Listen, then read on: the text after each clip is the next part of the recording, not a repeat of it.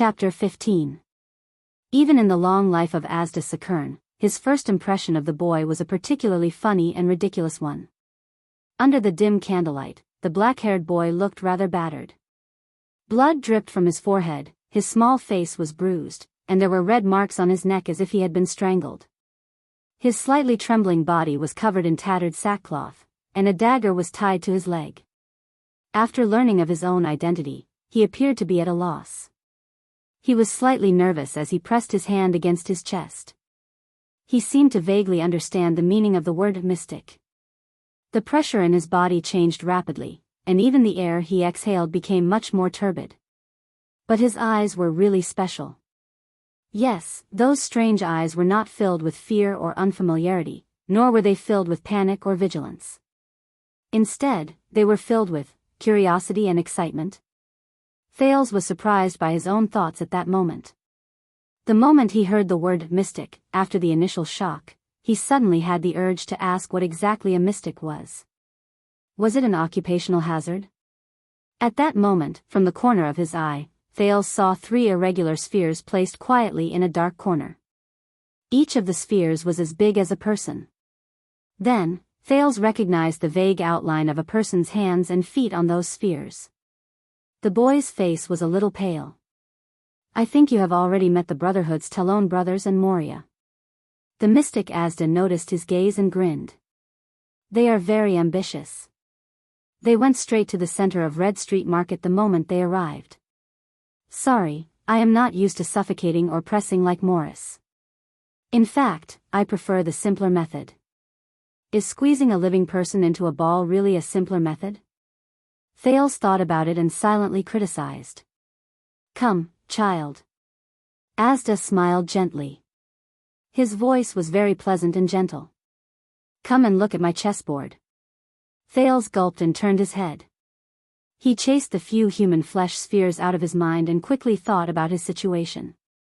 Then, when he saw the blue energy ball on Asda's left hand that looked like a 3D effect, but he knew it was definitely not, he decisively removed the thought of pulling out the dagger and putting it on his neck from his mind. Thales followed the method he used when he defended his thesis in his previous life. He took 3 slow but rhythmic breaths before he slowly walked up. If it was a blessing, it wasn't a curse. If it was a curse, it couldn't be avoided. Asda looked at the boy's grown-up behavior with a faint smile. When the boy approached the chessboard and was about to speak, he was surprised to see the boy pull out a chair without hesitation and sit on it. He frowned, seemingly dissatisfied with the view of the chair, so he moved the chair a little closer to Asda before climbing back up and sitting on it. My legs are a little sore. Thales smiled sheepishly at Asda. He accidentally tore the wound on his forehead, causing him to hiss in pain. It's my negligence. With great interest, Asda turned his head and tapped lightly with his right hand. The wound on Thales' forehead seemed to be pressed down by something, and the blood stopped flowing out. This is. You raised and fixed the local pressure of the air? Thales touched his forehead in surprise and found that there was an invisible layer that isolated his hand from the wound. Asda stopped smiling and nodded without batting an eyelid. Not bad. Did your home tutor teach you physics? No. Thales put his hand down in embarrassment. It seemed that Asda had mistaken him for a noble or a rich man's son.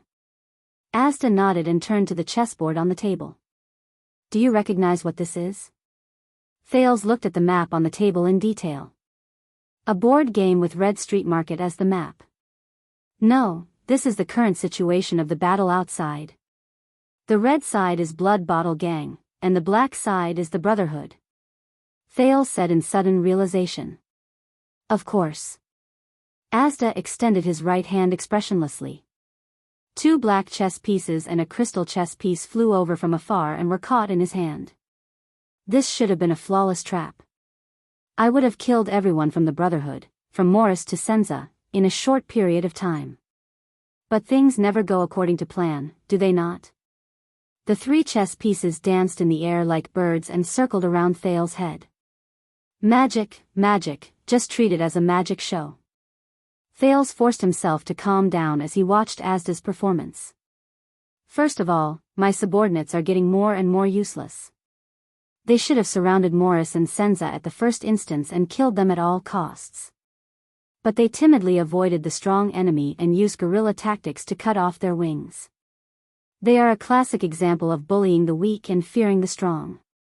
Secondly, I don't know if they are reinforcements from the Brotherhood. In any case, this unexpected chess piece messed up my deployment too early.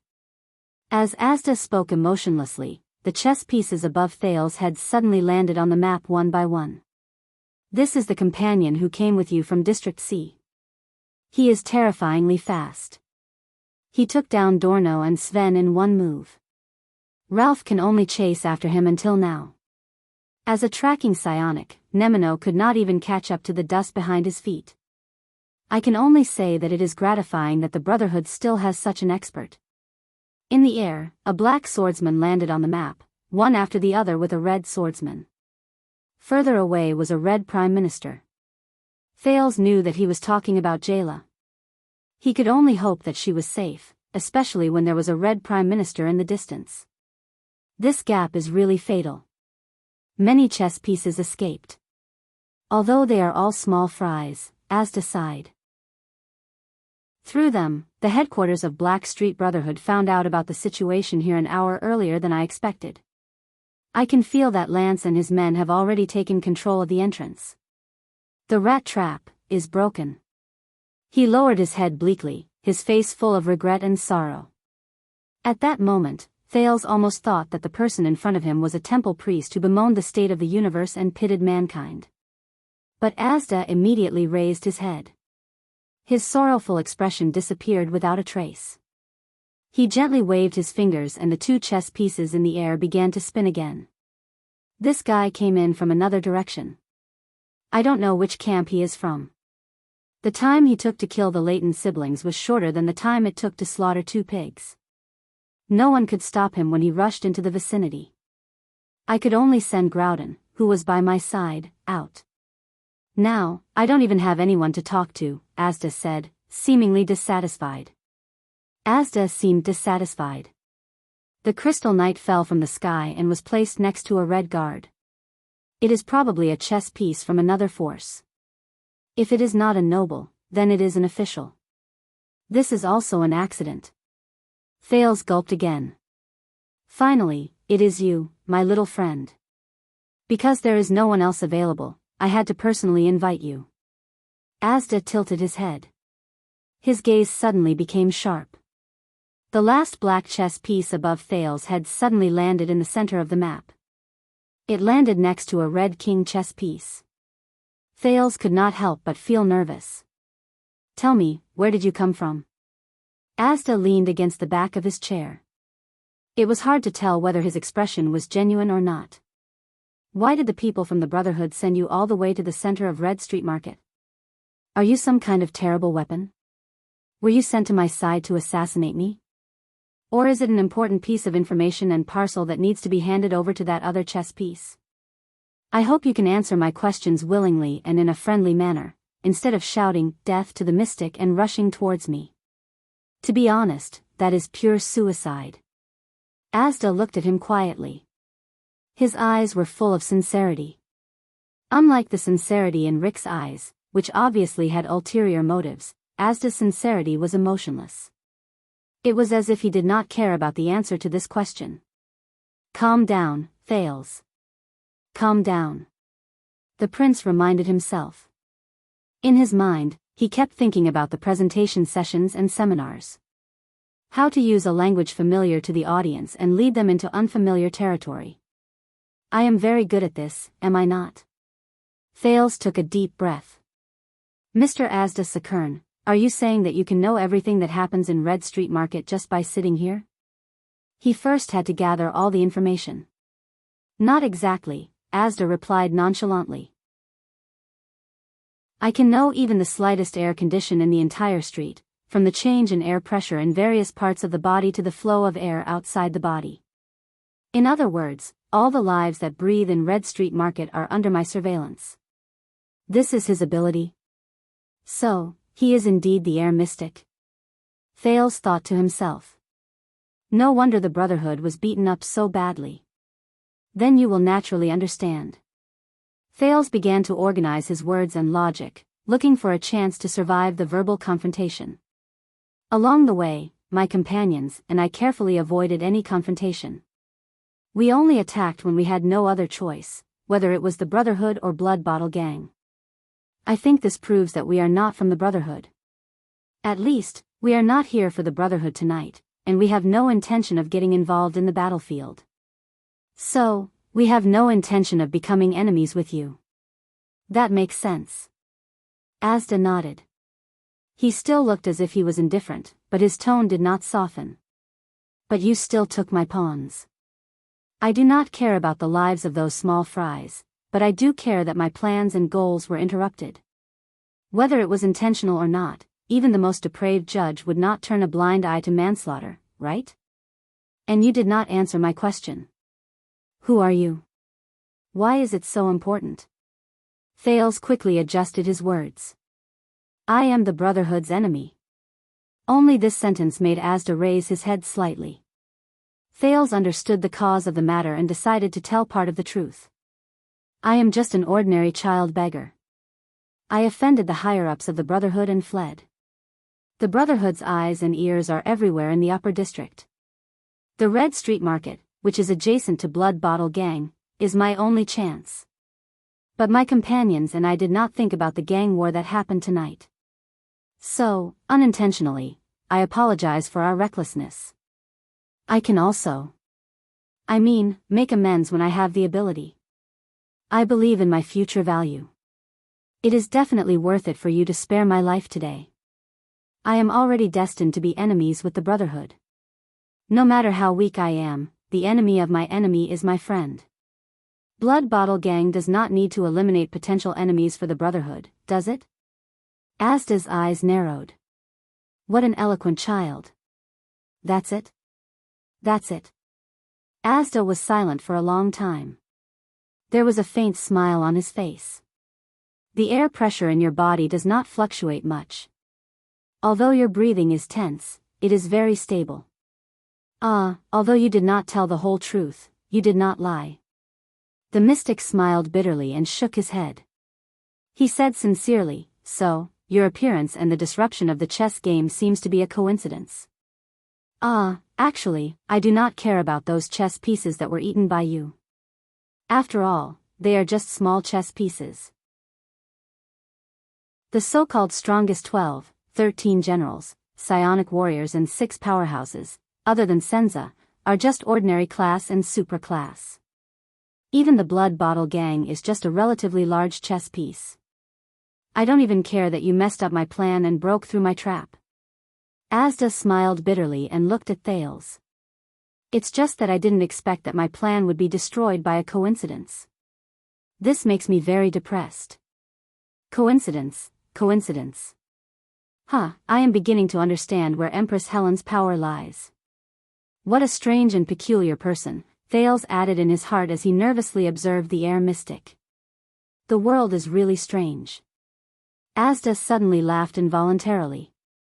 Child, do you know? The birth of mystic energy is also purely a coincidence. Thales' heart began to beat faster. He felt an inexplicable sense of danger from the mystic who had a strange expression. A long time ago, there was only magic in the world. There was no mystic energy. Asda's expression was yearning and complicated. Wizards searched for the truth of the world. They used all kinds of ingenious methods and wisdom to use the world's resources and energy to serve a better world. Until one day, a wizard apprentice with low aptitude accidentally discovered that his magic was not very stable. It was as if magic had a life of its own. It began to lose control and began to rebel against its master. Thales was shocked to find that he was actually floating in the air. In a panic, he wanted to grab onto the edge of the table, but he found that he was floating higher and higher. His arms could no longer reach the table. He quickly looked at Asda, but to his horror, he found that the mystic's expression was filled with pain and madness. Yes, this is how it all started. A wizard apprentice accidentally made a mistake. Asda muttered to himself in a neurotic manner. At the same time, he gently picked up the black pawn that had just fallen from the map. Thales watched as the pawn was taken away. His heart sank. He knew what the mystic was going to do next. From instability, to complete loss of control, to being dominated. The world you are familiar with began to collapse. Fear and panic struck. No one could save you except yourself. Thales painfully discovered that the flow of air around his body began to accelerate, and the air pressure began to change. No one knew what happened to him. It was only when he returned to the world that people realized that he was no longer a wizard. He was not even human anymore. He was no longer immortal. As the air pressure increased, so did the temperature. Terrified, Thales only felt that the air around him was getting hotter and hotter. He began to sweat profusely. It was also an accidental mistake. He accidentally killed 2 deities. It's like I accidentally stepped on 2 ants. Asda's words were extremely cold. He slowly turned his head and curled his lips. This lunatic. Thales loosened his clenched teeth. He wanted to speak, but found that his voice could not pass through his throat. This was the first mystic, and also the most powerful mystic in history. The wizards were horrified to find that compared to him, their spells were like child's tricks and deceptions.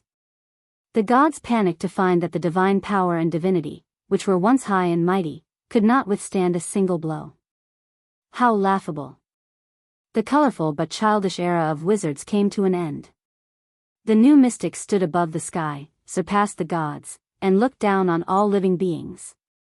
In the high heat, Thales began to feel the pressure coming from all directions. His limbs were squeezed close to his body. His entire body shrank into a ball and floated in the air. It was a horrifying sight. It was as if he was stuffed into a washing machine from his previous life. Fear. Of course, humans would be afraid. Power that was not taboo and could not be restrained could only be enjoyed by a few. How could they not be afraid? In the air, Thales felt his entire body begin to lose strength. He could not help but notice that Asda's tone had already placed himself beyond the scope of humans. And so the war began. Asda stood up gently. The energy ball in his left hand was still spinning. However, it was probably a coincidence. We lost. Asda lowered his head in desolation. He raised his right hand, and without looking at Thales in the air, he clenched it hard. Asterisk boom. Asterisk all the joints in Thales' body began to crackle. His eardrums felt like they were being crushed by something, and all the blood in his body surged. Is this what it means to talk and kill? Am I going to be squeezed to death? Thales thought hopelessly. His mind was no longer clear at that moment. Just like crushing an ant? The wound on his forehead, which was sealed by Asda, suddenly burst into blood again. Is this a mystic? It feels no different from a psionic ability. Before Thales died, he saw Asda's left hand from the corner of his eye. There was a blue ball of light spinning continuously there. There seemed to be an infinite storm spinning within it. He suddenly felt the wound on his chest that was scalded by the silver coin start to burn. The muscles all over his body seemed to be burning. Getting hotter. Hotter and hotter. So, we mystics and mystic energy have become taboo. When Asda said the last sentence, he frowned imperceptibly. His last sentence should have been accompanied by the death of his target. Has my control deteriorated? The mystic did not think much about it. He just closed his right hand again expressionlessly. But at that moment, Thales felt a hint of pleasure in the illusion of burning. The pain of being squeezed by the air seemed to have lessened a little. He found himself able to speak again. Thales opened his mouth with difficulty and looked at the energy ball in Asda's hand. I hate it the most. Holding a ball to act cool. That guy. Screw you, mystic energy. Thales heard himself say that. Then, a wave of heat came from his body. Asda's eyes were filled with surprise. The dark chess room was suddenly filled with red light from an unknown place. Asda looked around in shock, but then he found the source of the red light. He looked down at his left hand. There, in the blue energy ball, a hint of red light appeared. It began to corrode the blue storm inside. A hint. A little. A line. A side. The red light spread. Until it corroded the entire energy ball. No. This is, Asda murmured, as if he had seen the most unbelievable beauty. The translucent energy ball in Asda's hands suddenly stopped spinning. Then, the energy ball that had turned red disappeared in his left hand. The air mystic raised his head and looked at Thales, who was in midair. There, in front of Thales' right hand, the red energy ball floated quietly. Asda's eyes were filled with excitement. You are, however, before the mystic could finish speaking, to Thales, the world seemed to shatter. Asterisk boom. Asterisk the energy ball suddenly exploded. Invisible energy was transmitted from inside. If the chess room's cellar was like a balloon, then right now, it was as if the balloon was blown out from the inside. Doors, windows, glass, chessboard, candles, everything was instantly blown away and then shattered. From the beams to the pillars, the house suddenly exploded. Asterisk boom. Asterisk Asda was also sent flying backwards as if he was hammered by a huge force. He crashed into the wall. Thales was also sent flying by the huge force and crashed into the ceiling. But the ceiling and the wall were immediately blown apart. But the force that bound and squeezed him had disappeared. It was the same as his consciousness. On a street. Asterisk boom. Asterisk Morris put down 2 Blood Bottle Gang members who were suffocated to death by his psionic power. He listened to the explosion in surprise. The degree of the explosion, it was at least a battle between supreme-class fighters. Could it be Senza? Did Senza meet the air mystic? The elites around him were also bewildered. Boss. The assassin, Leork, was covered in blood. He rushed over from afar. His expression was mixed with joy and worry. He said breathlessly, "Air wall." Chapter 16. With extreme speed, Jayla and Groudon charged at Cohen at the same time. If Cohen was a point, then the direction in which Jayla and Groudon were charging from was exactly centered around Cohen. Groudon was on the left, and Jayla was on the right. Groudon growled. His veins bulged, and his crimson sword stabbed at Cohen. He would not stop until he saw the blood of his enemy. Cohen was stunned for a moment, but Jayla, who was charging forward, only lightly tapped his left shoulder, then his right shoulder. Cohen, who was about to attack Groudon, saw the look in Jayla's eyes behind the goggles. The police officer immediately understood Jayla's intention. Cohen felt his heavy injury, but did not think too much about it. He knew that he could not block Groudon's sword. Then he might as well not defend. Girl, Cohen thought. Don't disappoint me. Cohen's eyes were clear. He ignored the approaching green sword and decisively switched the silver saber to his left hand. He held it in a reverse grip, gave up on defense, and focused on waiting for the female bartender's arrival. Sure enough, the next moment, Jayla threw the wolf-limb blade in her right hand at the aggressive Groudon. The flying wolf-limb blade shot towards the red-black swordsman's abdomen from the left. Jayla's right hand was free, but she continued to charge at Cohen. The next moment, Groudon's sword arrived in front of Cohen's abdomen. The green longsword stabbed into Cohen's abdomen. But Jayla's wolf-limb blade in the air also slashed across Groudon's left chest. Groudon roared angrily. Cohen groaned in pain. Because of the interference from the wolf-limb blade, the stab was slightly off the mark, avoiding his vital organs. The glory of the stars in Cohen's body surged and gathered near his injured muscles. Looking at the red-black swordsman's fierce gaze, Cohen endured the pain and turned his head to look at the female bartender on his right. He chose to believe her. But what about her? Would she believe him? Groudon snorted coldly and instantly pulled out his sword. He turned around and faced the attacking Jayla. In front of him, the police officer endured the pain in his abdomen. The glory of the stars shone, and the saber in his left hand fell. It pierced the ground. He looked like a heavily injured swordsman struggling at the last moment. Groudon's expression was cold. His ruthless power of eradication, which was completely different from the glory of the stars, surged again. He had already prepared all his sword moves. He only needed one strike to pierce through the space between the young lady's eyebrows. You can't save him. The result of recklessness is that you will die together with him. However, Jayla only cast a cold glance at Groudon before she moved past Cohen.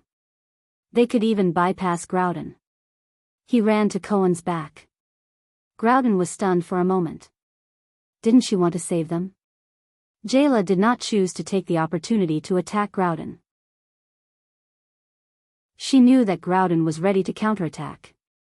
Ralph attacked from behind her with the sound of the wind. The bartender knew that there was only one chance. Next, she calmly extended her right hand. His life was in Cohen's hands. The police officer gritted his teeth.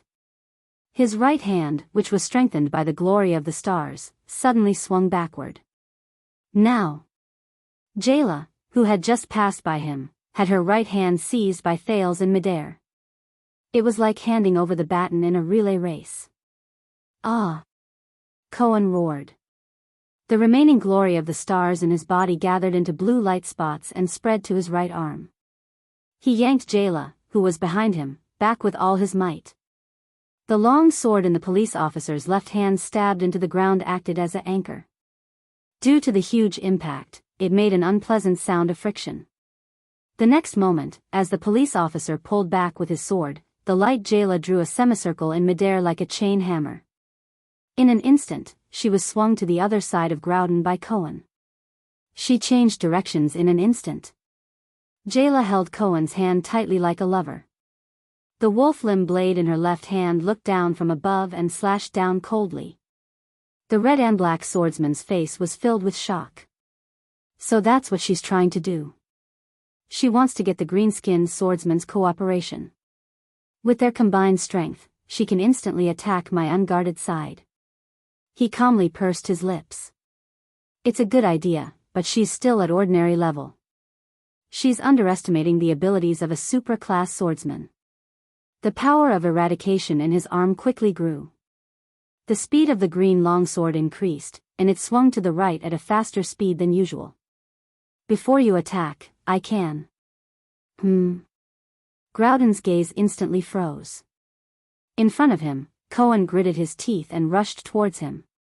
He used his body to block Groudon's sword. Sparks flew. Asterisk crack. Asterisk that was the sound of Groudon's shoulder bone being cut, followed by his chest being cut open. The wolf-limb blade went down from Groudon's right shoulder and tore open his right chest. Asterisk crack. Asterisk that was the sound of Cohen's right arm being dislocated and his right rib being cut. A large amount of blood gushed into the air from Groudon's right shoulder. It sprayed all over Jayla's face. At that moment, the sound of Ralph's wind finally reached Cohen's side. Groudon opened his mouth and spat out a mouthful of blood in disbelief. Then, he smiled as if he had been freed and instantly collapsed. Good blade. Good cooperation. Groudon gently closed his eyes. In the blink of an eye, the terrifying red and black swordsman was killed by Cohen and Jayla's strange yet tacit cooperation. The phantom wind follower saw Groudon's fate. He could not believe that the terrifying supra-class swordsman by the air mystic side, who had the upper hand just a moment ago, was easily killed in the next moment. But he did not have time to be shocked. Because Cohen roared and stomped on the ground. He pulled out his saber with his left hand and, ignoring his dislocated right arm, turned around and rushed towards him. The sword flashed. Ralph chuckled. How can I stop the phantom wind follower at this speed? Even in a high-speed collision, I can change direction at any time. What? Ralph was surprised to see Jayla, who was beside Cohen, kneel down on one knee and slam into Cohen's chest. The police officer managed to turn around while groaning in pain. However, the speed at which he charged towards Ralph immediately increased by more than 1-fold. Damn it. At this speed, I can't possibly. Ralph roared and activated his psionic ability with all his might. Amidst the howling wind, Ralph pulled out his hidden blades and blocked the police's fatal strike. However, the police's longsword seemed to have a life of its own. With a twist and a thrust, it suppressed Ralph. Sword lock. One of the swordsmen of Eradication's signature sword techniques. It was used to lock the enemy's weapon. In despair, Ralph saw Jayla, who was in Cohen's arms, pop her head out with a cold expression. No, at the moment when he could not break free from Cohen's longsword, the female bartender stretched out her right hand. Crushed his throat with ease and pleasure. 2 people and a corpse fell to the ground at the same time. Fortunately, this psionic has never been on the battlefield, the police thought. If he didn't retreat at the first instance, but attacked, then we're done for. Cohen spat out blood in a pathetic manner. The pain in his chest and abdomen, as well as the dislocation of his right arm, made him unable to get up. Who are you? The police asked the girl in his arms weakly. Jayla, who was at the end of her tether, had exhausted all her strength. She lay in the police's broad embrace, turning her face to wipe the blood off her face on the police officer's uniform. The female bartender trembled slightly, but she still showed a relieved smile. None of your business. The young female bartender replied with a smile, but her eyes were a little sore. Brat, you should be able to escape. Asterisk kaboom. Asterisk at that moment, a dull explosion came from afar. Chiron, you need passion to do research. You can't be lazy. Academics are a lifetime of interest and dedication. In the end, when you reach my age, you will realize that you will not fit in with the crowd. You will become eccentric, indifferent, and difficult to be moved.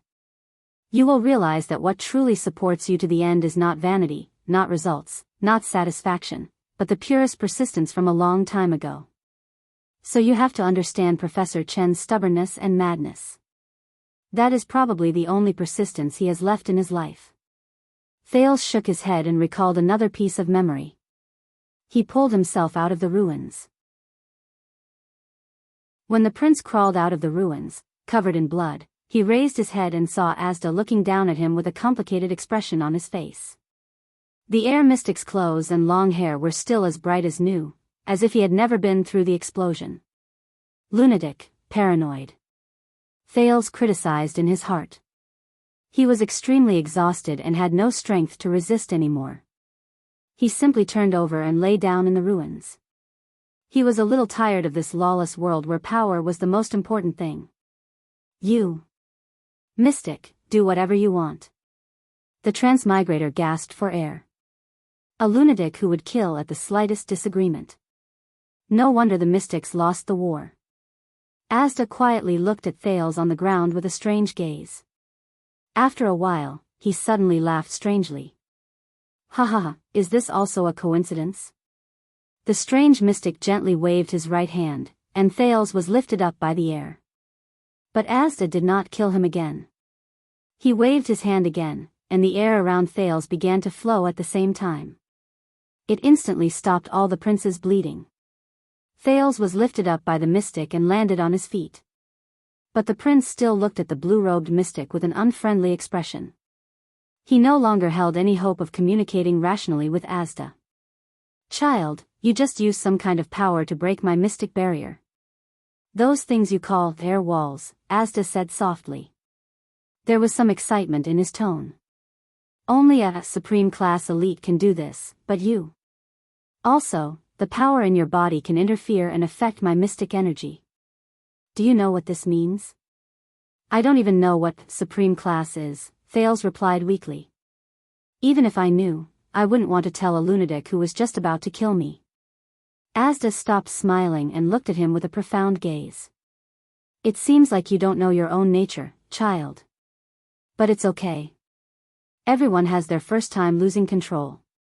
We all start from ignorance. Who will take this lunatic? Huh? Thales calmed himself down and thought about the meaning behind Asda's words. Then, he raised his head in surprise and looked at the mystic who wanted to kill him just now.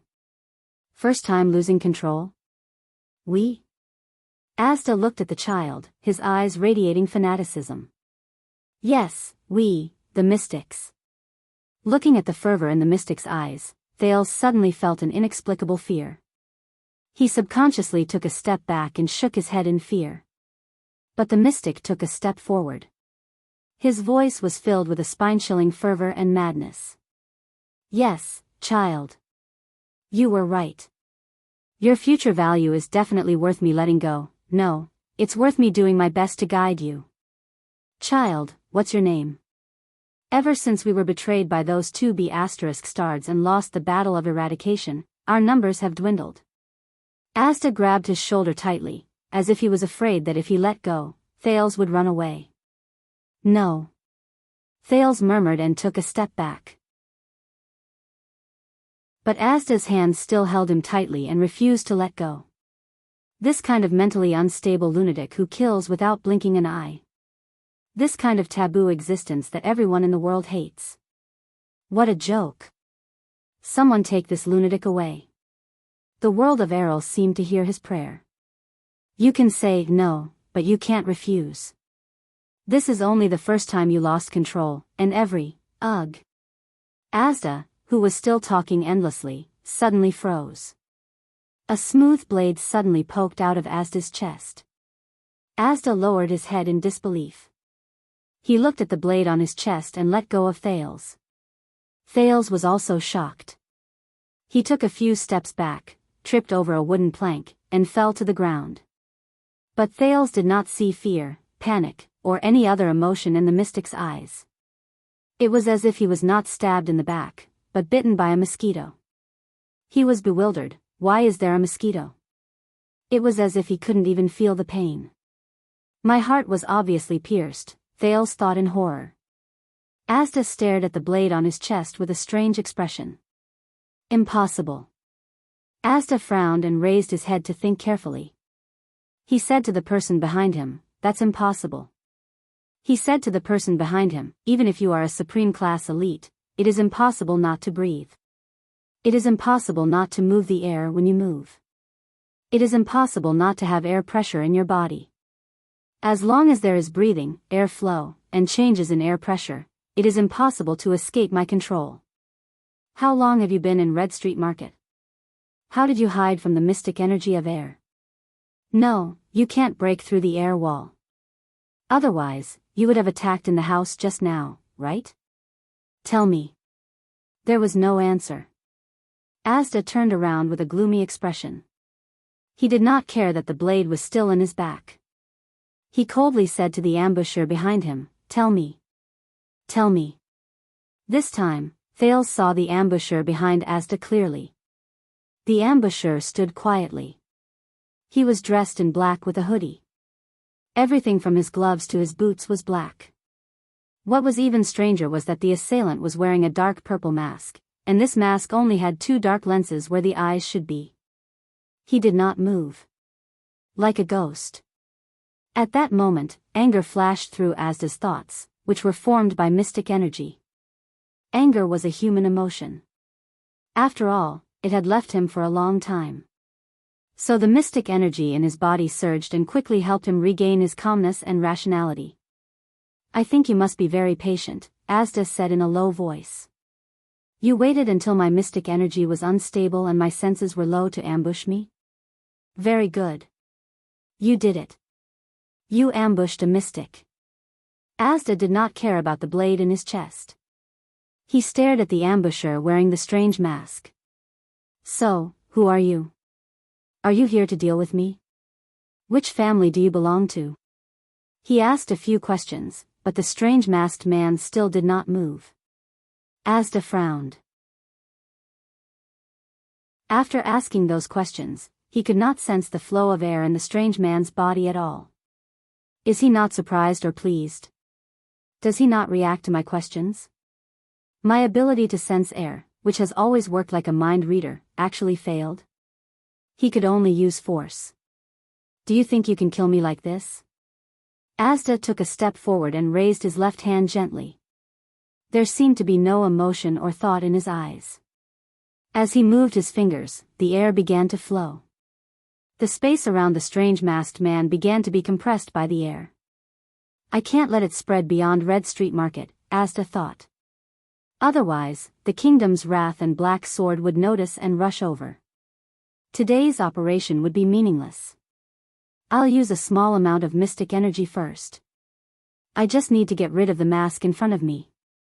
This time, the strange masked man spoke. No, a mystic cannot be killed. His voice penetrated the mask and traveled faintly. So, you are not mute or deaf. Asda looked at the two lenses on the mask, but he could not see anything other than the complicated mechanical gears behind the lenses. Thales almost cried out in surprise. Because the strange man's voice was hoarse and difficult to distinguish. It was the voice that made him lower his head during the battle between Jayla and Ralph. The strange masked man took a light step forward and walked past Asda. It was as if the terrifying air pressure around him could not stop him at all.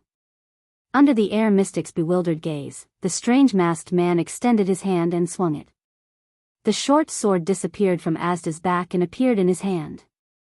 It was a short sword with a crossed hilt, and it was dark in color. Asda frowned, but surprisingly, he did not resist.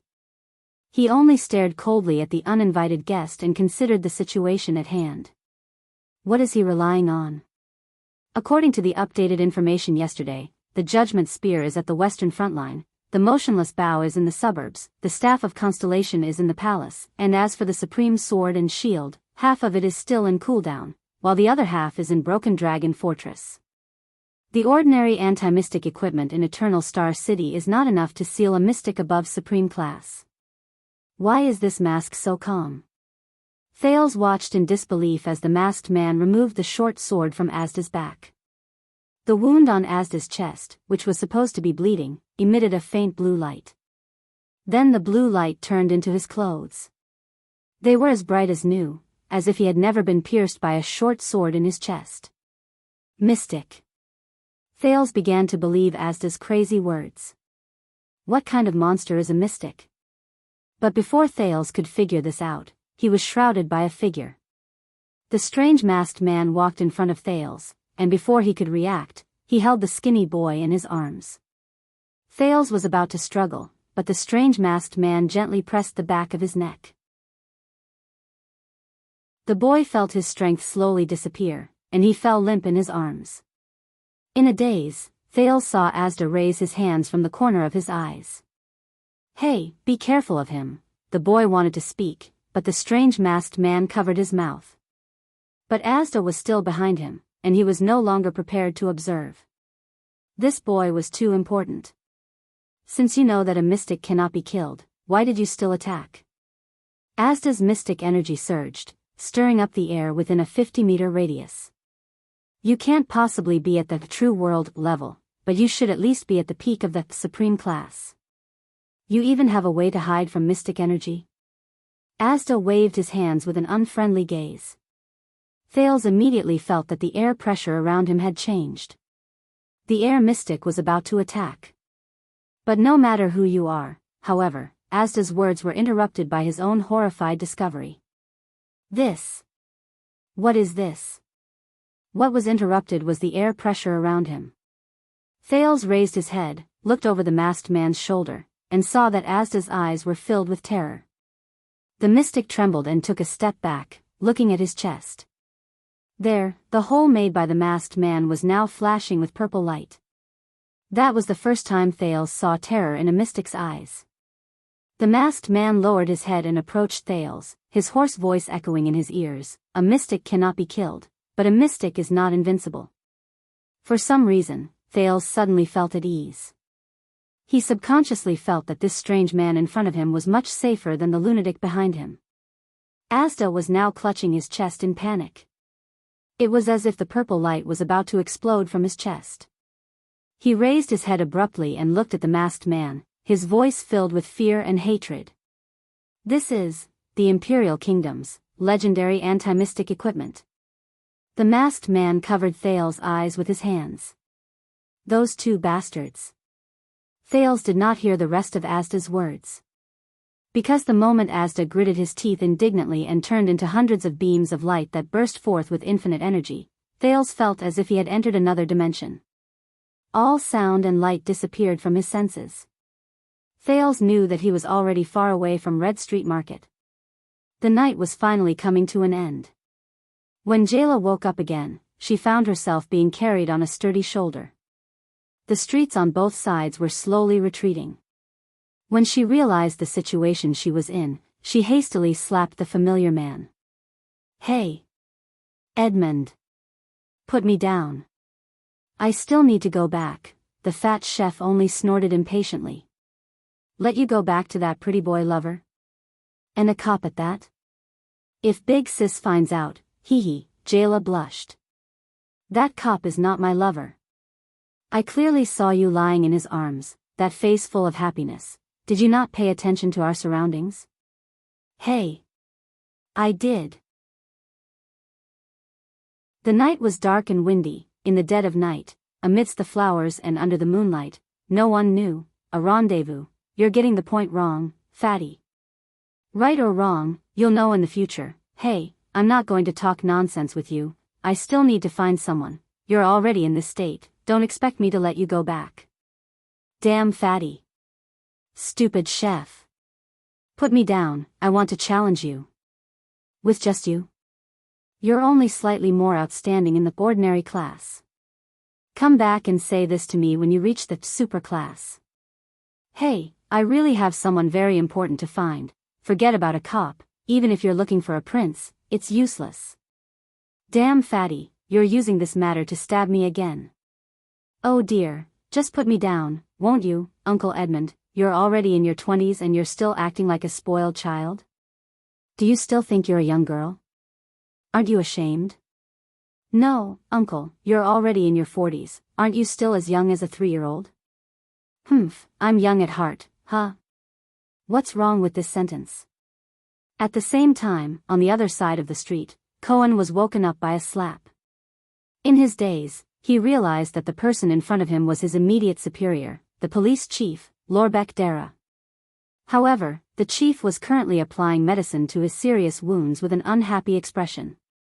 When he saw that Cohen had woken up, he said angrily, "Hero, you're awake? Have you gotten rid of the Brotherhood and Blood Bottle Gang after strolling around for the whole night? You're really daring. You openly disobeyed orders, a lone hero. Aren't you proud of yourself? But what? If it weren't for your father, I would have killed you long ago. Would I have come to look for you after seeing the sword glare? But what? I'm really unlucky to have a subordinate like you. Do you think that you're the male lead of a play in the Dark Knight Temple, and that the one just now was the female lead? Don't mention that girl. If your father knew that you came to Red Street Market in the middle of the night to look for a woman, no, you still have the cheek to say that? Even the red card of Laurel Club, Miss Lillian, came to report that you went to her bedroom in the middle of the night. This, patrol captain, level 2 police officer, openly disobeyed orders and sought pleasure in the middle of the night. Let me tell you, you'll be suspended when you get back. Sigh, at this moment, a second loud sound came from the center of Red Street Market. Asterisk boom. Asterisk the entire Eternal Star City heard this terrifying explosion. Asterisk boom. Asterisk this time, the shockwave from the air explosion soared into the sky. The high-temperature dust that was kicked up by the explosion suddenly came from afar. Director Lorbeck and the dejected Cohen looked in the direction of the center of Red Street Market in shock. Oh no, the director muttered. The city construction funds that were just approved, Director, you've missed the point. People who don't care about money and don't care about the house, shut up. On the other side of the street, Edmund the cook and Jayla, who was on his shoulder, looked at the aftermath of the explosion in shock. Little Jayla, Edmund muttered, fortunately, we ran fast and were far away. Is that the point? Didn't Big Sis say that safety comes first? You are really my 3-year-old uncle. Hey, how can you say that? When Thale's legs landed on the ground again, he could not help but lie on the ground and cough. The wounds all over his body seemed to have started to hurt. The strange masked man stood quietly at the side, as if nothing had happened. Asda, is that mystic dead? No, the hoarse voice answered, but he won't appear again for at least a decade. Thal's heart tightened at first, but he immediately relaxed. The mystic's madness, abnormality, and strangeness had left a deep impression on him. 10 years was enough for him to come up with a countermeasure. Thales suddenly raised his head, as if remembering something. I still have a companion. When she protected me, she's fine. The hoarse voice seemed to know what he was thinking and immediately answered, she's on her way back to District XC. Thales breathed a sigh of relief and his whole body went limp. But he immediately remembered an extremely important point. You, Mr. With his previous bad record of coming into contact with the mystic, Thales asked cautiously, who are you? Thales did not expect a person who wore a mask and hid his identity to answer him in a friendly manner. But the next scene almost made his jaw drop to the ground. The masked man, who was murderous just a moment ago, suddenly took a step back. He placed his right hand on his left chest and his left arm behind his waist. He knelt down on one knee and bowed his head. He replied respectfully and solemnly. Chapter 17. When the second, even louder explosion came from the center of Red Street Market, Morris, Leork, and the others had already killed their way out of the Blood Bottle Gang members who were unable to unite due to the chaos in their commands. They saw Senza dealing with Max the Clown from afar. Senza was nearly 2 meters tall, but he did not look thin. Instead, he looked strong and steady. His dark skin, straight yellow hair, and cold face made him look rather stern. However, the elders in the Brotherhood knew that the crownless fist, Senza Myron, was the leader of the 6 powerhouses. Other than the 3 great assassins, he was the most reliable person in the Brotherhood. No, most of the time, he was more reliable than the 3 great assassins. You call this psionic power? Senza said in disdain as he looked coldly at the knife-throwing clown, Max, who was flying around on the roof and continuously shooting throwing knives from his bottomless dimensional pocket. Morris, Adrianza, Leork. 1 supra-class, 2 ordinary class experts. I wonder how many more people there are. One of the 8 psionic warriors of the Blood Bottle Gang, the knife-throwing clown, Alex, squatted on the roof. He had a grave expression on his face as he watched more and more Brotherhood's experts gather. The elites of the Blood Bottle Gang under him had already been slaughtered. There was also Senza, who was close to Supreme Class. The reinforcements from the Blood Bottle Gang were nowhere to be seen. There was still no news from the 2 supra classes, Song and Ruby, and Ralph. They had lost contact with Solo 10 minutes ago. That coward, Tinker, was hiding in the dark and was most likely observing. As for Nemino, he was the one in charge of Senza. Since Senza was unharmed, he should have already met the ferryman by Hell's River. What was worse was that the air wall had disappeared after the explosion, but the air mystic's orders had yet to be heard. Max's consideration did not last long. Behind Senza, one of the 13 generals of the Brotherhood, the Northlander, Steel Alt Adrianza, gritted his teeth and casually threw the head of Song, a supra-class psionic warrior from the Eastern Continent, a puppeteer from the Main Yi Kingdom, who was nicknamed Chaotic Divine Soldier, to the ground. Clown pondered for a moment, took out 2 throwing knives from his Arcana dimension, and put an oxygen tube, to guard against Morris Arcana, in his mouth. At the same time, he made up his mind to leave immediately. Under such circumstances, even the air mystic could not criticize his choice. The next moment, Dante was shocked to see Senza's fist flying towards his face. Since when did Senza's speed become so fast? But then he saw a fat figure behind Senza. It was Morris, who was gritting his teeth and activating his special ability. He did not empty the air around me, the clown thought in dismay and despair, but empty the air around Senza? When the air wall disappeared after the first explosion, Morris knew that something unexpected had happened tonight. When the second explosion sounded in the distance, Morris realized that it was time to fight back. Without a word, he decisively emptied the path between Senza and Cax. Xianxia sensed the changes in his surroundings. The boxer who had worked with him for many years instantly held his breath and punched out at a speed several times faster than usual while ignoring air resistance. The battle did not last long. When Xianxia effortlessly pinched Cax's two throwing knives and used his terrifying iron fists to shatter the arcana dimension that Morris relied on for survival, the clown relied on this arcana dimension to block long-range attacks and stored oxygen and throwing knives in preparation, so that Morris could not do anything to him. Leorc had already landed behind him silently. Morris, who had used his arcana, bent over and panted with his hands on his knees. His fat flesh trembled on his face. He did not look at the clown, who was already certain to become a dead man. Instead, he turned to Xianxia and said, The second explosion came from the depths of Red Street Market. There must be an accident that we don't know about. But no matter what, the air wall has failed. The air mystic is definitely in trouble. And we have already retreated far enough, and our manpower has also almost gathered. Morris calmed himself down and made the judgment wisely. Both Song and Kes were killed here. If this is the bait to lure us, the taste of the bait should be enough for us to try our best. Leorc ignored Cax's pleas for mercy and coldly slit his neck, which was covered in oil paint. He nodded. After the road was cleared, there was a report from the front line that they found the corpse of the Phantom Wind follower, Ralph. Behind us, Lady Lance sent us the news of Sven and Dorno's deaths. Including Cax, the enemy has lost more than half of their combat power in Eternal Star City. In response, Xianxia put down his smoking fist.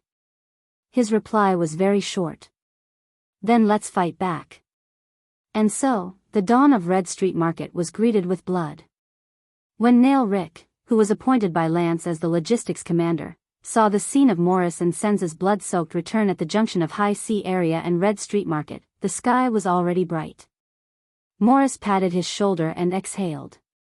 He smiled and said, although there were some ups and downs during the process, but Red Street Market is ours. As expected, Rick replied with a smile. In his mind, he was thinking about how to report the escape of the child beggars from the abandoned houses and Quide's death. At least that ghost will not come again. Rick thought. His gaze passed through the crowd and landed on a figure in a mysterious cloak in the distance. Also, with Lady Lance's promise, I will not be demoted too badly. The silent killer, Leorc, did not even look at Rick. He walked past him, ignoring the blood stains on his face, and hugged the philanderer, Felicia, who was behind Rick. You're not dead yet? Felicia did not look worried at all. She coughed and laughed. Other than you, who else can kill me? Leorc laughed sinisterly and kissed the woman's lips. Did anyone see Edmund?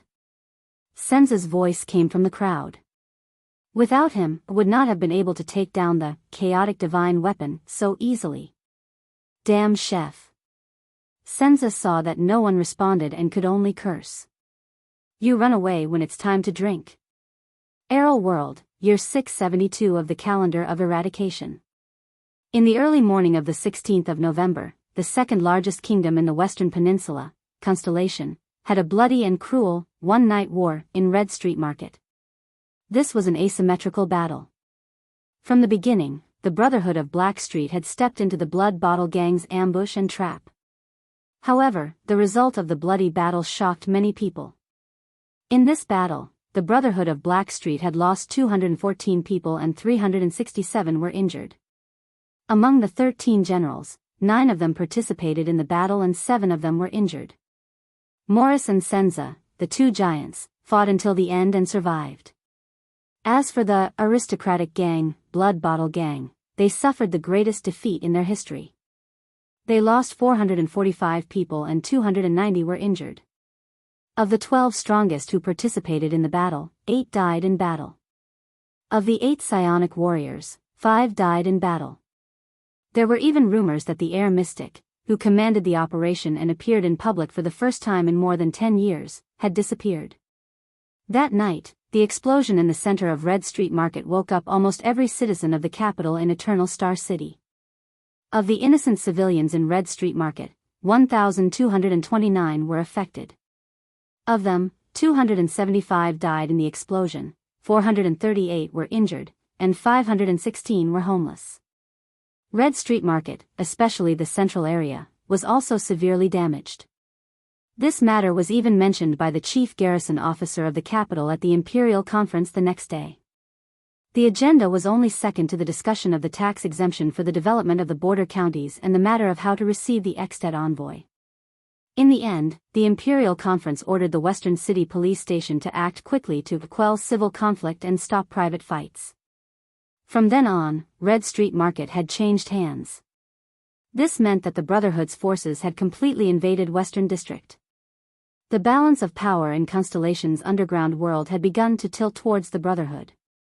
However, what many people did not know was that at the same time that night, another major event that would change Constellation's future fate happened.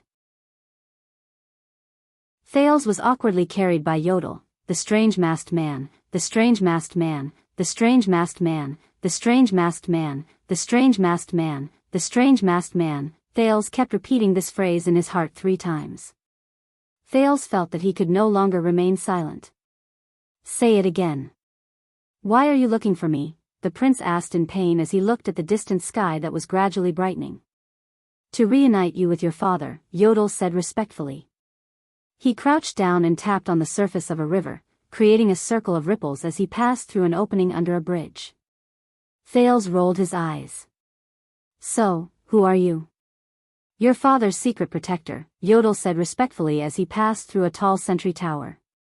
The guard in the sentry tower did not even blink when he saw such a big man carrying a child. Thales sighed. Are you mistaken? I am just a child beggar who ran away. Absolutely not.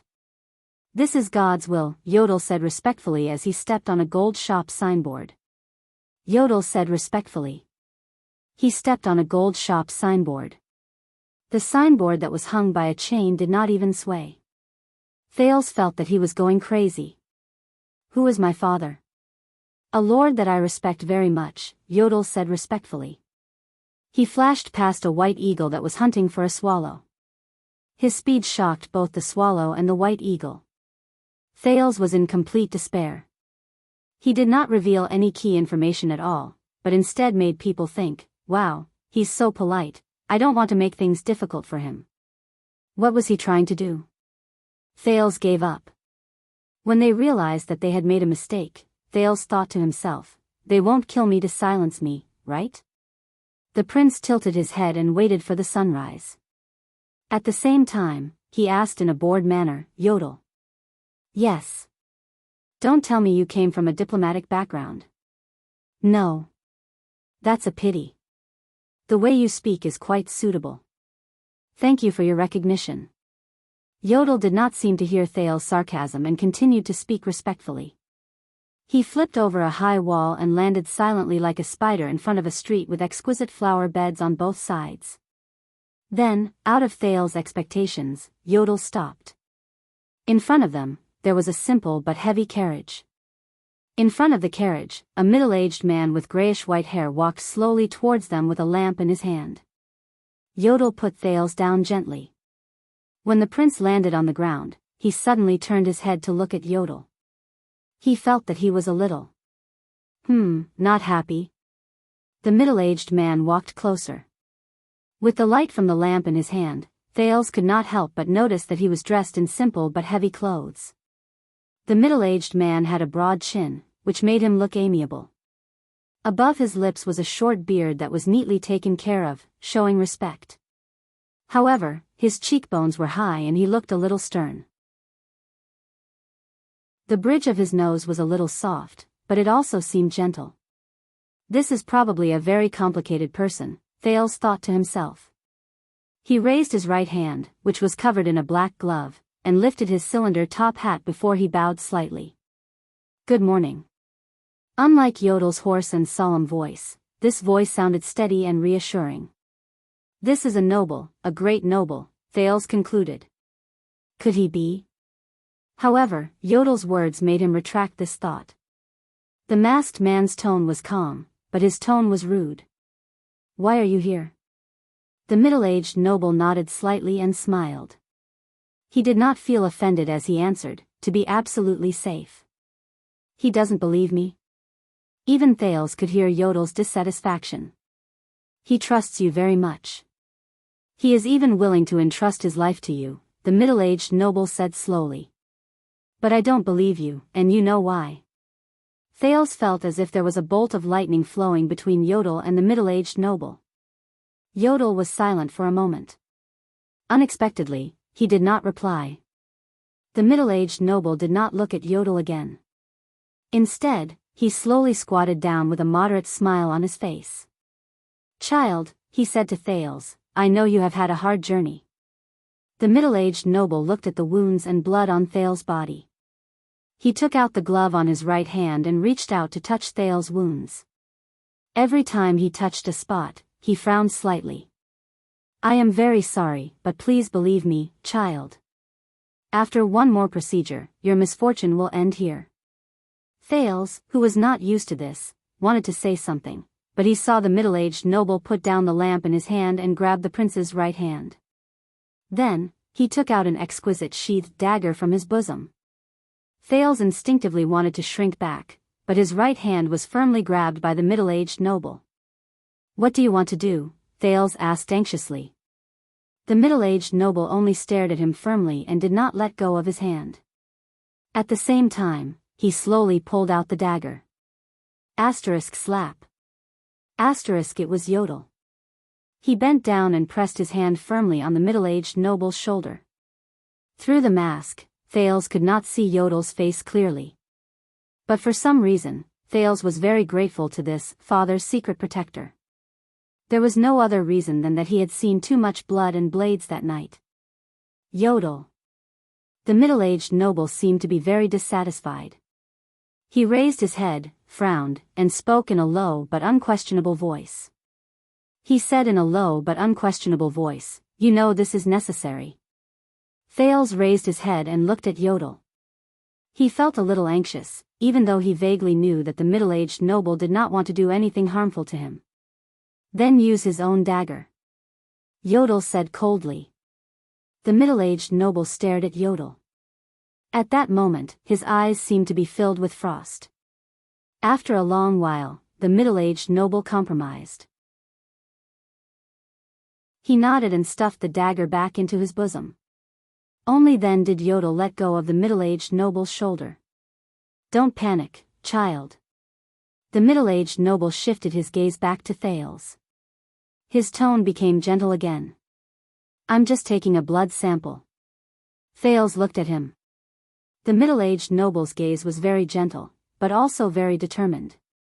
So, the prince nodded. Waiting for his own fate. The middle-aged noble reached out and removed the sheathless JC dagger wrapped in cloth from Thales' thigh. He pulled it out and burned it on the lamp. Then, Thales did not feel much pain. The middle-aged noble used JC to pick out a drop of blood from his right middle finger. What is he doing? With the level of technology in this world, can they still do DNA tests? What if they find out that I'm the real me? Under Thales' curious and anxious gaze, the middle-aged noble gently dripped that drop of blood on the ground. The next moment, Thales felt a familiar burning sensation. It surged from his heart, from his blood vessels, from his muscles, and from his entire body. Ah, he could not help but cry out. But the middle-aged noble's gaze was not on him. Thales turned his head and followed the middle-aged noble's excited gaze to the lamp he had put down. Swoosh. The originally calm flame was now burning rapidly and explosively. The flame grew bigger and bigger, and the center of the flame turned from orange to bloody red. The flame slanted in his direction. Thales suddenly understood something. The blood that dripped on the ground. The red and enlarged flame of the lamp. A sudden wave of fear surged in Thales' heart. He turned his head to look at Yodel as if asking for help. The masked man reached into his bosom and took out a glass bottle. Inside was a small flame. It was a tinder. At this moment, the flame in the glass bottle was as red as blood, and its center was slightly slanted. Thales turned his head to look at the lamp on the ground, then at the tinder in Yodel's hand, and then at the blood on the ground. His face turned pale. The flame took a long time to return to normal. Impossible, he muttered. I was only sure it was you when we reached Red Street Market, Yodel said hoarsely. The middle-aged noble seemed very excited. He carefully put away the JC dagger in his hand and said respectfully, now, but the prince interrupted him with his action. Thales clenched his teeth. His left hand suddenly clenched his right middle finger, squeezing a few more drops of blood out of the small wound and onto the ground. Asterisk puff. Asterisk the flame on the ground grew bigger again and became crimson red. This is the divine art that head ritual master Wuxia set up 12 years ago. As long as your blood drips on the ground of the capital, the bloodline lamp will light up in the darkness, the middle-aged noble said while trembling. Thales suddenly understood. The day he was beaten up by Quide, his blood dripped onto the ground. The day Quide slaughtered the child beggars, his blood dripped onto the ground. When he hit a wall in the air wall, his blood dripped onto the ground. When Asda used mystic energy to murder him, his blood also dripped onto the ground. Thales sighed helplessly. Chapter 18. Accident. Thales lowered his head. There was a heavy feeling of helplessness in his heart. Accidents always happen suddenly. At that moment, Thales seemed to see the air mystic smile, which he could not tell was real or fake. It appeared in his mind and said to him, "Look, this is a coincidence." Yodel quietly put away the kindling. The middle-aged noble calmed down. He looked at Thales and gently patted his head. "Child, it's all right. I am Gilbert Castle. You can trust me, just like your father trusted me. Come, child, I will bring you home. To see your father." Thales calmed down for a whole minute. During this time, both Yodel and Gilbert patiently waited for him. "Let's go."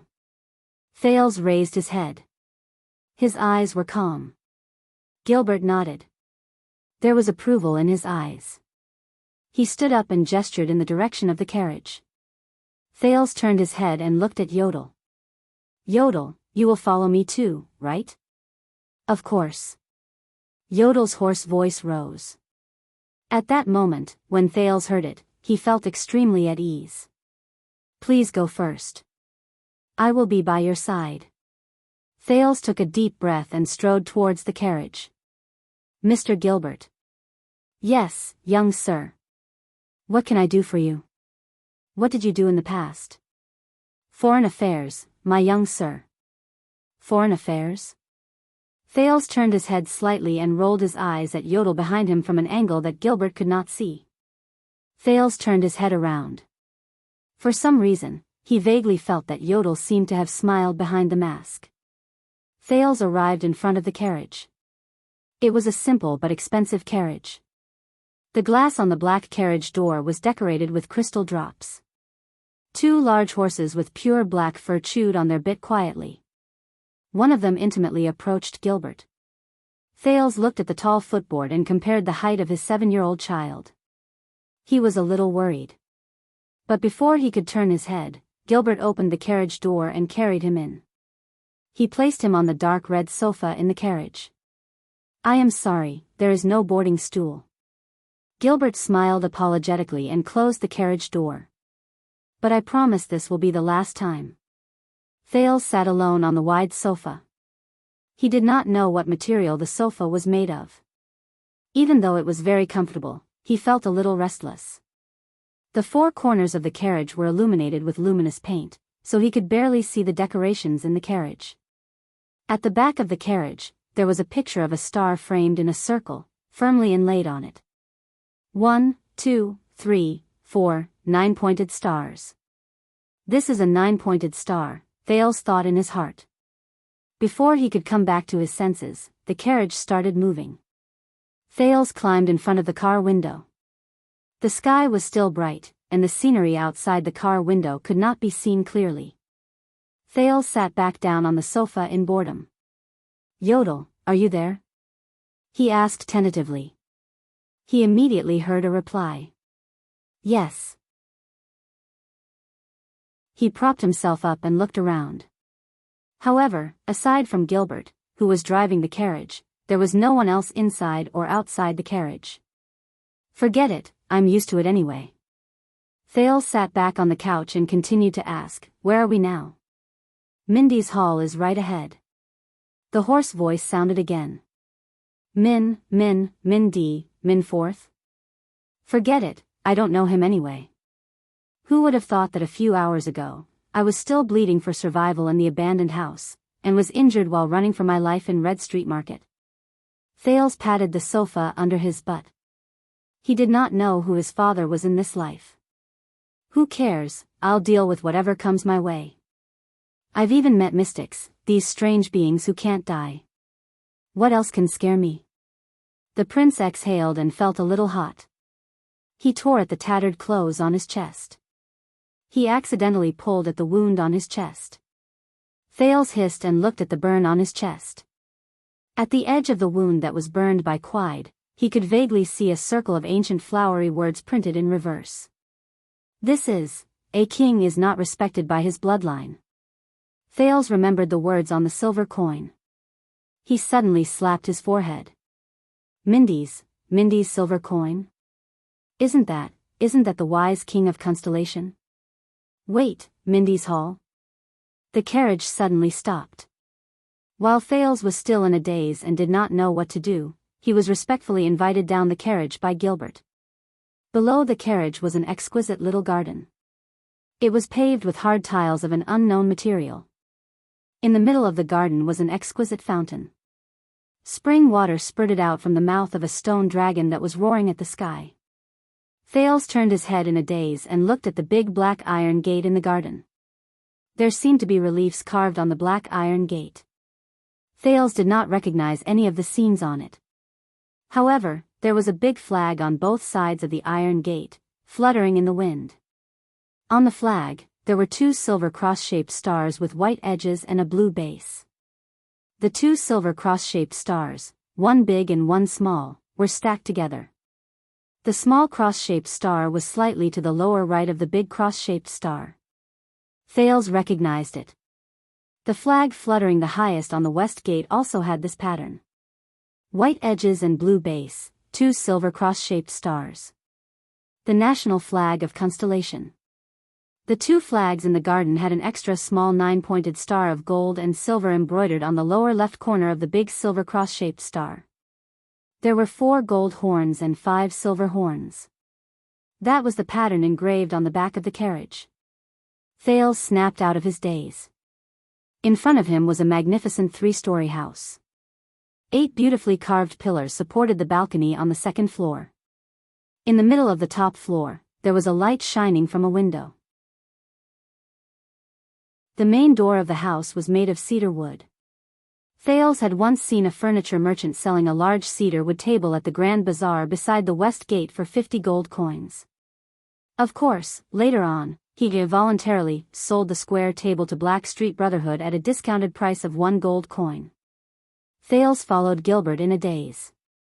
He rejected Yodel's gesture of opening his arms and persisted in enduring the wounds and exhaustion all over his body as he walked through the large door carved from the giant cedar wood with great difficulty.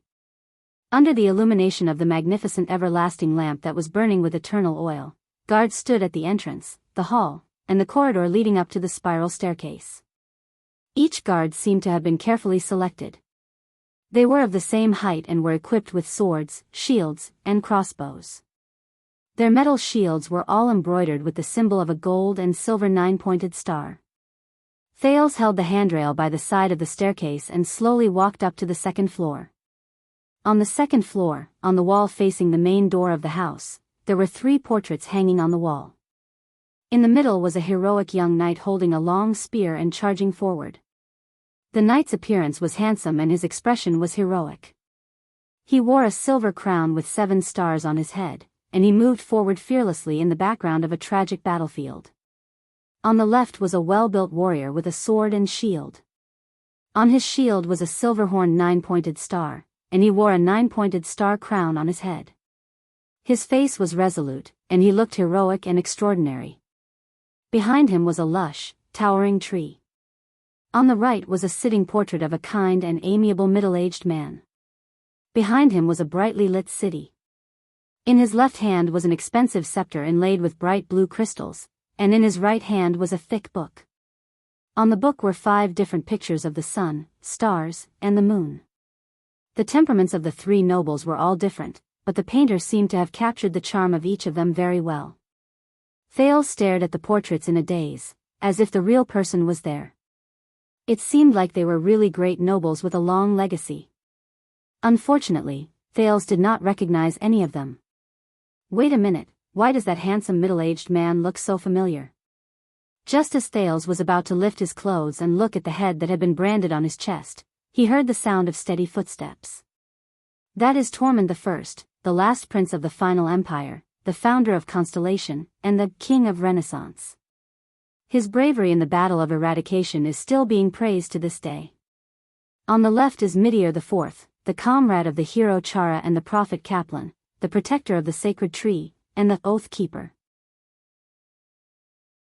Ever since he and his elven queen, the Jade Star royal family has the blood of the elves. The last one is Mindes III, the virtuous king. From the nobles to the priests, from the merchants to the beggars, everyone praises his wise rule. The voice was heavy and dignified. It traveled to Thales in a low voice, but it sounded like thunder hidden in dark clouds. It was faintly vibrating. Gilbert and Yodel, who were behind him, knelt down on one knee. Thales gulped and raised his head slightly. A strong figure slowly walked up to him. His mighty and resolute face reminded Thales of the sword-and-shield warrior on the left side of the wall. This was a well-built noble in the prime of his life. He had black hair, a high nose, deep eyes, and a wide face. His blue pupils were as sharp as swords. The noble held a scepter in his left hand. He stood in front of Thales and scrutinized him carefully. Thales was a little dumbfounded as he stared back at the noble in front of him. He could not help but feel nervous. In his 2 lives, no one had ever taught him what to do at a time like this. The well-built noble scrutinized him for a long time, so long that even Thales felt a little embarrassed. However, his gaze did not make Thales feel friendly or at ease. Instead, it made him feel pressured and a little breathless. To put it bluntly, even Asda Sakurn's crazed gaze was better than this. However, Thales suddenly noticed that the well-built noble in front of him wore a crown with 9 stars on his head that was similar to the sword-and-shield warrior's crown in the painting. The scepter in his left hand also looked like the crystal-studded scepter in the middle-aged man's hand in the painting on the right. Gilbert reminded him in a low voice, "Child, this is your father." "Father?" Thales lowered his eyes and looked at the starry blue cloak behind the man. He could not help but mutter. His father's face from his previous life was slowly reflected in his mind, but it was a little blurry. Thales took a deep breath and refocused his gaze. "Who are you?" He heard his own voice travel into the air. The well-built noble did not answer. He only frowned slightly. At this moment, Gilbert raised his head and spoke in a dignified tone that was filled with authority, solemnity, and unquestionable. "This is Kessel Mindes 80 Jade Star, the 5th Kessel in the family. The legitimate descendant of the final empire's imperial family, the successor of Tormund, the king of Renaissance. The common ruler of the Redalians and Northlanders in the Western Peninsula, the conqueror of the dragon skeleton throne and the desert god's altar. The protector of the sacred tree and Serra Dukedom, the defender of Steel City and the Alliance of Freedom. The Iron Fist, the 39th Supreme King of Constellation, the Southern Islands, and the Western Desert." Thales felt a chill in his heart and his breathing quickened. A suffocating pressure pressed down on him, as if it was real. Kessel looked at Thales with a profound gaze. After a while, he turned his head and looked at Gilbert and Yodel, who were by his side. The well-built king, Kessel V, enunciated each word clearly in his deep and thick voice. "He is my descendant, the kingdom's bloodline. The last and only bloodline in all of Constellation." Chapter 19. Dawn had arrived. In Mindy's hall, the most important and awkward meeting between father and son in the entire kingdom was taking place. Thales stared blankly at the robust noble in front of him, his own father. He turned towards Gilbert and Yodel with slight fear and helplessness, but both of them lowered their heads in silence. He then looked at the guards around the corridor, but the well-equipped soldiers hid their gazes behind their helmets and remained motionless. Then, he heard Kessel the Fifth's deep voice. He looks like a skinny mud monkey. Thales' current condition was indeed not too good. His short black hair was cut into holes, Cindy's handiwork, and covered in dust. His small face was covered in mud and hand marks. Although the mystic Asda had used a mysterious method to stop the bleeding from his wounds of various sizes, the abrasions, scratches, and bruises left behind in the abandoned house and Red Street Market still hung sparsely on his body. His body was also covered in dust. The hemp clothes that he wore as a child beggar were also tattered. There was a large tear on his chest, almost exposing the burn on his chest. Before entering Mindy's hall, he would even shiver in the cold wind. "I believe that you are not mistaken." Kessel's voice echoed in the corridor. Thales raised his head again and looked at Kessel. His king, his father. But Kessel had already turned his head away and was no longer looking at him. Thales felt a faint sense of uneasiness in his heart, but he immediately suppressed this discomfort. Kessel's deep voice continued to echo. "All of you know how important this matter is. Right now, only the three of us know. Of course, I will send Gines over. He needs qualified care, so the only ones who know are the four of us. When Murat comes back, I will personally tell him. From now on, Mindy's hall will be completely sealed off. Tell the outside world that a secret treasure of the royal family has been lost. I am extremely furious.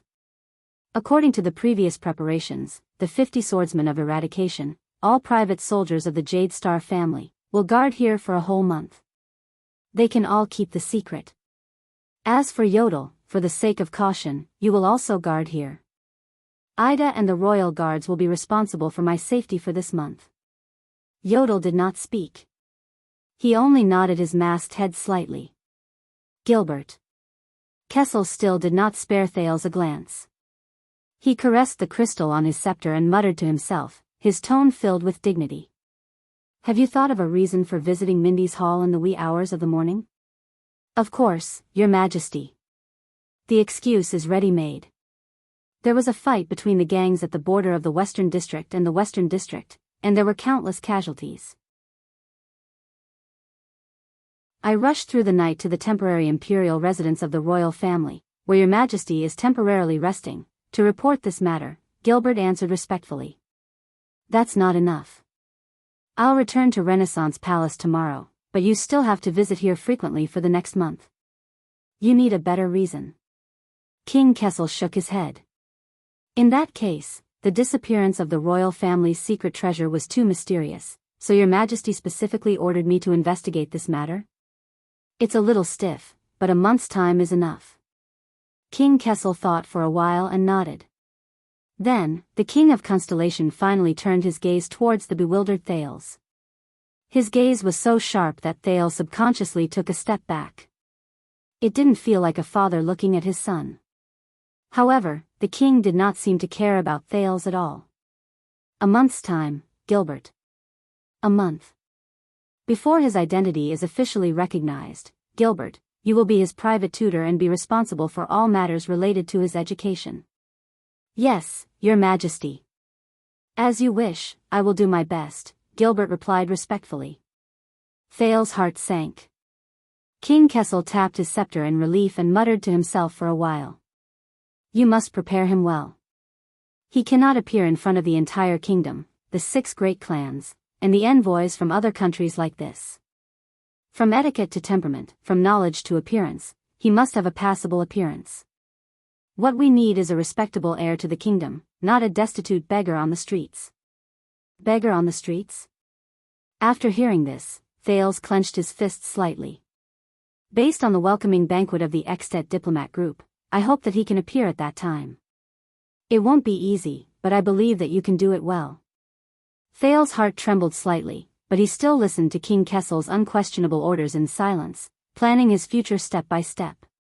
However, Thales's future did not seem to have a place for his own will. How could this be? He had just escaped from the place of suffering that he had once gritted his teeth and persevered. He still had many questions and doubts in his mind. However, the king Kessel before him did not seem to care about his thoughts at all. He only issued his own orders and stated his wishes. No one needs to know what his past is like, but there must be an explanation. Gilbert, make up a story about his origins. As long as his bloodline can be confirmed, I will discuss this with Wuxia. It is not impossible to trade with the gods. We will not be afraid of gossip. Choose his peers from the list of nobles, as well as the successors, instructors and attendants. After he is recognized, these will be the focus of attention. You must make a record in advance. I want to see the list before next week.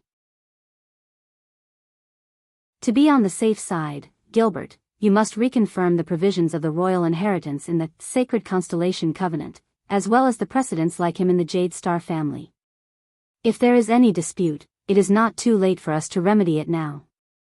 Thales furrowed his brows as he listened to them continue to plan his future and his life. It was like manipulating a marionette. As for his marriage contract, I have an idea. We will discuss it later. Extet. At this moment, Gilbert interrupted the king with a respectful expression. Your Majesty, there is still time. The gray-haired middle-aged noble seemed to have sensed that something was wrong, but he still tried his best to express his opinion. If you need to be alone with this child, we can, but Kessel waved his hand abruptly and stopped Gilbert's words. At that moment, Thales saw the king's deep eyes tremble. He sensed a strange emotion emerging from Kessel's expression. Thales wanted to say something, but when the words were at the tip of his tongue, he swallowed them back. What should I say? What can I say? What should a 7-year-old child who is meeting his father for the first time say? Hey, father whom I'm meeting for the first time, can I say something? Perhaps you should listen to my thoughts instead of talking to yourself. This is too strange. Kessel seemed to want to turn his head towards Thales, but he suddenly turned his head back halfway. He rested his hands on his scepter and stared at the portraits of the 3 former kings on the wall. He did not speak for a long time. It seemed like it was only at this moment that he seemed more like a person. After a while, Kessel turned around. He did not look at anyone, but the majestic voice that belonged only to the King of Constellation, Kessel V, rang out once more. In short, the task on your shoulders is very heavy. Constellation has not had an heir for 12 years. And just last week, Koester mentioned Extet's king selection system in his letter, intentionally or otherwise. You know how the 6 great clans will react. His appearance is a variable, but it is also an unexpected bargaining chip and advantage for us. It is time to modify the plan and ensure that we are one step ahead of our opponents. Ensure that he can be used to the fullest extent. Thales was stunned. This is, his father? Variable. Bargaining chip. Advantage. Be used to the fullest extent. Is this what a father should say in front of a son whom he has never met? Thales sighed in his heart and lowered his head. I see, this feeling of being out of place, this is not like a reunion between father and son at all. It is more like a chess player moving a chess piece as if nothing has happened. Thales was obviously not the only one who felt this strange feeling. Gilbert's expression changed, as if he wanted to say something. But in the end, he only lowered his head and sighed softly in the king's field of vision. But there was still someone who disregarded the atmosphere and interrupted the king. Your Majesty. Thales turned around in surprise. It was the silent Yodel who spoke. This secret protector's expression behind the mask was unknown, but his hoarse voice was extremely firm. First and foremost, he is your bloodline, your son. Last but not least, your successor. And you cannot turn a blind eye to this. Thales raised his head and saw Kessel V let out a long sigh. Then, he closed his eyes. Yes, he is my son. The king closed his eyes and held his scepter tightly. He said in a dull voice, that is why I am here today. I hand him over to you. Remember, 1 month. Kessel V did not say much in the end. The lenses on Yodel's mask paused for a moment. In the end, he still lowered his head and did not speak. A faint sense of doubt and surprise crept into Thales's heart. The king nodded and looked at Gilbert and Yodel, who were kneeling on one knee. He then glanced at the dazed Thales with an indescribable and complicated gaze. Without hesitation, he turned around and left. Gilbert and Yodel stood up slowly.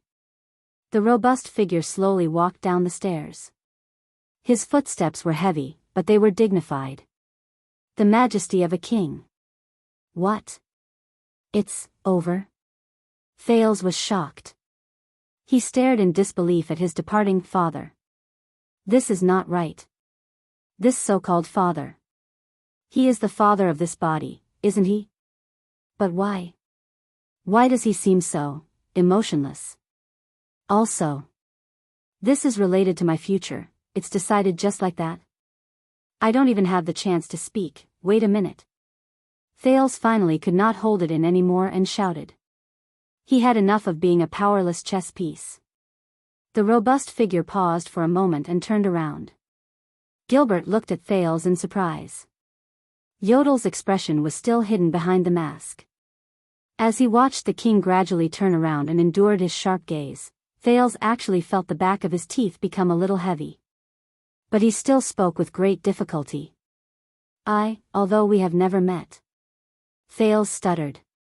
He stretched out his hands and waved them in front of him helplessly. He deliberated over his words, but since you are mine. Since we are, the king held on to the railing of the stairs and looked at Thales with an indescribably complicated gaze. Thales shut his eyes tightly before he opened them again and exhaled. I think. He gritted his words laboriously. His usual eloquence disappeared without a trace. Damn it, what kind of attitude and words should I use to face this person who is both my father and the king? Admiration? Indifference? Stupefaction? Surprise? None of them are right. Beside him, Gilbert extended his hand towards Thales as if he wanted to say something, but in the end, he chose to remain silent. Thales' breathing quickened. He frowned and said, I actually have some doubts. Perhaps you can help me answer them. After all, we are blood relatives. And you said so much about the heir, the kingdom, and the engagement, but I do not know anything. This may not be important to you, and you do not really care. Kessel V held his scepter tightly, but he did not reply. He only slowly furrowed his eyebrows. Thales bit his lip. He felt the burn on his chest start to ache again. Damn it. Even the most failed thesis was not as awkward as this. He waved his hands gently and organized his words. But this is my future. If you have already decided, you should at least let me understand a little. Besides, you said that no one needs to know about my past, but at least I want to know. At least I need to know about my past. I really want to know what's going on. And the path I will take. Kessel's gaze on Thales changed. It was no longer a gaze that was sizing him up, scrutinizing him, and examining him. It was as if he had realized for the first time that Thales was a person. And he was his son. Thales sighed. Forget it. He opened his eyes and looked straight at his father. Yes, I want to know everything about me. I want to know my origins, such as, who my mother is, where I was born, and how I became like this. And my identity, my future, the choices I can have, an answer like this, instead of being an outsider, a chess piece, an item, if I am really your son. Thales gritted his teeth and said that word. Although your behavior is really not like a normal father. Even if you are the king. Thales felt a little dizzy. The exhaustion tonight was already a little too much for this 7-year-old body to handle. The king finally looked straight at him. The sky-blue pupils in his deep eye sockets shone brilliantly. At that moment, Kessel V's gaze was rather complicated and indecipherable. Thales could not read any more. Child, what is your name? The supreme ruler of Constellation asked in his deep voice. Thales stared at Kessel. Thales, he heard himself say, my name is Thales. You only remembered to ask for your son's name now? My God. Thales shook his head slightly in his heart. Thales, listen carefully. Kessel narrowed his eyes and said in a cold tone. There are many things you do not need to know. And you do not need to care. Your path has already been decided. Just follow it. What? At that moment, Thales felt a chill in his heart. If you still have doubts, go ask Gilbert. Then, Kessel V, the 39th Supreme King of Constellation, the Southern Islands, and the Western Desert. Just like that, he left Mindy's hall without turning his head back. His cloak disappeared from the boy's sight. Damn it. Thales lowered his head and stared at the expensive black floor tiles. He frowned deeply. Is this the father of this body? Is he really not an enemy? Behind him, Gilbert could not help but pat his shoulder quietly. Child, Thales. Do not worry and do not think too much. His Majesty has too many matters to attend to.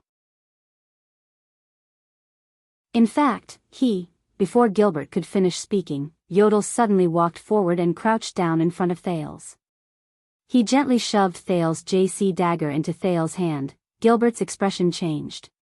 He touched his waist and furrowed his eyebrows, which had fallen into Thales' hand at some point in time. Thales snapped out of his daze and was slightly shocked. The dark purple mask nodded slightly, and a hoarse voice slowly traveled into his ears. Relax. You are his son. You are connected by blood, and your fates are connected. No one and nothing can change this. Thales took a deep breath. They probably misunderstood. Do they think that I am disappointed because of my father's neglect? He put away the dagger, clenched his fists, and forced a smile. Do not worry. He suppressed the dissatisfaction in his heart and said faintly, thank you. Looking at Yodel who interrupted him, Gilbert exhaled discontentedly. He also squatted down in front of Thales and said gently, Thales, my young sir, you have experienced enough tonight. Thales, my young sir, you have been through enough tonight. Thales, my young sir, you have experienced enough tonight. Thales, please come with me. Yodel, I will come to you later. We need to talk. Thales nodded and followed Gilbert obediently. Only Yodel raised his head and looked at a vase in the distant corridor. With his sharp and terrifying gaze, he observed that there were fine cracks that could not be seen on the vase. Behind the mask, Yodel furrowed his brows slightly. He knew that before Thales roared in anger, the vase was still in perfect condition. Chapter 20. Wuxia sat in the classroom. His hands flew across the keyboard as he quickly recorded the discussion between the other two students. Enlightenment is to get rid of the immaturity that one brings about, such as laziness and cowardice. When Kant expounded on enlightenment, he emphasized that everyone has reason, which is universal reason. The other student replied with a pleasant voice. The universal reason born from enlightenment was excavated and used to its fullest extent. That is why our era was created. Reason is supreme, infinite, and eternal. It can bring us unprecedented power. When Wuxia heard this, he put down his hands and furrowed his brows. He, who was usually gentle and polite, interrupted the other student. He raised his head and said, Student, I think you might not have read Foucault's discussion of the relationship between power and truth, and Heidegger's discussion of technology, but he did not continue because when he saw the person sitting in front of him, he was so shocked that he could not speak. Opposite Wuxia, the air mystic, Asda Sakern, who had long brown hair and was dressed in blue, was handsome, gentle, and elegant. Asda was looking at him gently at that moment and said with a pleasant voice, If there really is unrestricted power and omnipotent and omniscient reason in the world, Thales, you really don't want it? Thales jolted awake from his bed. In the dark, he clutched JC's dagger tightly under his pillow. He panted while drenched in cold sweat. Thales turned over and jumped off the bed. His bare feet touched the expensive insulated floor tiles. His nostrils were filled with the pleasant scent of calming perfume. Only then did he realize where he was. The bandages and plasters wrapped around his chest and other wounds were itchy and painful. It made him much more clear-headed. Only then did he calm his breathing and put JC back under his pillow. Still in shock, he fell back and lay on the bed that was big enough for 20 Thales to sleep on. His silk pajamas rubbed against his body, and Thales was not used to it. The bed, which had many springs as its core, was soft and smooth. It obediently sank into the contours of his body. The silk-covered Northland goose down quilt wrapped around him tightly. The smooth silk pillow imported from the southern coast pressed against his head and shoulders from below. At that moment, Thales felt as if he was being squeezed from head to toe by something. It was as if the air mystic had wrapped him in air and was slowly compressing him. When he thought of this, Thales felt a wave of annoyance. He lifted the light, smooth, and comfortable blanket and landed on the ground again. He groped his way to a corner of the wall, curled up, and lay down. The hard floor and the thick wall gave him a sense of security and familiarity. It was only then that Thales slowly exhaled and laughed in resignation. I didn't expect this to happen to me. He knocked on the solid floor tiles and laughed at himself. I really miss the little ones in the 6th house. I hope Jayla can take good care of them. However, the memory fragment that he had just found in his dream made his mood, which had just calmed down, suddenly tense up again. Dreams were a reflection of the subconscious. The memories of his past life were probably the most deeply hidden fragments of his subconscious. But this time, even Asda Sakern appeared in his dream. As expected, do I still care a lot about that lunatic's words? Thales mumbled in the dark. A few hours ago, his brief encounter with the mystic flashed through his mind. The mystic's sometimes rational and sometimes casual actions, his mysterious and unfathomable power, and his almost inhuman immortal body all made him feel a chill in his heart. Also, what he had said. Looks like you don't know your own nature, child. These words appeared in his aching brain again. Thales forced himself to chase away the unnecessary emotions of annoyance and fear. He calmed down and analyzed the mystic's words. According to Asda, I'm the same as him, a mystic. No, I'm just a person who has the potential to become a mystic. Based on Asda's performance, people with this kind of potential are rare. This is a good thing for me. But at the moment, mystics in this world don't seem to be a popular character. Asda's words were too subjective. However, if part of what Asda said was true, which was the so-called war between mystics and humans, then mystics were existences that almost everyone hated and would die at the sight of light. Also, Thales thought worriedly. Asda's body. After his heart was pierced, the blue light projected from the wound. As expected, is he no longer human? Also, Yodel Kato. According to him, he should have reached the abandoned house a long time ago. Did he also hear what Asda said? Thales clenched his fist. Did he also know that I lost control in front of the mystic? If Yodel knew about it, would Gilbert and King Kessel also know about it? What would they think of me? There were still too many questions. For example, that neurotic, abnormally cold, and extremely suspicious father of the king. For example, he was 7 years old, but the bloodline lamp that was strengthened by divine arts was actually from 12 years ago. For example, his origin, surname, and significance to the kingdom. For example, why did the news of his return have to be kept a secret? Yodel and Gilbert practically stole him back like thieves. For example, what was going on in this world? Medieval ecology? A high magic world? Steampunk? Thales slapped his head. No, I can't figure anything out. My basic understanding of this world is still too little. I need a comprehensive child's enlightenment starting from basic knowledge. Thales exhaled helplessly. However, his gaze immediately turned solemn. Enlightenment, learning, these things can be done slowly. But there's one thing I need to solve. It's related to my life and body. He began to recall the mystic's words again. It seems that you do not know your own nature, child. But it's okay. Everyone has their first time losing control. We all start from ignorance. Thales clasped his hands in the dark and recalled the so-called loss of control. Asda used mystic energy to compress himself in the air and prepared to knead himself into a ball. His whole body was boiling as if it was burning. I saw the energy ball in his hand. It should be the so-called air wall. The energy ball turned red and suddenly appeared in front of me. Then, wait. Thales seemed to have grasped the key. Blood and the burning sensation. Thales slowly sat up. Quiet. The name flashed in his mind. He had experienced the feeling of his blood boiling before. It happened during the 2 times Quide beat him up and abused him. The similarity between those 2 times and his encounter with Asda was that he was bleeding.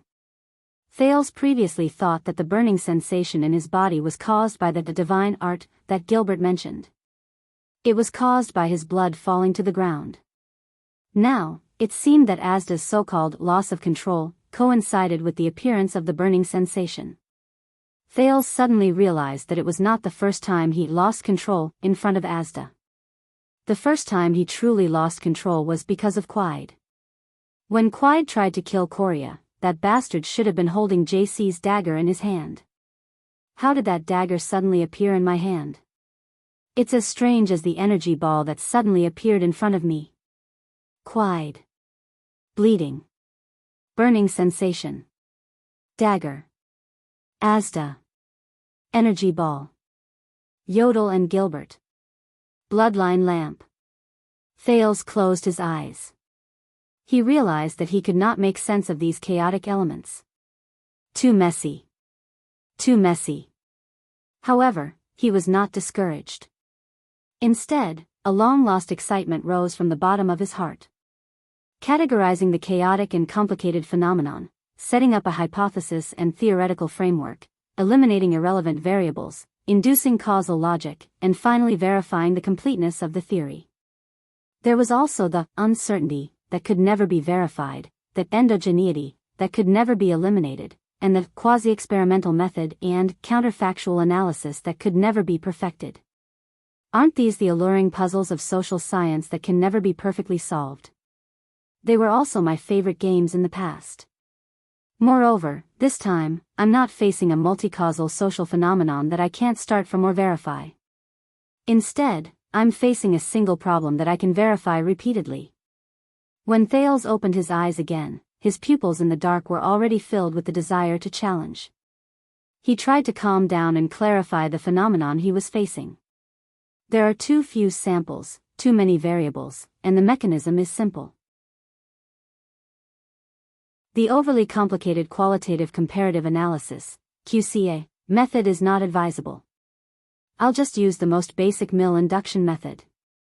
First, I'll use bleeding and loss of control as keywords to select cases and events. He slowly closed his eyes, and a familiar feeling surged into Thales' brain. Various chaotic elements and factors were quickly arranged in his consciousness. According to the research objective and chronological order, for each sample, different conditions, not causes, and whether or not the results would appear were determined. One by one, the events flashed past his eyes. He eliminated the event samples that had too many missing values, combined the conditions and results of each event, and then differentiated them in terms of level and type. A clear and organized table appeared in his mind. For observable and comparable event samples were arranged in it. Sample 1, Condition 1. 1. Quide beat himself up for the first time. Condition 1. 2. Bleeding. Result 1. No abnormalities. Sample 2, Condition 2. 1. Quide beat himself up for the second time and prepared to kill Korea. Condition 2. 2. Bleeding. Result 2. Loss of control, and the dagger appeared in his hand out of thin air. Sample 3, Condition 3. 1. Asda prepared to kill himself. Condition 3. 2. Bleeding. Result 3. Loss of control, and his energy ball appeared in front of me. Sample 4, Condition 4. 1. Test his bloodline in front of Yodel, Gilbert, and that lamp. Condition 4. 2. Bleeding. Result 4. No abnormalities. After listing, he began to compare. Seek common ground, seek differences, and summarize. The table was slowly simplified, normalized, and combined to form a paragraph of text. Thales opened his eyes gently. Conclusion. Encountering a murder event while bleeding has a probability of being accompanied by the so-called loss of control. The surrounding objects or energy will shift to varying degrees. No, this conclusion is still too preliminary. First of all, the sample size is too small. Second, some interfering variables cannot be eliminated. Then, the murder event seems too far away. It might be a false mechanism. Could it be that the murder event triggered something, and that thing is the real cause of the loss of control? Also, I have to think of a way to include the lamp in my consideration. In the end, I can only prove that the degree of correlation between a few events is still insufficient in terms of causal inference. No matter what. Thales turned over and lay down. At least I have a preliminary conclusion regarding loss of control. Then, the next step of research. Thales exhaled. He suddenly felt a wave of fatigue in his brain. As expected, he rubbed his temples fiercely. Is thinking about these things too much for a 7-year-old's brain? But he was surprised to realize that something was wrong. The logical conclusion and deduction just now should have been written down on a piece of draft paper with a pen. But the actual process of executing it in his brain. Was it only for an instant? After a while, Thales slapped the floor and felt the pain in his brain. As expected, from mystic energy and loss of control, to the so-called bloodline, to this monstrous efficiency of thinking. This body, this brain, there's something unusual. As Thales thought about this, he slowly drifted off to sleep. When Thales was politely woken up by Gilbert, he realized that he was back on the bed and was neatly covered by the blanket. Good day, Thales, my respected young sir. Gilbert respectfully pulled open the French curtains. The afternoon sun shone in through the huge window, brightly illuminating the luxurious and comfortable room. The gorgeous insulated floor tiles with star patterns, the reclining sofa made of giant lizard skin, the wide four-poster copper bed, the large crystal drop chandelier on the ceiling, and the overlaid fireplace were all presented before Thales' eyes. All of these constantly reminded him that his life was no longer the same. It was hard to believe. A few hours ago, he was still a young beggar from a gang whose life was hanging by a thread. And now, he was actually the bloodline descendant of the highest ruler of the entire constellation. It is 2:00 in the afternoon now. I sincerely suggest that you wake up and eat now. It will effectively promote the recovery and maintenance of your body, the middle-aged noble said in a lukewarm tone, but Thales could feel that he was urging him to hurry up. Gilbert winked in a friendly manner and said with a smile, also, as per His Majesty's wish, our first class will begin in the afternoon.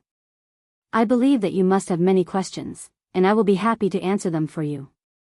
Thales rubbed his eyes and yawned as he took off his uncomfortable silk pajamas. He fumbled around and put on the usual noble robe that Gilbert had prepared for him. Very good. He narrowed his eyes and said lazily, I love classes the most. Also, Thales closed his eyes and thought quietly, I was having a good sleep. Who stuffed me back into bed from underground? Sir Thales, you must like this pair of pants very much. Huh? Because you are putting it on your head. What? With this kind of appearance, it's actually pants? Sir Thales, it seems that you also have a special liking for that button-down jacket. Oh, it is a jacket that is worn outside. Sir Thales, I think you will need the leather belt on your left. Thank you. I was wondering why I kept falling down.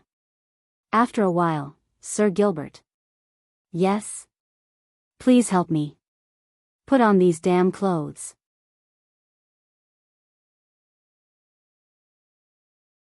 Chapter 21. Conspiracies and tricks, crimes and ugliness, many of them were born in secret rooms in the dark. But conspiracies could also be created in broad daylight. Such as now. Winter was approaching. On the afternoon of the 16th of November, in a spacious stud farm, a fat old noble wearing a thick mink shawl frowned with his head lowered under a parasol. He watched the training of a few horse trainers in the field while he listened to the words of another noble on his left. After a while, he let out a long sigh and looked at a disobedient horse in the distance. The corners of his mouth curled up. What kind of royal treasure is missing that is worthy of our respected king to seal Mindy's Hall indefinitely? What a pity. I was planning to go to Mindy's Hall next week to take a look at Master Calvin's work. The noble beside him was younger and slender. He looked at ease. He naturally and easily grabbed the agarwood pipe in his hand and took a deep puff. Also, Gilbert rushed to Mindy's Hall overnight to report to His Majesty about the situation of the gang war in the outer city district, he said cheerfully as he puffed out smoke rings. Really? Respected King Iron Hand, when did you ever care about the lives of the peasants in the outer city district? If His Majesty treated his people with half of the kindness of the late King 80, the fat old noble touched his thigh with a pained expression. The unruly horse fell. Then why do we need to meet at the stud farm? The king's party must be plotting something. I can guarantee that it is not a small matter. Maybe it is a move that can turn the tables in one fell swoop. The young noble's eyes lit up as he smoked his pipe. Mindy's Hall is really a good place. The royal treasure is missing. I hope it is not Master Calvin's painting. The place must be on high alert, the old noble suddenly said out of the blue. However, the young noble nodded in understanding. Furthermore, I have news that Gilbert has been ordered to investigate the truth of the theft case. Recently, he will frequently investigate Mindy's Hall. With that man around, even the White Eagle will not be able to do anything. We can test them, but we cannot go overboard. We have to use other methods to disrupt their plans. The young noble inhaled another mouthful of top-grade Fisora tobacco, which was only produced 600 pounds a year. He felt intoxicated for a moment, and then blew out a perfect smoke ring. The Extet diplomat group will arrive in the kingdom next month. At this moment, the old noble's face showed sincere worry. Sigh, the peace between Constellation and Extet did not come easily after all. That's right. Unlike his senior, the young nobleman could not keep his composure. His sharpness and spirit were evident on his body. If something happens to the diplomatic mission within the borders of the kingdom, I'm sure His Majesty will be very passive in the face of domestic and foreign pressure. If Your Majesty does not handle this properly. The old noble looked at the horse in the distance and breathed a sigh of relief. He took a sip of tea and said helplessly, "Sigh, a country like ours that has a hereditary throne is indeed backward." Both of them were silent for a while. The old noble shifted his body and asked casually, "What's going on in the Western District?" "Don't ask me, old sir. You know I hate mystics the most." Then let's talk about the Black Street Brotherhood. Those people still refuse to budge. The young noble's face suddenly became displeased. It's only been about 10 years, and they're already so arrogant. I'm sure they're more confident in their backer than they are in our new star. Don't look down on the young. The old man grinned helplessly. His eyes were shrewd and sharp. When children scare people, that's what you call scary. Compared to the hasty glance he got last night at dawn, the Mindy's Hall that Thales saw in the afternoon was much bigger, more magnificent, and of course, more spacious. The first floor was the living room for the meeting, a large banquet hall, and an open-air garden. It was equipped with a sizable kitchen, basement storage, and even armament storage. Apart from the open-air balcony that had a panoramic view of the outdoor garden, out of consideration for your safety, I do not recommend that you appear on the balcony or outdoors within a month. Gilbert, the large second floor had 3 large rooms with different functions, the banquet hall for the nobles, the meeting hall, the game room, and other rooms of various sizes. The corridors and entrances from the first floor to the second floor were filled with dignified armored guards. Their faces were hidden behind their helmets, and every one of them was as frightening as a sculpture. Even though they are the swordsmen of eradication owned by the Jade Star family, I still do not recommend that you stab their abdomens, young sir. Gilbert. But from afar, Mindy's hall was still frighteningly cold and spacious. However, Thales's living room and bedroom, including the dining room and study where he attended classes, were on the third floor.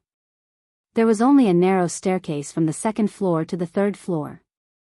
8 fully armed swordsmen of eradication guarded the place with full attention 24 hours a day. They were on duty every 6 hours. As for the windows and the ceiling, it was said that there were also open-air guards, with Yodel around. Please do not worry about the threat from outside the window. Gilbert. Every dish, from the broccoli, bread, beef, and water, was taken from the well-guarded back kitchen and the underground storage that had been prepared beforehand. Please forgive me, I cannot guarantee their freshness. Gilbert. From the time they were cooked to the time they were delivered, they had gone through strict procedures of disinfecting, testing, and testing for poison. This is really an unimaginable security measure. Looks like I am much more important than I thought. Should I say that they are indeed the ruling class that holds power? I wonder if Jayla can sneak in with her skills. What if she is a mystic? Speaking of this, no, I cannot. Forgive me for refusing, young sir.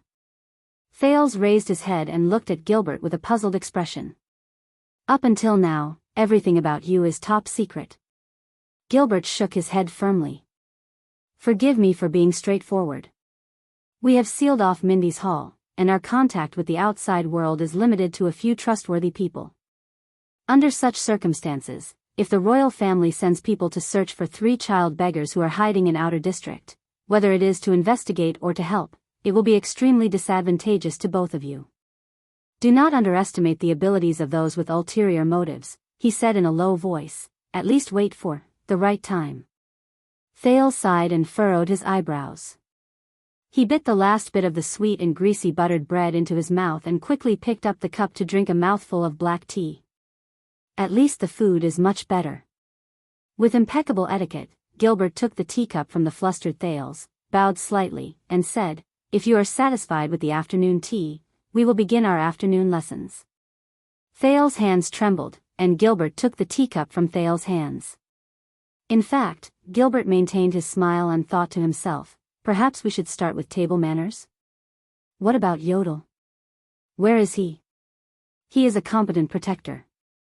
Naturally, he is nearby at all times. Thales resisted the urge to look around subconsciously. After knowing that Yodel was nearby, he felt inexplicably more at ease. So, Thales tugged at the bow tie on his chest that was so tight that it made him uncomfortable. Under Gilbert's slightly furrowed eyebrows, he followed the latter into the study. First of all, Thales, I talked to Yodel last night. Gilbert watched as Thales stuffed himself into a leather chair. He curiously looked at the decorations around the study, especially the 3 bookshelves that were filled with books. You are a special child. From Yodel's judgment and the few hours I spent with you since I met you, I can see that. Here it comes. Thales still looked curious, but he was on guard in his heart. But this is only natural. The air of Constellation is naturally special. Gilbert placed his hands behind his back and slowly walked towards the study table that was carved with the symbol of the 9-pointed star. His grayish-white sideburns appeared solemn at that moment. I believe that since fate sent you back to Constellation, she must have made some arrangements. Thales looked at the middle-aged noble and did not say a word. I roughly understand your past. Your days on the streets must have been difficult. Gilbert picked up a book that he had prepared a long time ago from the study table that was made of black agarwood. He turned around and said with a serious expression, You will have a new identity, a new life, and even a new name. But what is truly important is the future that you will face and bear. You will have a new identity, a new life, and even a new name. But what is truly important is the future that you will face and bear. Gilbert's bright and piercing gaze was directed at Thales' gray pupils. Thales muttered silently. He looked at Gilbert's sharp eyes and nodded with a solemn expression. He looked into Gilbert's sharp eyes and nodded with a solemn expression. Thales thought in his heart. I understand. Thales pondered over his words. So. Thales deliberated over his words and said slowly, "What do I need to know about myself and my past now? What do I need to know about myself and my past now?" Gilbert's expression did not change, but he nodded slightly in his heart. Panic, fear, and helplessness. These emotions that a 7-year-old should have at this moment are not present in this child. There is only calmness and prudence. There is not even much excitement. As expected, he is not ordinary. Is it because of the training in the Brotherhood? Yodel did not want to go into detail, but the assassin admired the child's performance. But did he really have such an experience in the gangs in Lower Manhattan District? Or is it because the Constellation royal bloodline, which has been passed down from the ancient empire for nearly 3,000 years, is really extraordinary? Or is it because of his other half? When he thought of this, Gilbert furrowed his eyebrows in a barely noticeable manner. But this competent noble still bowed slightly. "Thales, respected young sir, please allow me to address you as such for now. You are 7 years old this year. On the night of the 25th of July, year 665, you were born in Mon Manor in the outskirts of Constellation's capital, Eternal Star City," Gilbert said at a moderate pace. "Your birth mother was a noble lady whom I shall not reveal her name. She passed away due to massive bleeding during childbirth. Before she passed away, she named you Thales after the celebrity." Thales' eyebrows arched slightly. "You grew up in Mon Manor under the secret care of the Jade Star family. Another female official and I would visit you from time to time. During this period of time, you grew up as a child adopted by Lord Mon when he was out hunting. You did not know your own identity. Last December, Lord Mon died in battle at the border of the Western Desert. As he had no heir, his property and territory were taken back by the royal family. At the same time, I brought you back to Mindy's Hall in Twilight District." Thales was silent as he listened to this part of the narration. "And next month, as the illegitimate son of King Kessel V, the legitimate heir of the Constellation royal family and the only remaining bloodline descendant of the Jade Star family, you will claim that you were born with the right. You will be recognized by the royal family, Sunset Temple, and Constellation Higher Parliament as," the expression in Gilbert's eyes was solemn and solemn. There was also a hint of worry and sorrow. "The heir of the Supreme King of Constellation." After a long while, Thales exhaled softly. It seemed to be much more complicated than he had imagined. "I understand. There are still some parts that I am not clear about, but I will remember them well. I used to be Thales of Mon Manor, and I am also Lord Mon's adopted son." Thales' eyes flickered and he put his hands together. His thoughts were quickly arranging and combining the information he already had. From Gilbert's narration, he combined elements and turned them into effective information. Gilbert nodded and sat down on a leather chair opposite Thales. "As for the remaining parts, I will summarize the details so that you can memorize them and familiarize yourself with them. Currently, this is your mission. You only need to know this. As expected, even though he respects me very much. Deep down, I still feel that there is no need to say too much to a 7-year-old child." Thales' eyes flickered. "Next, I need to understand your relevant basics." Just as Gilbert was thinking about what lessons he should provide Thales for the next step, whether it was basic etiquette or language, the future heir of Constellation suddenly spoke and interrupted him. "So, we have decided on a unified statement for the outside world." Thales, who was curled up in the leather chair, raised his chin from his hands. His eyes shone brightly. "Then, it should be time for you to tell me the truth, right?" Gilbert was slightly taken aback. "For example, my birth mother's identity, and why her identity cannot be revealed to others. Also, Constellation's difficult situation, especially the series of problems caused by the succession of the royal family. Also, the king's predicament, as well as our common enemies and allies, both in the open and in the dark. Perhaps you should tell me all of these in detail so that I will no longer have any doubts in the following lessons. I will also be able to choose and focus more on the knowledge I want to learn. I think this is the best choice for Constellation and your king." The moment he finished speaking, the middle-aged noble's jaw dropped slightly. He looked back at Thales in surprise. Did Yodel tell him about this? No, impossible. Thales put his hands away. His expression was calm as he waited for Gilbert's answer calmly but firmly. At that moment, Gilbert felt as if he was looking at the young Kessel 80 Jade Star. At that time, the stars in Prince Kessel's eyes were still there. The warm light had yet to turn into the bone-chilling northern wind. Gilbert was only absent-minded for a moment before he immediately snapped out of it and sighed softly. An extraordinary child, huh? In the next moment, the middle-aged noble began to answer his young master in a sincere and respectful manner. I understand.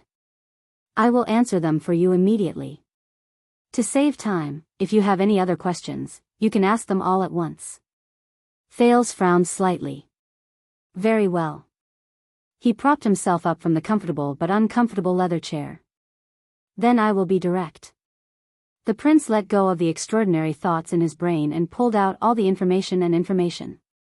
Just like how he organized documents in the past, he summarized the key points. You said that the bloodline lamp was cast 12 years ago. But I was only 7 years old. Why did you start preparing a method to find a descendant of the bloodline 12 years ago? I think this has something to do with my birth mother, who cannot be revealed to others. Who is she? After giving birth to me 7 years ago, why did she leave me in the hands of the gang? These questions can be summed up as where did I come from? Also, Kessel. My father was still in his prime. Then, why did Constellation not have an heir for 12 years? Why did all the hopes of becoming an heir fall on an illegitimate child of unknown origin? My father's attitude towards me is not right. If it is not a problem of his personality, then I must ask, what is his relationship with my mother? Why must my identity be kept a secret? These questions can probably be summed up as who am I? Finally, what does my existence mean to Constellation? What kind of problems will Constellation face without an heir? Who are our enemies, and who are our allies? According to what you said, Sunset Temple plays an important role in my affairs. What is their situation? If my identity is recognized, or if I just show my face in the kingdom, what kind of situation will I face? As an illegitimate child, what rights do I have? As an heir, what do I have to inherit? These questions can be summed up as where do I go? Where do I come from, who am I, and where do I go? Mr. Gilbert, please answer these 3 questions for me. Time seemed to have stopped at this moment. Gilbert stared at the boy in front of him. Out of nowhere, a sense of strangeness and fear rose in his heart. An ancient king, a former king of Constellation. He sighed in his heart. Is this boy your descendant? What kind of power is hidden in your bloodline? After a long while, the middle-aged noble finally spoke. Sir Thales. He exhaled with some difficulty and organized his words. You really don't act like a 7-year-old child. Thales immediately realized that his behavior just now was inappropriate. But he was already in a difficult position. Oh well, a child prodigy who knows everything about the world is better than a muddle-headed puppet, right? This has been said by more than one person. If you want to please me, you have to say it in a more creative way, Sir Gilbert. In order to ease Gilbert's expression, Thales showed a rare moment of humor and a smile appeared on his face. Gilbert did not reply. He only stared at him deeply and did not move his gaze away for a long time.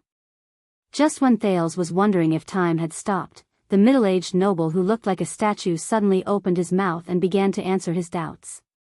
Honorable Sir Thales, first of all, where did you come from? Everything started 12 years ago. In March 660, although the former King 80 II was old, he was still on the throne. His rule was long and stable, and he was known as the King of Eternal Rule. However, all of a sudden, the entire constellation was plunged into an unprecedented turmoil because of a rebellion that was getting more and more intense. The entire Western Peninsula was even dragged into it. War, cataclysm, famine. These were the themes of that year. Many people call that year the Bloody Year, Yi Zichen explained. In such chaos and bloodshed, King 80 was killed, and the entire Jade Star royal family was almost slaughtered. Among all the legitimate members of the royal family, only his fifth son, the 35-year-old Prince Kessel Jadestar, survived and was finally crowned king.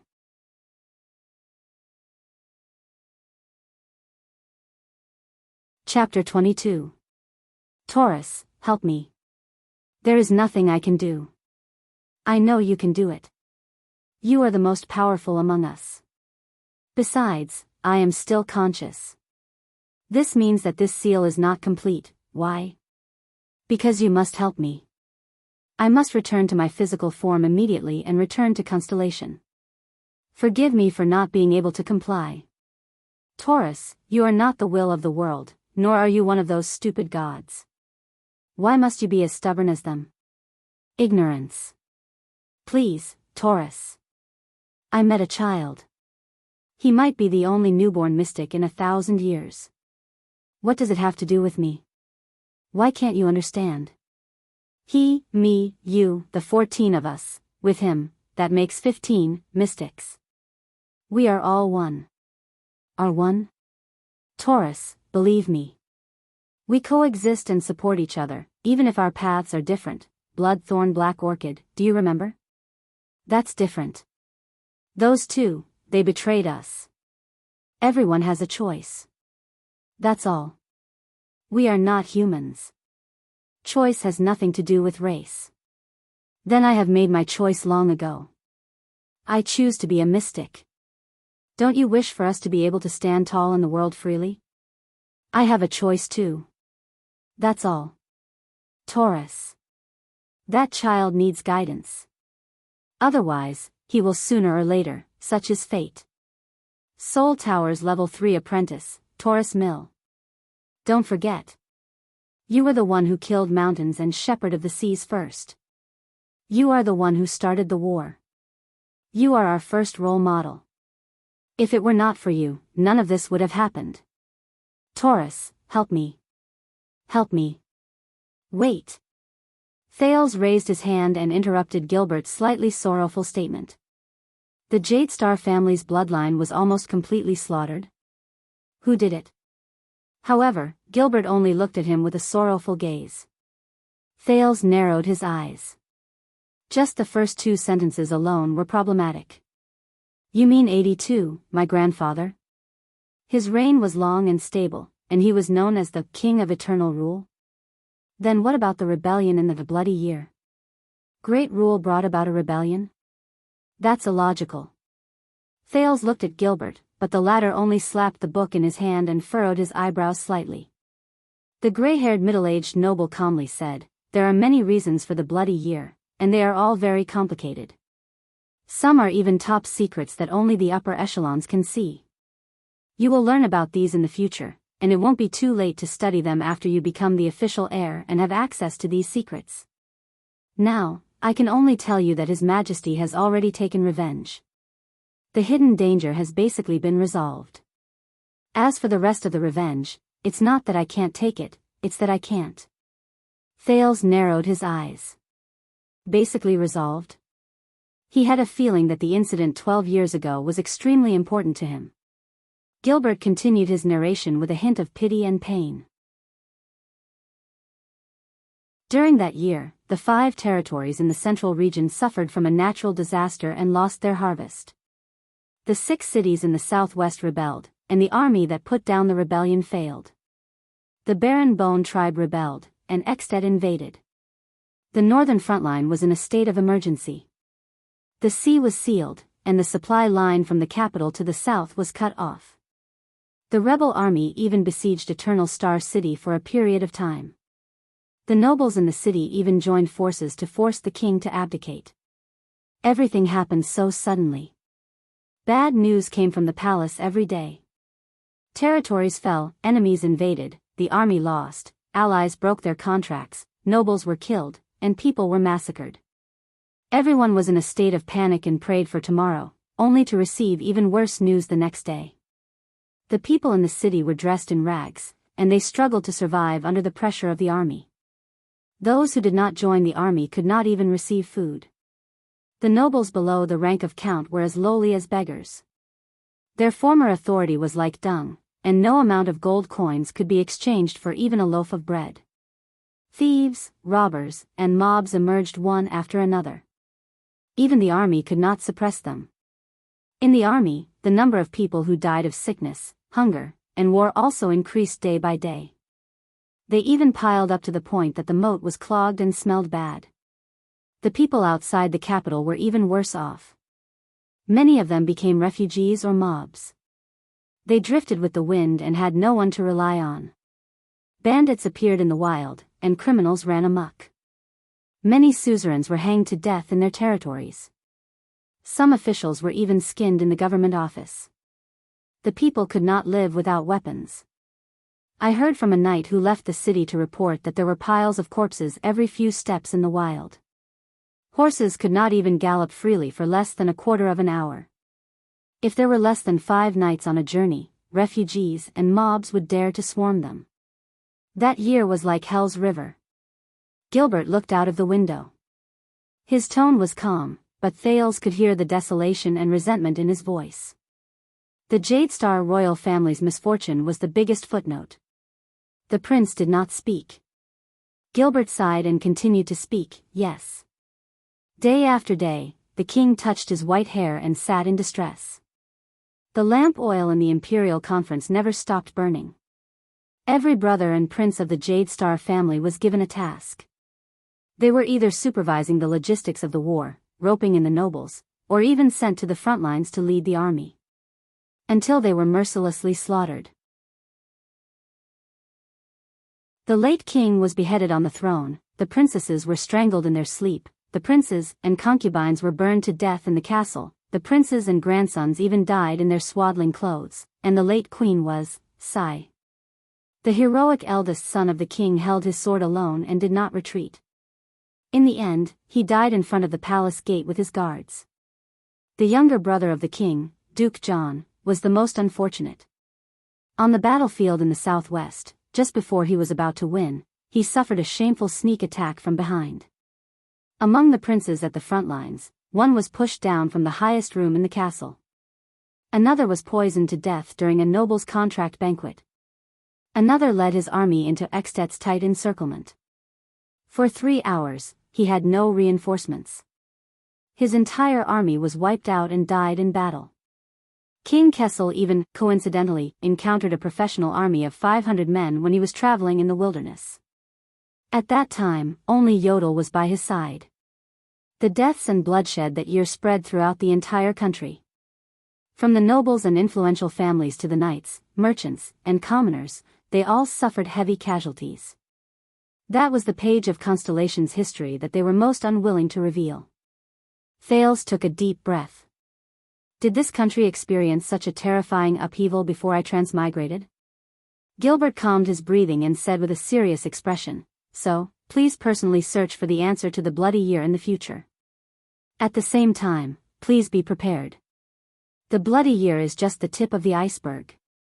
Constellation's history has never lacked bloodshed. Thales nodded and suppressed his curiosity and excitement.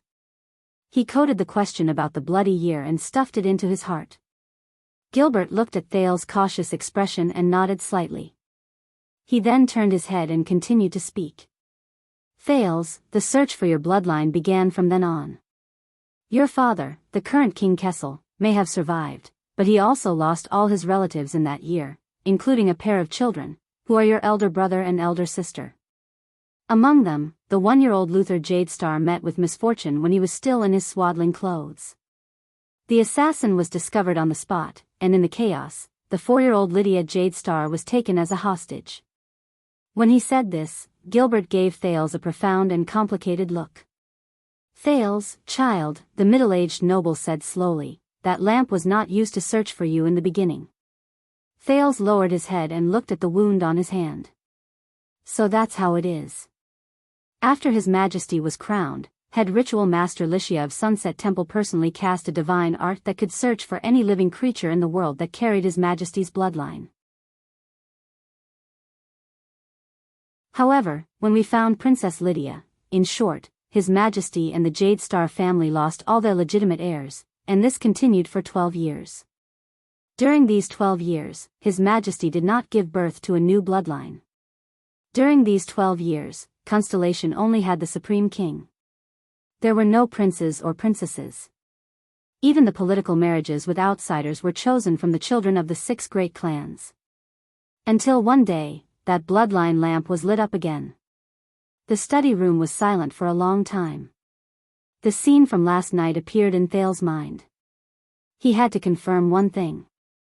His Majesty was probably in the 5th or 6th year after he was in power, hence, when Gilbert continued, he did not hesitate to interrupt the middle-aged noble.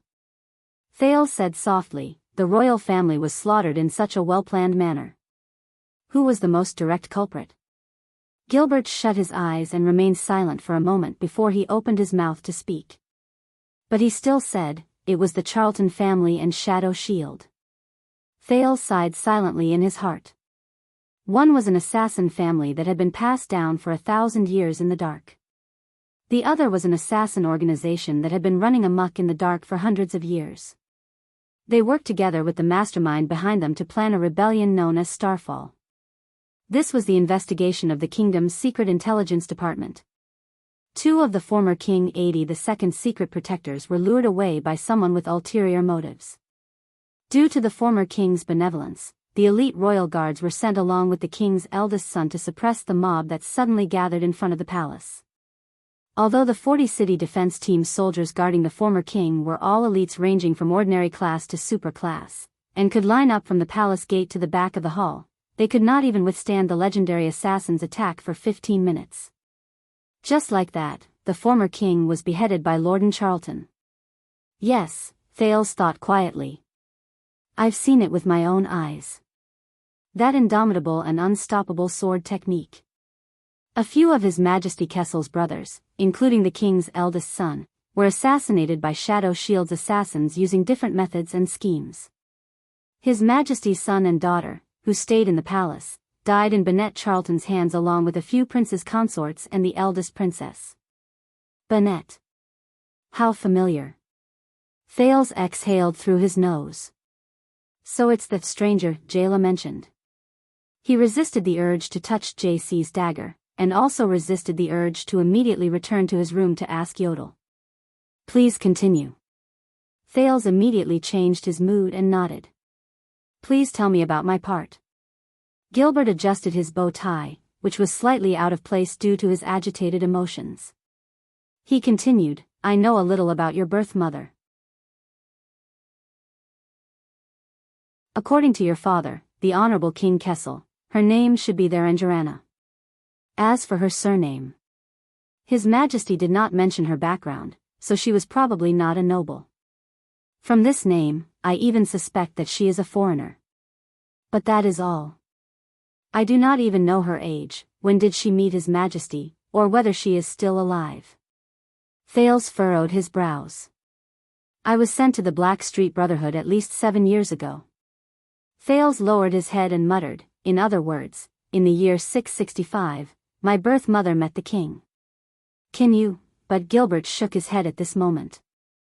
All this while, His Majesty has had many lovers, whether in the open or in the dark. Some lasted as short as a month or 2, while some lasted as long as 10 years. I am afraid that only Yodel, who followed His Majesty closely, knows about their specific situations. Thales asked doubtfully, but none of them gave birth to a child? Only my mother, whom I have never met, coincidentally gave birth to me? Then, when my blood dripped onto the ground, I was discovered by the bloodline lamp?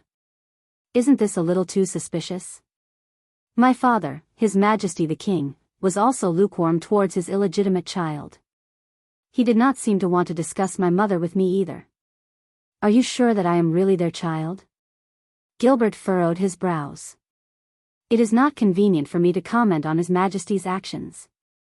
As for your mother, I can only say that it was fate's arrangement, the middle-aged noble said with slight discomfort. Also, I have to remind you that the thoughts you had just now are very detrimental to your identity in the future.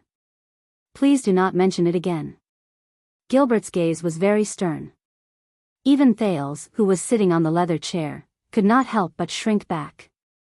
After all, the bloodline lamp under the divine power of the sunset goddess cannot be wrong, and His Majesty also insists that Madame Therangerana is your biological mother. So, please remember this and bury it in your heart. Perhaps one day, His Majesty will answer this question for you. Kessel V's cold expression and unquestionable majesty flashed in his mind. Thales turned in another direction and rolled his eyes. The above is the answer to the question of where you came from and who you are, Gilbert said with a serious expression. Then, regarding where you are going, at this moment, a person suddenly appeared in the study room. He landed in front of them without a sound. Gilbert's expression changed. He quickly stood up in an instant and kicked a cane from beside his feet.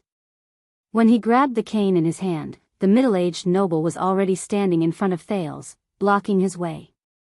Thales only then realized that this seemingly gentle and elegant middle-aged noble was actually quite skilled in martial arts. However, the middle-aged noble immediately exhaled and relaxed together with Thales. This was because the person who suddenly appeared was covered in a black hood and tight clothes. There was also a dark purple mask on his face. Concealment. The Supreme King's secret protector, Yodel Kato, spoke in a short and hoarse voice. There are people approaching this place at high speed. 20 of them. At that moment, Gilbert's words flashed in Thales' mind.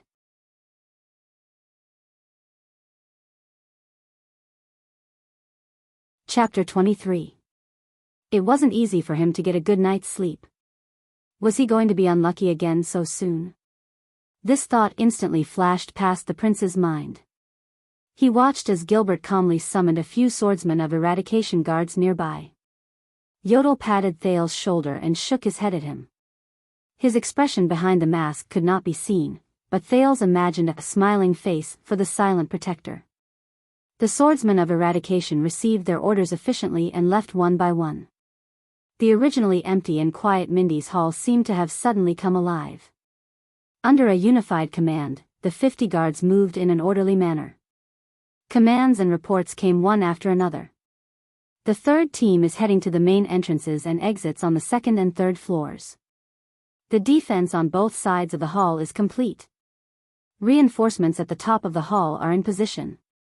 In the end, Gilbert calmly left a few words for a swordsman of eradication who looked like the leader of the guards. Then, he turned around and returned to the study room. He conveniently dragged Thales, who was peeking out from the study room's door, into the study room. Yodel had long since vanished into thin air, just like before.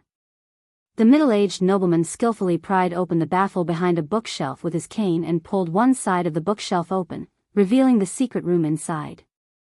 Who are they? When Thales was carried into the secret chamber by Gilbert, he struggled to ask. Is he a friend or foe? Gilbert lit up the everlasting lamp in the secret room and closed the secret door at the same time. He then asked meaningfully, I guess you want to ask who would choose to break into the heavily guarded property of the royal family at 5:00 in the afternoon without warning? Obviously, he no longer treated the young master behind him as an ordinary child. Thales smiled sheepishly. He already knew the answer to the question. I'm sorry to have to trouble you to wait here for a while, but confidentiality is still the first principle. Under the dim light, Gilbert carefully lifted a part of the curtain. A rather large square iron plate was revealed. There were 6 different holes for filters on it. He saw 6 different places through the small hole: the hall on the first floor, the garden, the balcony on the second floor, the corridor on the second floor, the staircase on the third floor, the porch on the third floor, and the roof of the outdoor hall. This is a surveillance mirror made from the reflection of a mirror. It can capture the different key areas in Mindy's hall, Gilbert said with a smile. Isn't this a periscope? Thales rolled his eyes internally. They're here. The first team is fighting. The rest of them have scattered. Yodel's voice came from the void. Thales immediately put his face in front of one of the surveillance mirrors. It was the garden on the first floor. A team of 10 swordsmen of eradication from the Jade Star family were in a well-coordinated formation. Their swords and shields were unsheathed as they besieged 5 masked intruders who were dressed differently. However, the 5 invaders seemed to be a team with great teamwork. 2 of them held nimble scimitars and moved between the swords and shields, looking for opportunities to rescue their companions who were in danger. One of them used his armed shield and flail, and every time he smashed into the dense swords and shields, he would force one of the guards to retreat. Another held a sword in his hand and tried to break through the gaps in the formation. The last person also held a sword and shield in his hand, and he seemed to be looking for any gaps in the formation. They're hired rangers and adventurers. Gilbert glanced at them in front of the surveillance mirror and immediately said, "It seems to be a team that has been working together for a long time and has great teamwork. They live between war and the suzerain's violent requests. Hunters, soldiers, bodyguards, scouts, and even assassins, they do everything. I just arrived at Mindy's Hall last night, and there are already visitors so soon." Thales exhaled helplessly. Is the dignity of the royal family so cheap? I assure you, Sir Thales. The dignity of the royal family is not cheap. On the contrary, it is the abnormality of the royal family that makes our enemies feel uneasy and fearful, Gilbert said softly. There was not a hint of nervousness or seriousness in his tone, as if this was just a game. Enemies? Thales turned his head, and there was a thoughtful look on his face. Yes, please do not worry about the outside. The well-trained guards and Yodel will take care of everything. And now is the best time to explain the third problem to you, our enemies and allies. The middle-aged noble took a few steps back and sat down on the dark sofa in the secret room. He smiled and said, "For now. Your existence is a top secret that we must keep. Especially to the suzerains and nobles of Constellation. The 6 great clans who guard the country's borders and the 13 distinguished families who support the kingdom are the core members of the higher parliament of Constellation. Even though they are constantly replaced and have many conflicts, they still represent the noble forces that swore to rule together with the Jade Star royal family when the kingdom was first established. So, at least on the surface, this is a country ruled by the king and nobles." Thales made a mental note. He needed more information. Nobles. Are they the suzerains who are enfeoffed all over the country? Do they rule over their respective territories? Gilbert nodded. That was the initial source of power for the nobles from the ancient empire to the final empire. It evolved into Constellation. Even though many nobles only have titles and honor left, the ones who truly control the lifeline of the country are the 6 great clans and the 13 distinguished families who own vast territories. According to the oath and the king's decree, they are ordered to guard the territories around them, submit to the king, and pay taxes. The territory that the royal family can directly control is the traditional central territory of the Jade Star family. A country that is not inferior to the Middle Ages. This is seriously inconsistent with the country's productivity that I have seen. At this moment, very abruptly, Yodel's voice rang in their ears again. Intruders from the roof of the hall. The sentries are trying to stop them. Looking at the calm and collected Gilberto before him, Thales resisted the urge to look at the surveillance mirror. Even though these suzerains have their own legal private army, most of the time, they will choose to hire outsiders to clean up some of the chores, especially those that need to be cleared of any involvement. This is especially true for the suzerains who are more powerful and have higher statuses, such as our guests outside. The corners of Gilbert's lips curled up. Then, what is the purpose of the higher parliament formed by this group of suzerains and nobles, and what is the power they possess? Thales asked sensitively. The higher parliament is a product of the virtuous king, Mindy's III's rule. During the costly Third Peninsular War, the virtuous king commanded the powerful suzerains, nobles, officials, priests, merchants, and scholars in the country to form the higher parliament and the national conference. The former was the exclusive meeting place for the nobles of the territories, while the latter faced all the famous and influential people in Constellation. Mindy's III used his superb mediating skills to eliminate the layers of conflicts and obstacles. He distributed taxes, allocated resources, and borrowed money to repay loans. This allowed Constellation to retain its precious vitality in the war that severely damaged the countries on both sides of the strait. A platform where the public power of the country appeared to deal with the conflicts between the upper and lower levels, reach a compromise, and condense a consensus among the social classes. Thales made another note in his heart. Let's not talk about the national conference for now. The higher parliament of Constellation's nobles has been preserved after the virtuous king. Constellation's major national affairs, such as the king's orders and laws that involve the entire territory, will be promulgated after the supreme king and the nobles have reached a consensus. This has become a tradition. In fact, after the higher parliament was formed, the discord between the upper and lower levels of the kingdom, the fighting among the nobles, and the phenomenon of overtly complying but covertly opposing has become much better, Gilbert said calmly. The embryonic form of a representative system? No, it can't be something that advanced. It's a little like a feudal structure formed by suzerains in the process of changing from a hierarchical country to an absolutist one, but it's beginning to become a stage where local forces and central power compete. But with the arrival of the Bloody Year, the conflict between the 6 great clans and the 13 distinguished families and the Jade Star royal family became more obvious. In the 13 days after the late King 82 was killed, even though there were endless conflicts between the nobles, the capital of Constellation under the rule of the higher parliament actually decided to lock the city gates and withdraw its troops. It was only when King Kessel returned that they reached an agreement with him and crowned His Majesty. A feudal parliament that operates independently, an organization where the feudal suzerains unite and speak out against the monarch. But to me, this is bad news. Thales felt a chill in his heart. The operation of the parliament can actually eliminate the role of the royal family. This is a terrifying force. Once the time is right, it can become a stormy sea that overthrows the royal family. And King Kessel, who did not have an heir for 12 years, is in the eyes of the 6 great clans. Gilbert's gaze was filled with vigilance. He answered in a mysterious but complicated manner, with all due respect, our strong northern neighbor, the kingdom of Hero Raikaru and Hero Chara, Extet, which is known as the Blade of the Western Peninsula, adopts a system of suzerains electing a king. The king is chosen from among the suzerains who have the right to participate in the election. As he spoke, Yodel's hoarse voice rose again. Enemy attack on the 2nd floor. The 3rd and 4th teams are dealing with it. There are 5 more people. They are approaching the 3rd floor. Thales did not move this time. Gilbert sucked in a deep breath and pointed outside with his finger. Now, Sir Thales, do you understand where your enemies are? Thales remained silent. The hereditary king of Constellation. The system of selecting a king in a foreign country. The 6 great clans and the 13 distinguished families. Enemies. Gilbert had basically told him the answer directly.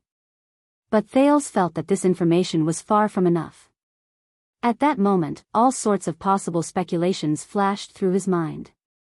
He extracted effective elements from his high-speed brain while he continued to ask, what's going on? If the royal bloodline is severed, the 6 great clans who guard the kingdom's borders will, of course, be the first choice to inherit the crown. However, does this also mean that the new king will inherit all of the Jade Star family's territories, assets, vassals, and influence? If one of the 6 great clans, who were originally balanced and sitting on equal footing, suddenly becomes the royal family, rapidly expands, and possesses orthodox supreme power, what will happen to Constellation? The 6 great clans will become one giant beast and 5 great clans. Will they live together happily and move towards a better tomorrow, just like when the Jade Star royal family was still in power? Gilbert was used to his young master interrupting him at any time. But this time, the middle-aged noble did not say a word. He only stared at Thales solemnly. Thales also stared back at him. His heart grew heavier. In order to work together to fight for the crown, they, the 6 great clans and the 13 distinguished families, must have gone through complicated and headache-inducing bargaining and division of interests. At the very least, they must have discussed who should wear the crown. Thales' eyes shone brightly. Especially after going through 12 whole years without an heir. Perhaps in the eyes of many, the Jade Star family's bloodline is already unavoidable. Phew. Thales exhaled deeply. It seems that my life and death really affect the peace and unrest of a kingdom. A thought suddenly flashed in his mind. Thales was stunned for a moment. Gilbert. The prince stood up from the sofa and frowned. He slowly said, "In the bloody year, what role did these great suzerains play? I seem to have heard you mention it before. Forcing the king to abdicate? That disaster for the royal family." Gilbert only inhaled a deep breath, but his gaze was extremely complicated. A chill crept into Thales's heart. His Majesty was beheaded on the throne. The princesses were strangled in their sleep. The concubines were burned to death in the castle. The prince's grandchildren even died in infancy. The prince's eldest son held his sword alone and died at the palace gates. The prince's younger brother was ambushed from behind on the battlefield. And the 4 princes. Thales opened his mouth wide and fell on the sofa in a daze.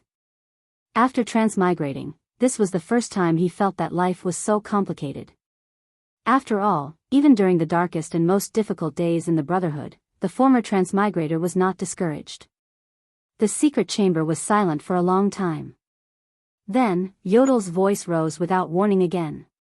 "Looks like this is the last elite group. They have broken into the 3rd floor and are engaging in battle." But Thales did not care anymore. His thoughts were flying to the possible employers of the intruders outside the secret door. Why is there such a useless royal family? They were actually killed by the suzerains under them. Then, my escape from the Brotherhood was practically suicide. Can my so-called father still sit on the fishing platform? Can he still wear his crown and sit safely on the throne? What is it? Who gave him such confidence? Is it a mystic? Wait a minute. My so-called father is still the king? Why is he still the king now? Can he still be the king? This means... No. The next moment, Thales immediately sat up. His expression was solemn, but he firmly rejected his own guess. First of all, the bloody year was a total disaster from top to bottom, from the outside to the inside.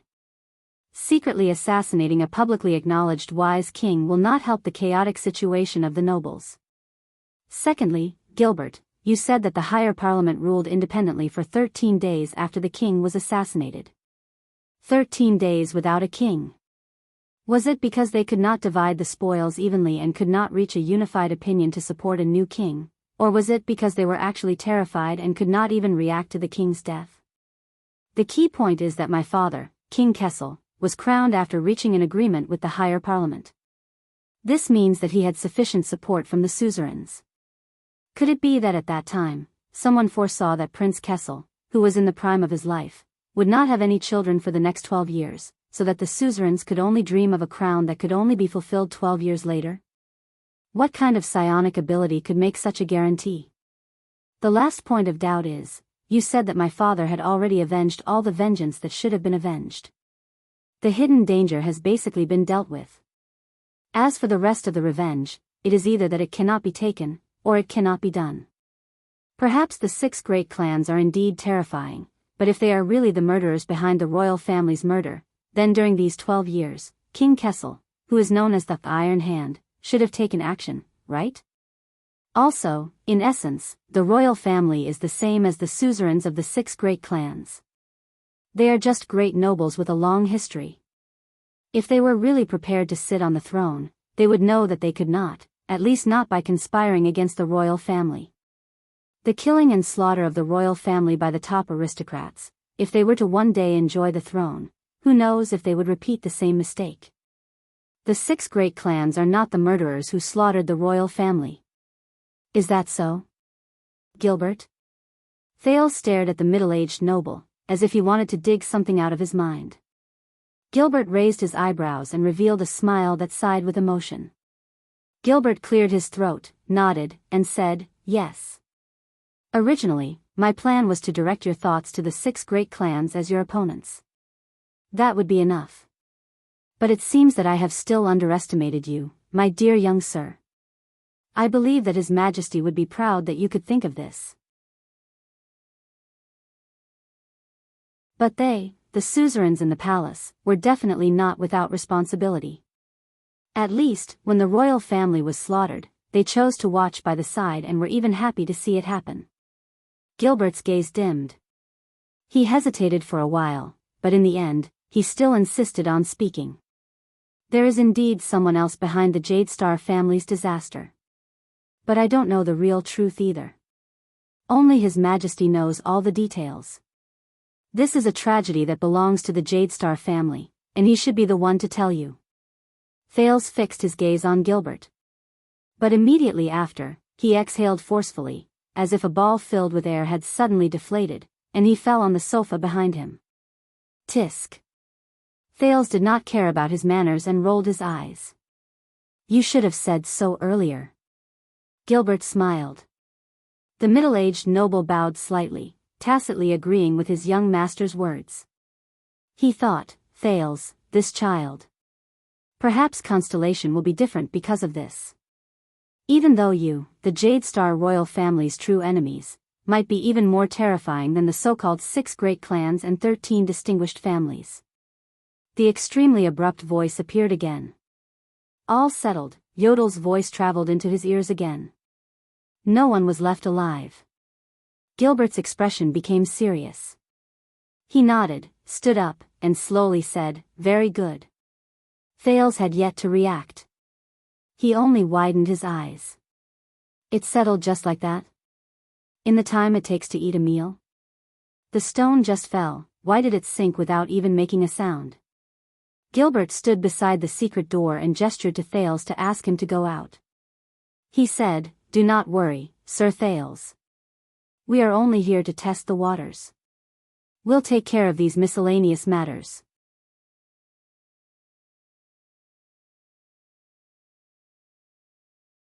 Chapter 24. On the afternoon of the 16th of November, in the center of Red Street Market. What was supposed to be a bustling and lively street was now filled with patrol soldiers in light armor and star blue uniforms, as well as police officers in black and blue uniforms. They carried stretchers, supplies, and notebooks to and fro on the destroyed houses and roads. There's another one here. A soldier of the patrol team waved his hand and dragged out a deformed human body from a collapsed beam together with his colleagues who had rushed over after hearing the news. This one's still breathing. Another urgent call came from afar. The doctors and healers hired by the city hall, as well as some priests who volunteered from the Divine Temple, hurriedly came forward. Lorbek Dara, the first-level director of the Western City Police Station, was standing on a small hill of collapsed houses. His feet were stepping on a blood-stained building material. He had just sent away a few City Hall government officials with a smile.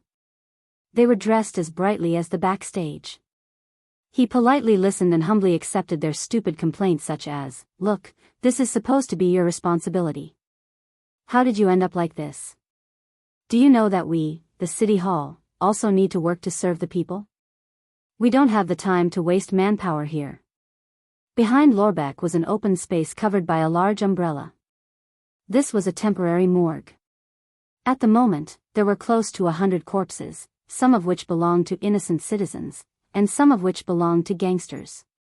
Many officials were wearing masks, holding pens and paper as they walked around the corpses. The corpses were occasionally recognized by family members who rushed over after hearing the news.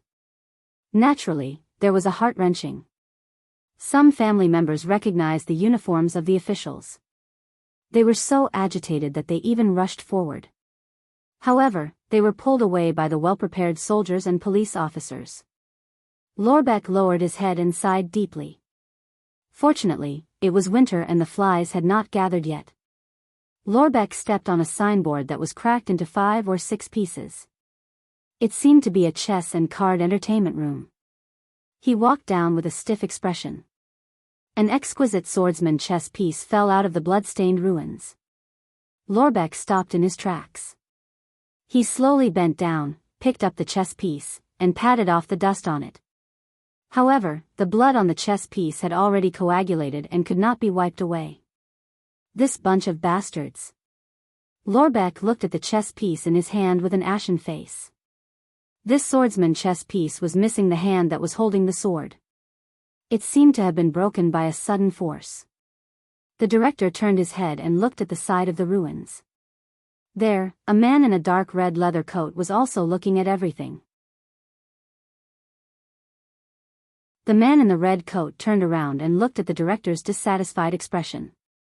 "I won't agree," Lorbeck said resolutely. "Are you sure?"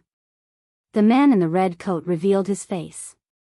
His thin face was covered with stubble, but his tone was full of hostility. "This is a request from the Blood Bottle Gang and that lord. Nikolai. This is not what we originally agreed on.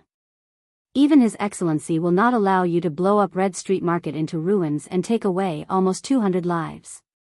The police chief gritted his teeth, as if he was suppressing his anger, and spat out the words one by one. "And now you still want their bodies?" Lorbeck felt that his dissatisfaction was about to break through the sky. But the man he called Nikolai, although his face was full of ice, he didn't care at all. "That is not accurate. Only a dozen houses in the center of the street were destroyed, right?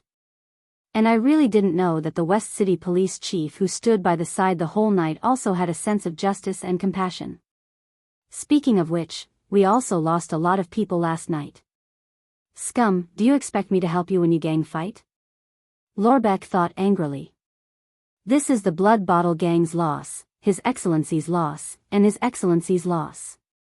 Of course, it is also your loss." Nikolai continued. "This scum, why did the Western Front Line expel him? They should have just chopped his head off." Lorbeck cursed in his heart. Nikolai said in an unfriendly tone, "So, for His Excellency's benefit, you can still make the decision on some bodies, right?" But Lorbeck did not give in as he expected. The director took heavy steps in front of Nikolai, almost touching his nose.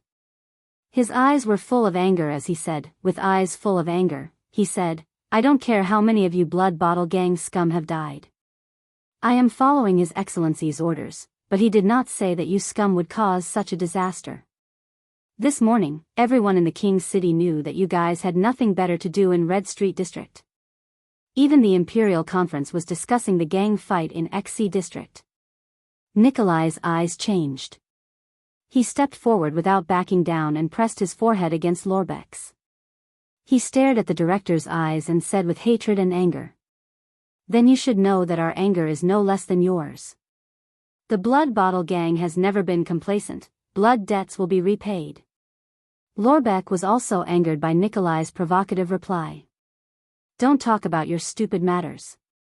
Especially you bunch of useless losers," he scolded. "The Blood Bottle Gang has never been complacent? Do you believe that if I withdraw the police and patrol now, scum like you won't even be able to leave Red Street District?" Nikolai furrowed his brows indignantly, and the anger in his eyes grew stronger. Lorbeck stared back at him without showing any signs of weakness. The surrounding members of the patrol team noticed the situation and silently approached them. Two captains of the swordsmen of eradication had cold expressions and put their hands on the hilts of their swords at their waists. Nikolai glanced at the soldiers and felt a chill in his heart. This big green skin has guts. At the same time, he noticed that among the residents outside the cordon, there were a few gazes with ulterior motives. They disappeared from time to time, and a few new gazes would appear again. Damn the Brotherhood. After all, Red Street District no longer belongs to the Blood Bottle Gang. Considering the power of the police and the threat of the Brotherhood, Nikolai suppressed the dissatisfaction in his heart and took a step back. The air mystic is missing. At least before the blood mystic returns, we have to give in. Damn big green skin, and that damn great noble. I apologize for my words and actions, Lord Lorbeck Dyla. He emphasized the word Lord, and a smile bloomed on his thin face. He lowered his head and bowed, as if his previous anger was fake. This bow was not very standard. We really should not have caused you such trouble. I will leave now and ask the Duke for forgiveness. Nikolai smiled bashfully and turned to leave. Until the expected reply came from behind him. Wait. Lorbeck clenched his fist tightly and told himself not to be impulsive. Damn it. Damn it. Sure enough, once I took that step, I can't turn back. Lorbeck waved his hand weakly and waved his subordinates who were about to surround him back away. The corners of Nikolai's mouth curled up in satisfaction. Chief Lorbeck closed his eyes in pain. After a while, he whispered with a trembling voice, "Damn it. Damn it. Fine, you can take the corpses, but not more than 20. And they must be unclaimed." The smile on Nikolai's face finally became sincere. "Yes, your lordship." He once again enthusiastically called Lorbeck by his title. "Unclaimed corpses?" Nikolai laughed contemptuously in his heart. "Since the Blood Bottle Gang wants the corpses, then they are naturally unclaimed. Isn't that so? What a pleasant cooperation between the police and the people." Nikolai made another non-standard bow and turned to leave. Lorbeck looked at his back, shook his head, and asked weakly, "What's the matter?" He asked weakly, "What do you want the corpses for?" To entertain a few old friends on behalf of the big shots, Nikolai did not turn his head, but his tone was frightening. To prepare a banquet. Nikolai disappeared from sight, and at the same time, a few watchful gazes from the crowd also disappeared. Lorbeck lowered his head and saw his reflection in a pool of blood at his feet. It was a helpless middle-aged man with grizzled hair and wrinkles. Lorbeck felt a wave of disgust. He took a deep breath and looked at the chess piece in his hand. He saw the one-armed swordsman smiling at him. The police chief released his hand with a sorrowful expression and turned to leave. The swordsman without a sword fell into the pool of blood and replaced Lorbeck's reflection. 6:00 in the evening, Mindy's Hall. 4 groups of 5. Clear division of labor, tacit cooperation, supra-class leaders, leading ordinary class experts. Although they have extraordinary skills and rich experience, judging from their equipment and identities, they are indeed hired. Gilbert stood up from beside a corpse and waved his hand for the guards to carry it away. Mercenaries and adventurers who dare to attack the royal family's property. If the employer did not promise them a generous reward, then they must have the confidence to avoid the risk. The middle-aged noble stood in the hall on the first floor with his hands behind his back. He suppressed his disgust for his collaborators and spoke to an empty corner. "As a former adventurer, what do you think?" A hoarse voice came from the void. "Both, and most of them are the latter." The employer did not tell them the truth, such as you will not encounter any supra-class experts or there will not be more than 20 guards.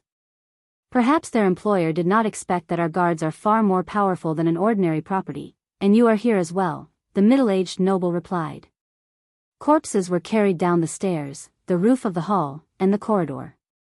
Gilbert watched as the guards carried the intruders out and cleaned up the blood. He lowered his head and pondered. "But it is still too simple," he murmured. "Even though we have doubled the number of guards in Mindy's Hall, even though we have 50 well-trained ordinary class and supra-class swordsmen of eradication, even though they were only hired to test us, we still handled it too easily, too simply." The guards who carried the corpses past them did not pay attention to Gilbert, who was talking to himself. It was as if the middle-aged noble was talking to the air until Yodel's figure appeared beside him out of thin air. They did not have the awareness to fight to the death, and did not intend to cause harm to the guards, the masked secret protector said in a low voice. "If I had taken action a little later, they would have retreated." Gilbert frowned deeply. "This is not right. Even if they were just testing us, their attitude and methods were too rash." It was as if Yodel answered at the right time, as if they came to our doorstep to die. The gray-haired middle-aged noble nodded and said, "If their employer is really the one we expected, then they must know that if we really have an important secret, then this kind of preparation is of no use." "Then why did they do it? Cover for the others?" Yodel shook his head. "I did not sense anyone else." "If there is no one else." At this moment, Gilbert and Yodel raised their heads at the same time and looked outside the door. Under the setting sun, an ordinary carriage was on the road leading to Mindy's Hall. After Gilbert finished listening to a guard's report, he nodded and said, "Gines has arrived." Gilbert frowned. That woman originally hated to sit in narrow carriages like carriages. It seems that she also restrained her likes and dislikes in order to hide from others. After hearing this, Yodel raised his head abruptly. At first, Gilbert was still wondering why this secret protector, whose expression could not be seen, had such a big reaction. But immediately after, his expression changed drastically and he looked back at Yodel in shock. Hide from others, it can't be. Didn't you say that you did not sense anyone else? Gilbert asked with a pale face. Yodel turned his head to look upstairs and his figure flashed. I left 8 swordsmen of eradication upstairs. But before Gilbert could finish speaking, Yodel disappeared before his eyes. Wait, if I did not sense anyone else, Gilbert slapped his head hard. Everyone. Gather at the 3rd floor at full speed. Protect the target. Thales was drenched in cold sweat and looked nervously at the man in front of him. Just now, this fair-faced adult man, who was wearing a gorgeous pleated shirt and expensive leather boots, suddenly appeared between him and the 8 swordsmen of eradication. There was no wind, no sound, no breath, no trace. Then, blood spurted out from the necks of the 8 swordsmen of eradication beside Thales one after another. It was not that transmigrators had never encountered powerful enemies before. For example, Asda the mystic was one of them. But he really had never encountered an enemy who appeared so suddenly. It was so sudden that Thales' visual nerves could not even react. He did not see how the other party moved at all. Thales subconsciously wanted to shout, but a right hand suddenly appeared in front of him. This man, who had good taste in clothes, suddenly covered his mouth. Thales still could not see his movements clearly. Even an expert like Phantom Wind follower Ralph would at least have tracks and afterimages even though his movements were swift and fierce. But this man in front of him did not move his right hand at all. It was like a frame-skipping animation. Thales, who struggled to no avail, gave up on wasting his energy. He calmed down and tried to calm the beating of his heart. He looked at the man in front of him. This man was slightly taller than Yodel. His neat blonde hair was spread behind his forehead, and his green pupils were clear. Even though his face was sickly pale, he was really, Thales could only describe it this way, very handsome. Compared to Asda's feminine handsomeness, this man could be said to be the sunny and dashing type. Coupled with his simple but elegant taste in clothes, he would definitely charm a lot of girls when he went out. Unfortunately, Thales could not feel any warmth from him at all. There was a pleasant smell of perfume coming from the man's body. Even a country bumpkin like Thales could recognize that this was not the cheap perfume that the townsfolk in the market would wear. Now, this handsome man opened his pale mouth and smiled at him. I was just exercising my muscles, but look at me, what did I find? A baby of a short-lived species. Short-lived species? Thales caught this particular word choice. The smell on your body. TSK, it's really delicious. As expected, good food is always in unexpected places. But in the next moment, the relaxed blonde man's expression suddenly changed. His hand that was covering Thales flickered and changed again. In the next moment, Thales was held in his arms with his mouth covered. You found out so quickly. I can't deal with that mask, the handsome blonde man muttered. I'll just pack it up and eat it at home. Fortunately, the sun is setting soon. This was the last sentence Thales heard. In the next moment, his eyes were surrounded by a burning red color, and the world was spinning. The scene in Mindy's hall seemed to be spinning, and it was getting smaller and smaller. Before his consciousness disappeared, Thales vaguely saw Yodel's mask appear among the 8 swordsmen of Eradication's corpses. Recently, I've been thinking about opening a QQ group, but I don't know how many people are reading this book. If I open a group and there are only 2 or 3 people all year round, wouldn't that be embarrassing? Scratching head, readers who are reading this book, why don't you say something in the book review section? At least you can give me some confidence.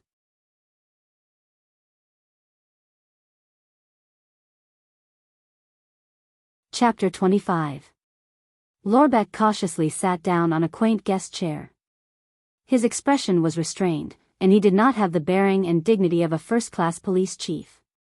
From the corner of his eyes, he saw the tricolor iris flower symbol at the side of the study, as well as a portrait of an amiable old man. Lorbeck knew very well that even if he was a suzerain with a city, a territory, and real power, he would not be able to sit here and talk to the imposing yet elegant young noble in front of him. What more, a mere police chief? Thank you for taking the time to meet me despite your busy schedule. Lorbeck respectfully lowered his head and said softly. Please don't say that.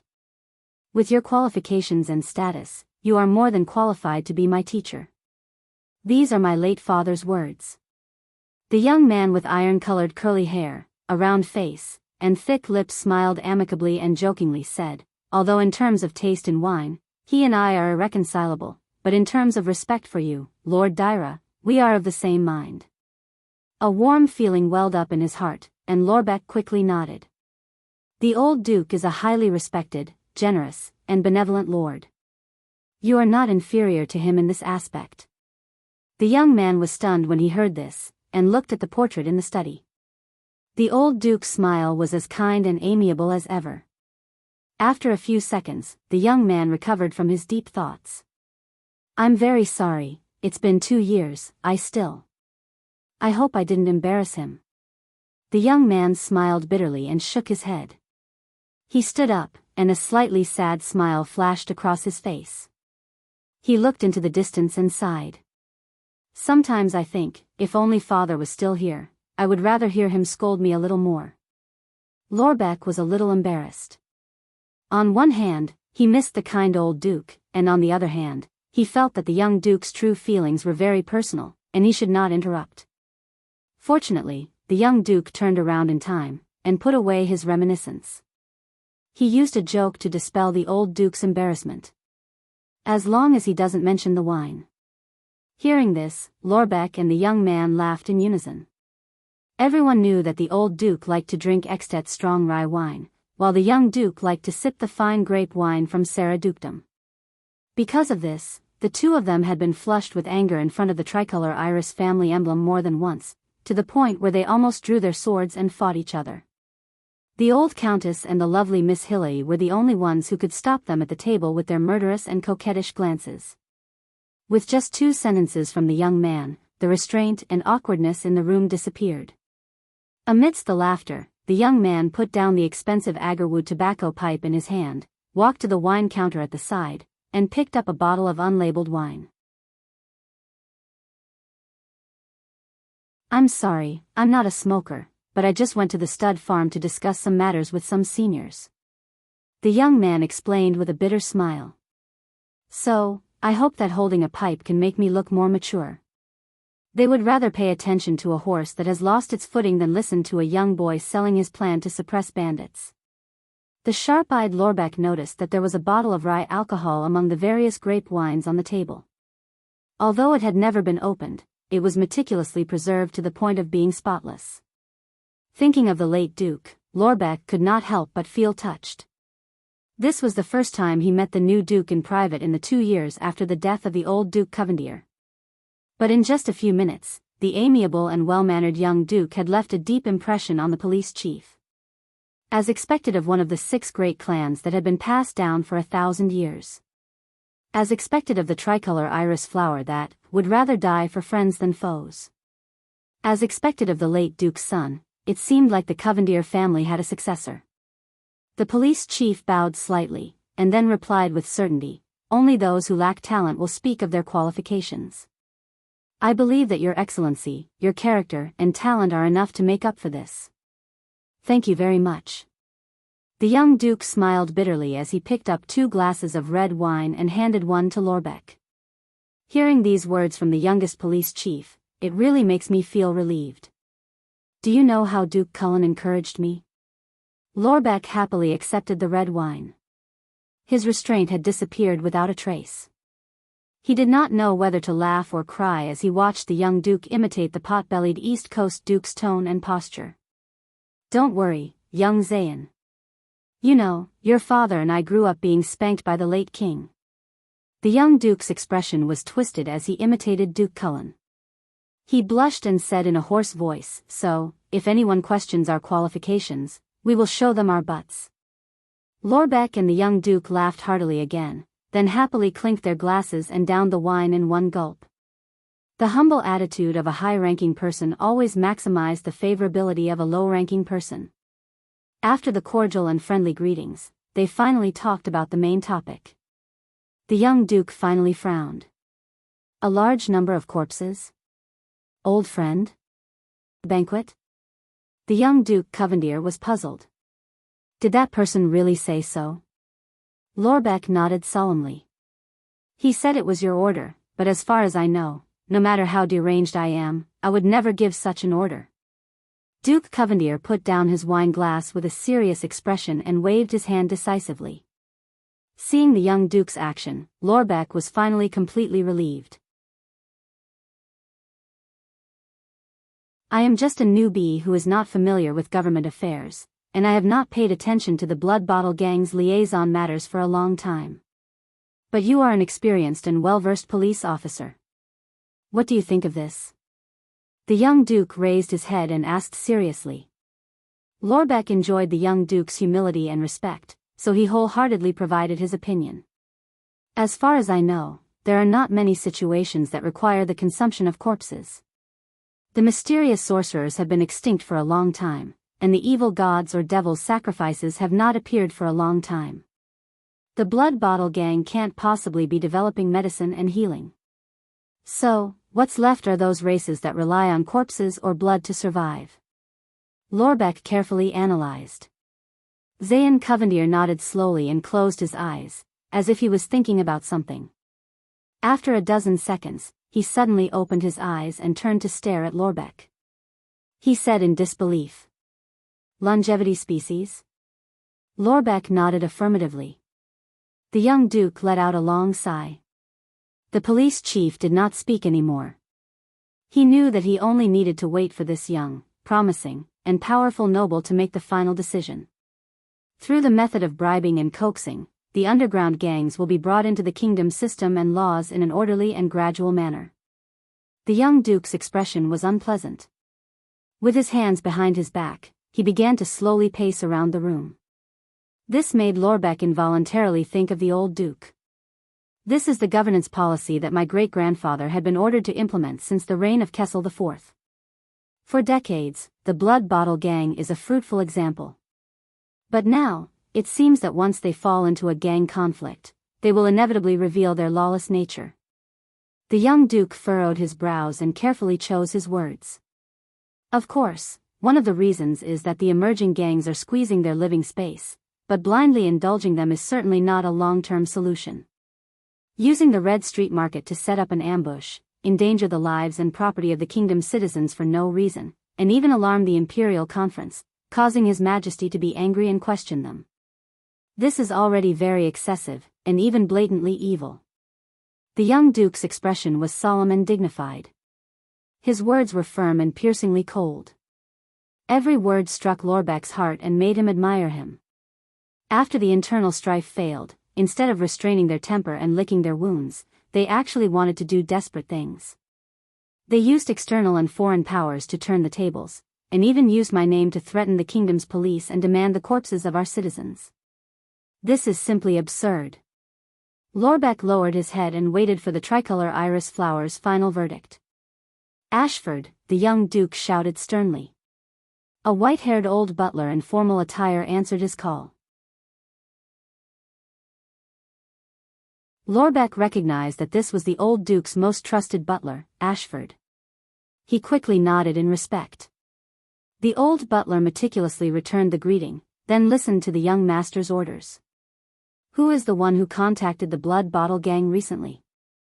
Forget it, no matter who it is, ask him to come to my study room to explain. Send a group of people with the tricolor iris flower and ask the person who has a say in the Blood Bottle Gang.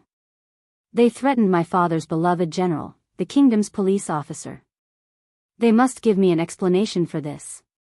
Also, send a small team with a Supreme Class Knight of Eradication to find their new guests, those wild wolves and vampires who desecrate corpses and blood. If they are found to have violated the convention between the human kingdoms and the long-lived species, there is no need to question them. Just bring their heads to me. Forget it, it's too dirty. Feed them to the dogs. Prepare the carriage and clothes. My journey has been brought forward. I will go to Renaissance Palace next week. Sigh, after all, this is a matter between the gang and the commoners. I do not know if His Majesty is willing to listen to me. Inform the kingdom's secret intelligence department that Lord Murat should pay attention to Grand Banquet Hill and Wild Vast Mountain. The long-lived species are enjoying corpses in the capital. Humph. When was the last time they gathered in the capital? The bloody year? If I find out that those vampires and wild wolves are preparing to interfere with internal affairs and subvert Constellation. When Lorbeck heard this, he knew that he could not listen to it anymore. He quickly bowed and left the study under the Duke's friendly and encouraging gaze. Behind him, the young Duke was still giving instructions to his butler in dissatisfaction. The head of the police station walked out of the Covendier family's manor and heaved a sigh of relief. Tonight, he had clearly asked the Duke's intentions. He would not suffer because of the discord between him and the Blood Bottle gang. Most importantly, he had met Duke Zayan Covendier himself. He sincerely felt that there was still hope for this rotten old kingdom. After confirming that Lorbeck had left the manor, the butler, Ashford, quietly closed the study room's door. Duke Zayan closed his eyes and exhaled deeply. He then sat down on the chair. I really admire him. A man in his 40s is still so hot-blooded. Zayan rubbed the bridge of his nose. His movements were elegant as he relieved his fatigue. His face was tired. It's as if he can really change anything. It's a pity that taking care of the self-esteem of a subject is a compulsory lesson for a superior. The old sir thinks highly of his talents. Moreover, perhaps he is more worried that the discord between him and the Blood Bottle gang will affect your impression of him, my lord. Ashford poured a glass of fine wine for his master without batting an eyelid. He then walked back to the wine counter and began to wipe many bottles of wine, especially the bottle of rye wine. Speaking of the Blood Bottle gang. Zayan picked up the wine glass and took a sip. He savored the sweetness. But then he shook his head and said with a helpless expression, I don't know whether to laugh or cry when they openly went to the police station to get the corpse. Mystics are all magic apprentices. I thought they would have the corresponding wisdom. Their leader, the air mystic, went missing in the battle last night. Ashford reminded his master silently. Moreover, the Blood Bottle gang's crushing defeat has caused them to be short on manpower. They probably don't even have enough food to serve the Corleone family. That's why they came up with this plan. Ashford did not even look at Zayan. He only focused on wiping the bottle of strong wine that the old Duke could not bear to drink when he was alive. The price to pay for losing a sure-win battle like this is indeed very high, Zayan muttered and gently swirled the goblet in his hand. However, one has to make up for one's own mistakes. The Extet diplomat group will enter the country next month. I'm afraid the manpower that was scheduled to be transferred from the Blood Bottle gang will not be available. Zayan looked down at the wine in the glass and inhaled the fragrance with a worried expression. He closed his eyes and exhaled deeply. He slowly loosened the button on his collar and took another sip of wine. As the wine entered his throat, Zayan looked up and saw his father's portrait. That kind smile made Zayan feel even more burdened. At least the Corleone family was the first to respond to your invitation. They have also sent letters to the others in secret. Based on their relationship with Iris Flowers, I believe there will be a reply soon, Ashford said calmly. Humph, the Corleone family, the head of the 7 lower branches in the Night Kingdom, but only 3 people and some blood slaves came. Zayan frowned and poured the wine at the bottom of the glass. He closed his eyes and gently rubbed his temples. This is not like their usual style. Ashford bowed his head to show that he was listening. A vampire clan that has produced dukes for generations is actually no different from a beggar in the lower city district when it comes to blood. It's already enough to absorb the blood essence from corpses, but it can't wait to ask for the blood of living people, and it even wants ordinary and supra-level experts. Zayan slowly opened his eyes. Zayan's gaze grew darker and darker. He took the refill from Ashford and said faintly, "What a pity. After all, you are the one who invited them here. You are the master who provided food and lodging.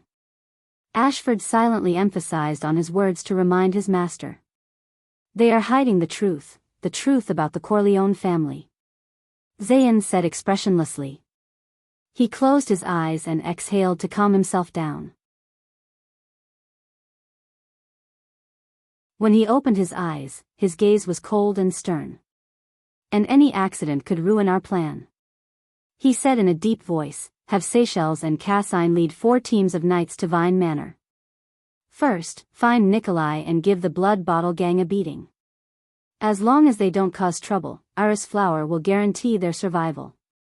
Since they are losers, why are they still jumping up and down? Then, there are the 3 vampires from the eastern continent. Zayn Covendier's tone was resolute and unquestionable. The expression on his round face was calm, but it was frightening for no reason. Find out the secret they are hiding. If they don't cooperate, draft an official letter to the Breaking Dawn Temple. The Covendier family has always been loyal to the Breaking Dawn King. Enclose the 3 vampires' heads and greetings. Send a message to the Eastern Continent's intelligence network. I want to know all the recent events in the Night Kingdom. These 3 blood clan heads can no longer be used. Let's find someone else to do it. Duke Zayn gently put down the cup in his hand. Compared to this, King Kessel would be 48 years old next year. The previous kings all chose their heirs at this age point, the time when planet lore reincarnated 4 times in the galaxy. This was a crucial moment for the succession of the throne. The key was the tug-of-war and competition with the other 5 great clans. If Jadestar was destined to be extinct, then Leinster Covendier, who had always been fighting by Tormund I's side, let his equally outstanding descendant, let his tricolor iris flag take over the oath of the King of Renaissance. That way, I can have enough power to, thinking of this, Zayn felt his shoulders become heavier and more powerful. But when he thought of that fat Duke Cullen, Zayn's pupils moved slightly. He chuckled, but there was not a trace of warmth in his eyes. Ashford put down the bottle in his hand, made a perfect, expressionless bow, and left to carry out his orders. Right, although it's a small matter, let Seychelles ask Nikolai. Zayn looked up and saw Duke Covendier, who was under the tricolor iris flowers, adding with a profound gaze, he added with a deep gaze, how's the probe on Mindy's hull? Although CM reminded me before that there are readers' comments on Chidian, I only realized after I actually read it, to the glory of the iris flower, yes, I'm paying attention to the book review section on Chidian. It turns out that there are so many readers reading, collecting, and leaving comments on Chidian. There are even rewards, thank you, Arnold, and the God of Gods, eh? Rewards from the 2 old masters. Oh my, I'm so touched. A slow-growing Western fantasy novel that even I don't have any hope of signing a contract with can actually attract so many readers. I posted the book on Genesis, but it's embarrassing that I checked. The collection on Chidian is twice as much as my collection in Genesis. Thales probably reincarnated into the wrong body. Thank you so many readers. Swordless suddenly felt full of motivation. Unfortunately, Swordless author account could not be shared on Chidian. It seemed like there was no way to reply or enhance it. What a headache. Looks like there's still hope to open a QQ group.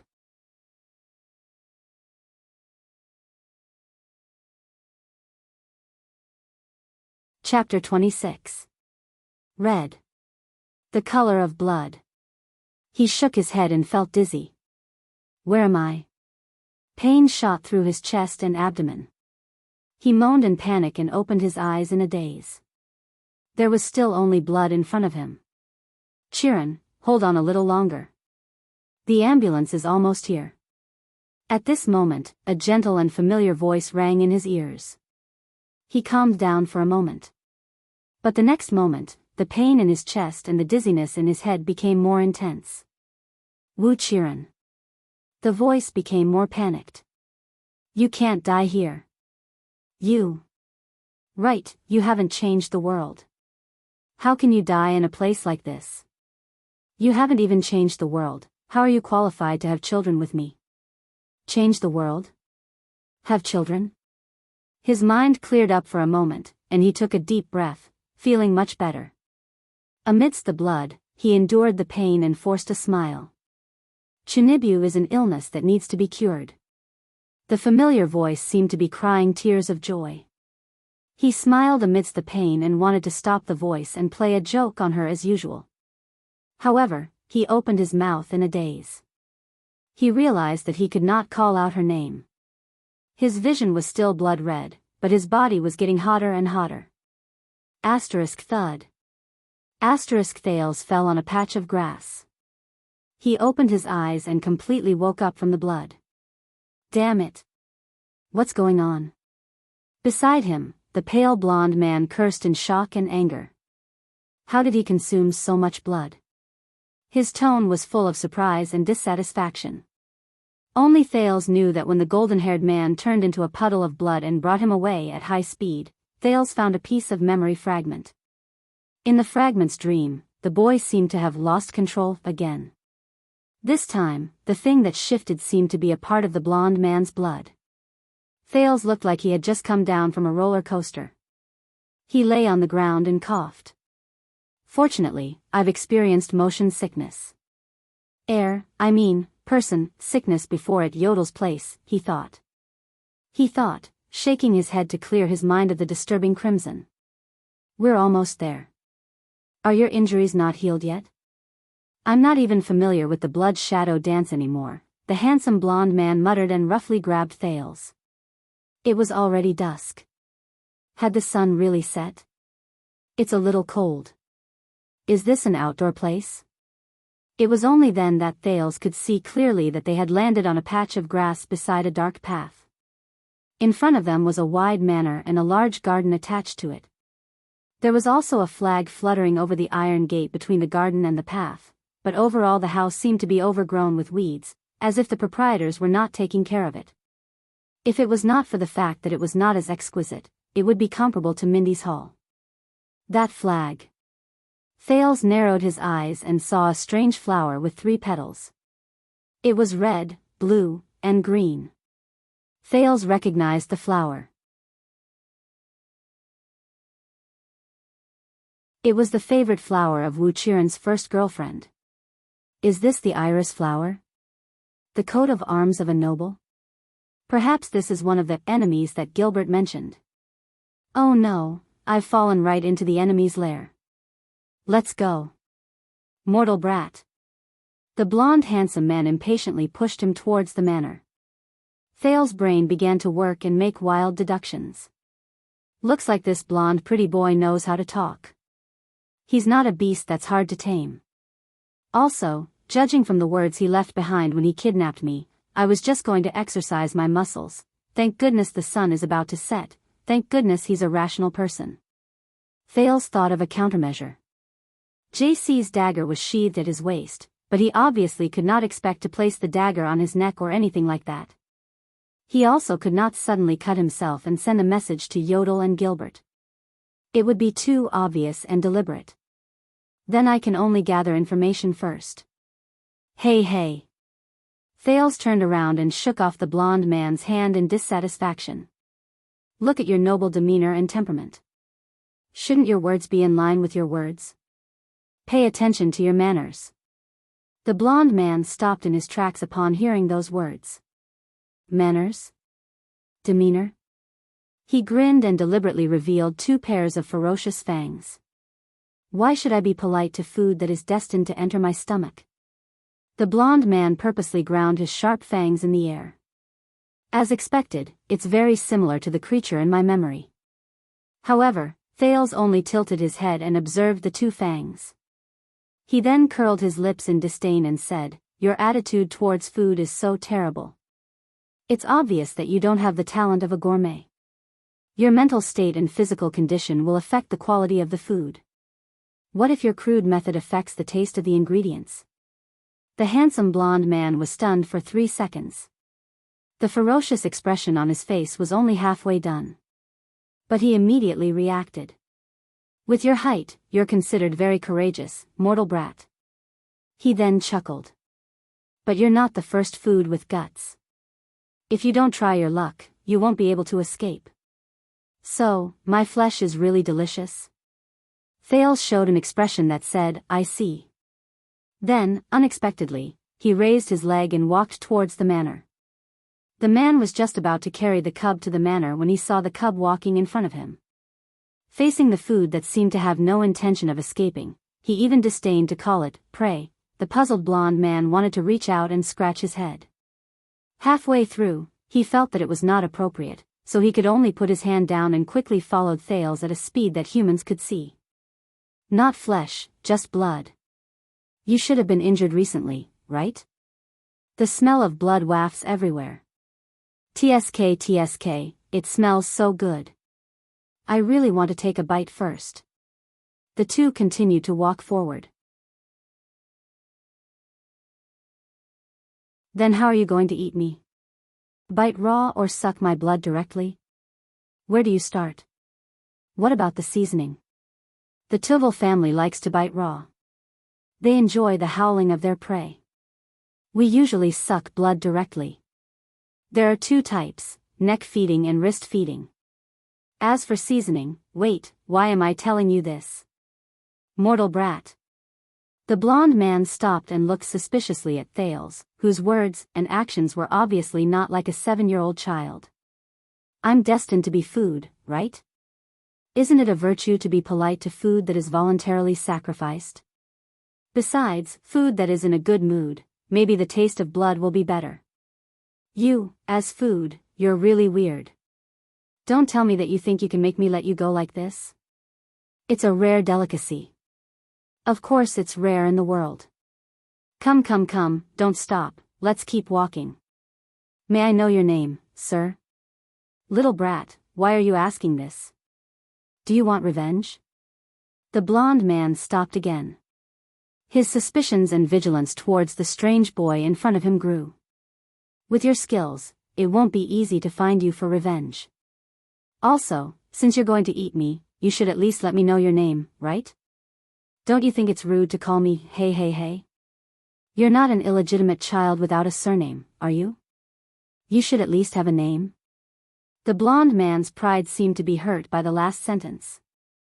He replied proudly, my name is Istroon van Lika List Corleone, head of the 7 branches of the Night Kingdom, first-class blood descendant knight of the Corleone family. Come, let's keep walking. So why do you call me immortal? A human with a lifespan of less than 120 years is not immortal. Even a young brat like you has at most 90 years left to live, Istroon said scornfully. So you're, immortal? Much longer than us? Of course, the lifespan of the blood clan is endless. How can a lowly mortal imagine it? Thales quietly absorbed all the information into his mind. Istroon Corleone long-lived species, short-lived species. Night Kingdom, Corleone family. The superior blood clan. And the most important thing is that he doesn't seem to be interested in why I'm in Mindy's hall. This might be my only way out. Oh, I almost forgot, he's planning to eat me. Thales and Istroon walked into the manor. The boy narrowed his eyes. 2 fierce-looking men wearing red headscarves walked towards them from the entrance. Blood Bottle Gang?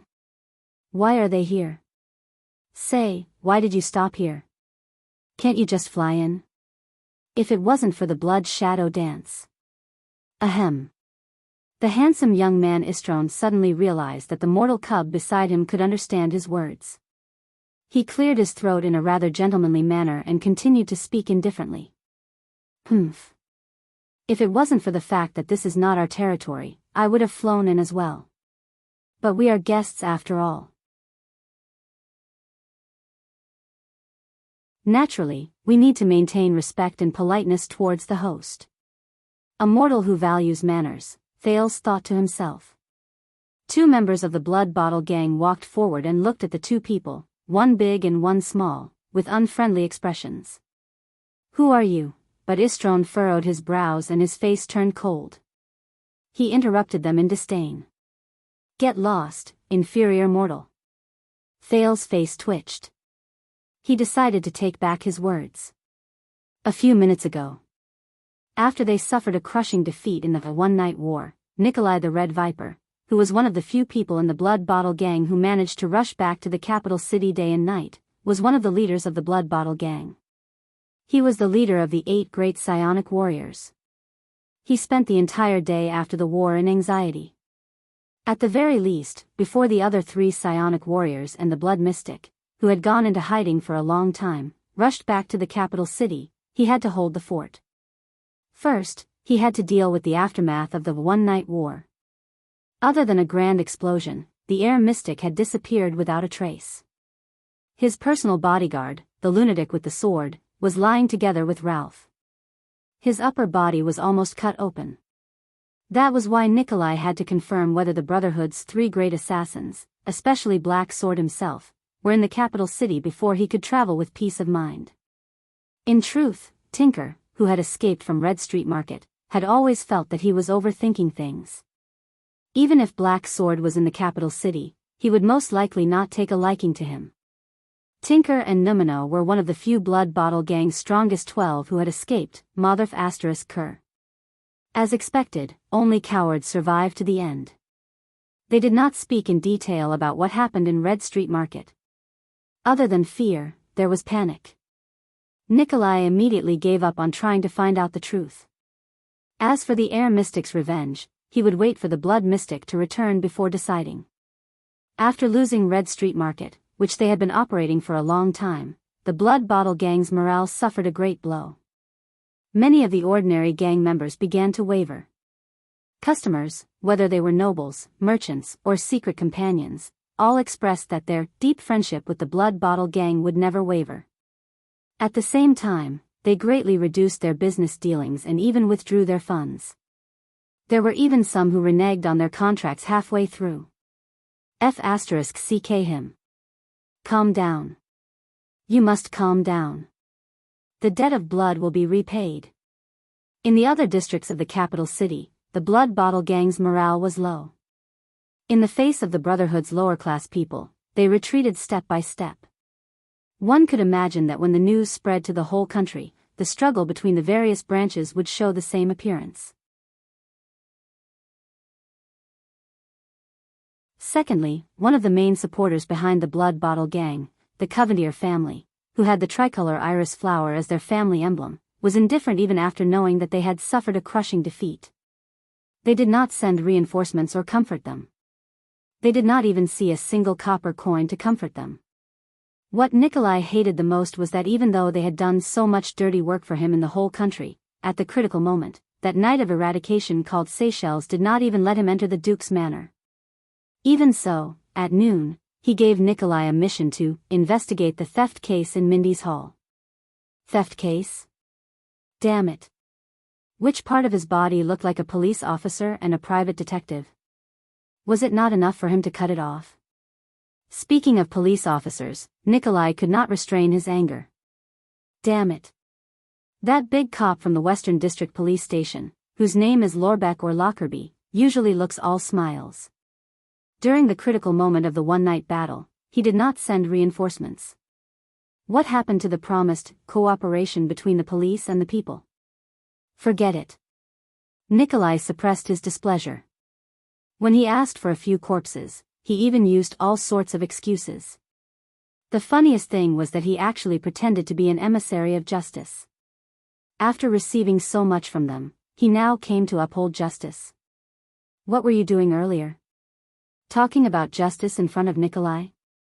Which part of his body looked like a good person? Was it not enough for him to cut it off? Damn it.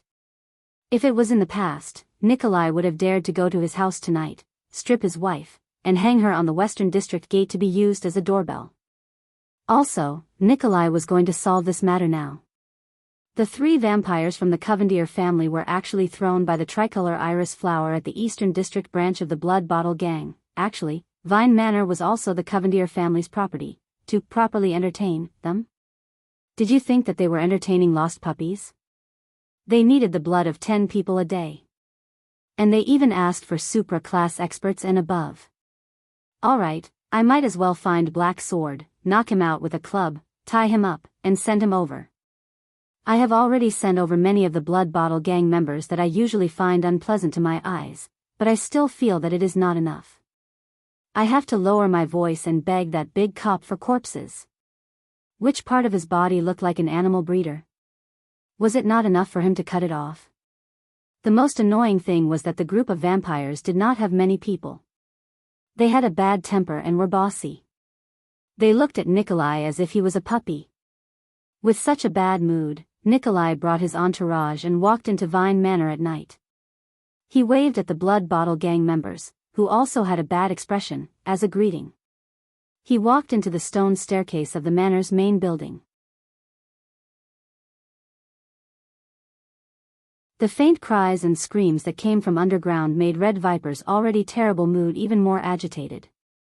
Nikolai forced himself not to think about the blood food in the dungeon, especially since many of them were his former colleagues and subordinates. His face was ashen as he walked to the second floor. He pushed open the wooden door of the main hall and looked at the few people in front of him with a displeased expression. To be exact, he was looking at two people and their food. A beautiful, fair-skinned woman with a red ponytail, sexy and seductive. She was dressed in a noble's riding attire. She gently pushed away a man with a dazed look. The seductive woman licked the bloodstain at the corner of her mouth and flashed a charming smile at Nikolai. She then extended her index finger and wiped away the bloodstain that flowed from the corner of her mouth to her chin. The man who was pushed away seemed to be a commoner who had been kidnapped. At that moment, his eyes were dazed and his skin was deathly pale. He fell to the ground and twitched. His breathing became weaker and weaker. It seemed that he was not going to live. There were at least 7 or 8 corpses in the hall that had died from excessive blood loss. Dried blood was everywhere. Fresh blood dripped on the floor and on the table. It was incomparably terrifying. In front of the floor-to-ceiling window in the hall, there was a white-haired old man who was similarly dressed. He had his hands behind his back and seemed to be waiting for the moon to rise. Ayaya, a gentle voice came from the woman's mouth. Her eyes lit up. Have you sent us delicious food? Are there 20 people? Are there super classes? Are there virgins? Are there young ones? These damned vampires. Did they go out to hunt for living people again? Miss Rolana. Mr. Chris. I was just about to tell you. Nikolai endured the displeasure and disgust in his heart and said to the 2 blood breeds with dissatisfaction, the 20 corpses that were sent this afternoon was already the limit. Our blood bank does not have that many. When he mentioned that the blood bank, he remembered the wailing in the dungeon. Even Nikolai could not help but feel disgusted. Oh. The seductive Rolana giggled. As the corners of her mouth curled up, a dangerous gaze gradually appeared in her eyes. Can the blood of those corpses be eaten? What we need is the blood of living people. Otherwise, when I see the people of your blood bottle gang coming and going, I can't help it. Rolana revealed the fangs under her lips and struck a charming pose. Her index finger gently touched the fangs. Under the illumination of the everlasting lamp, coupled with the bloody background, there was a strange and ferocious beauty.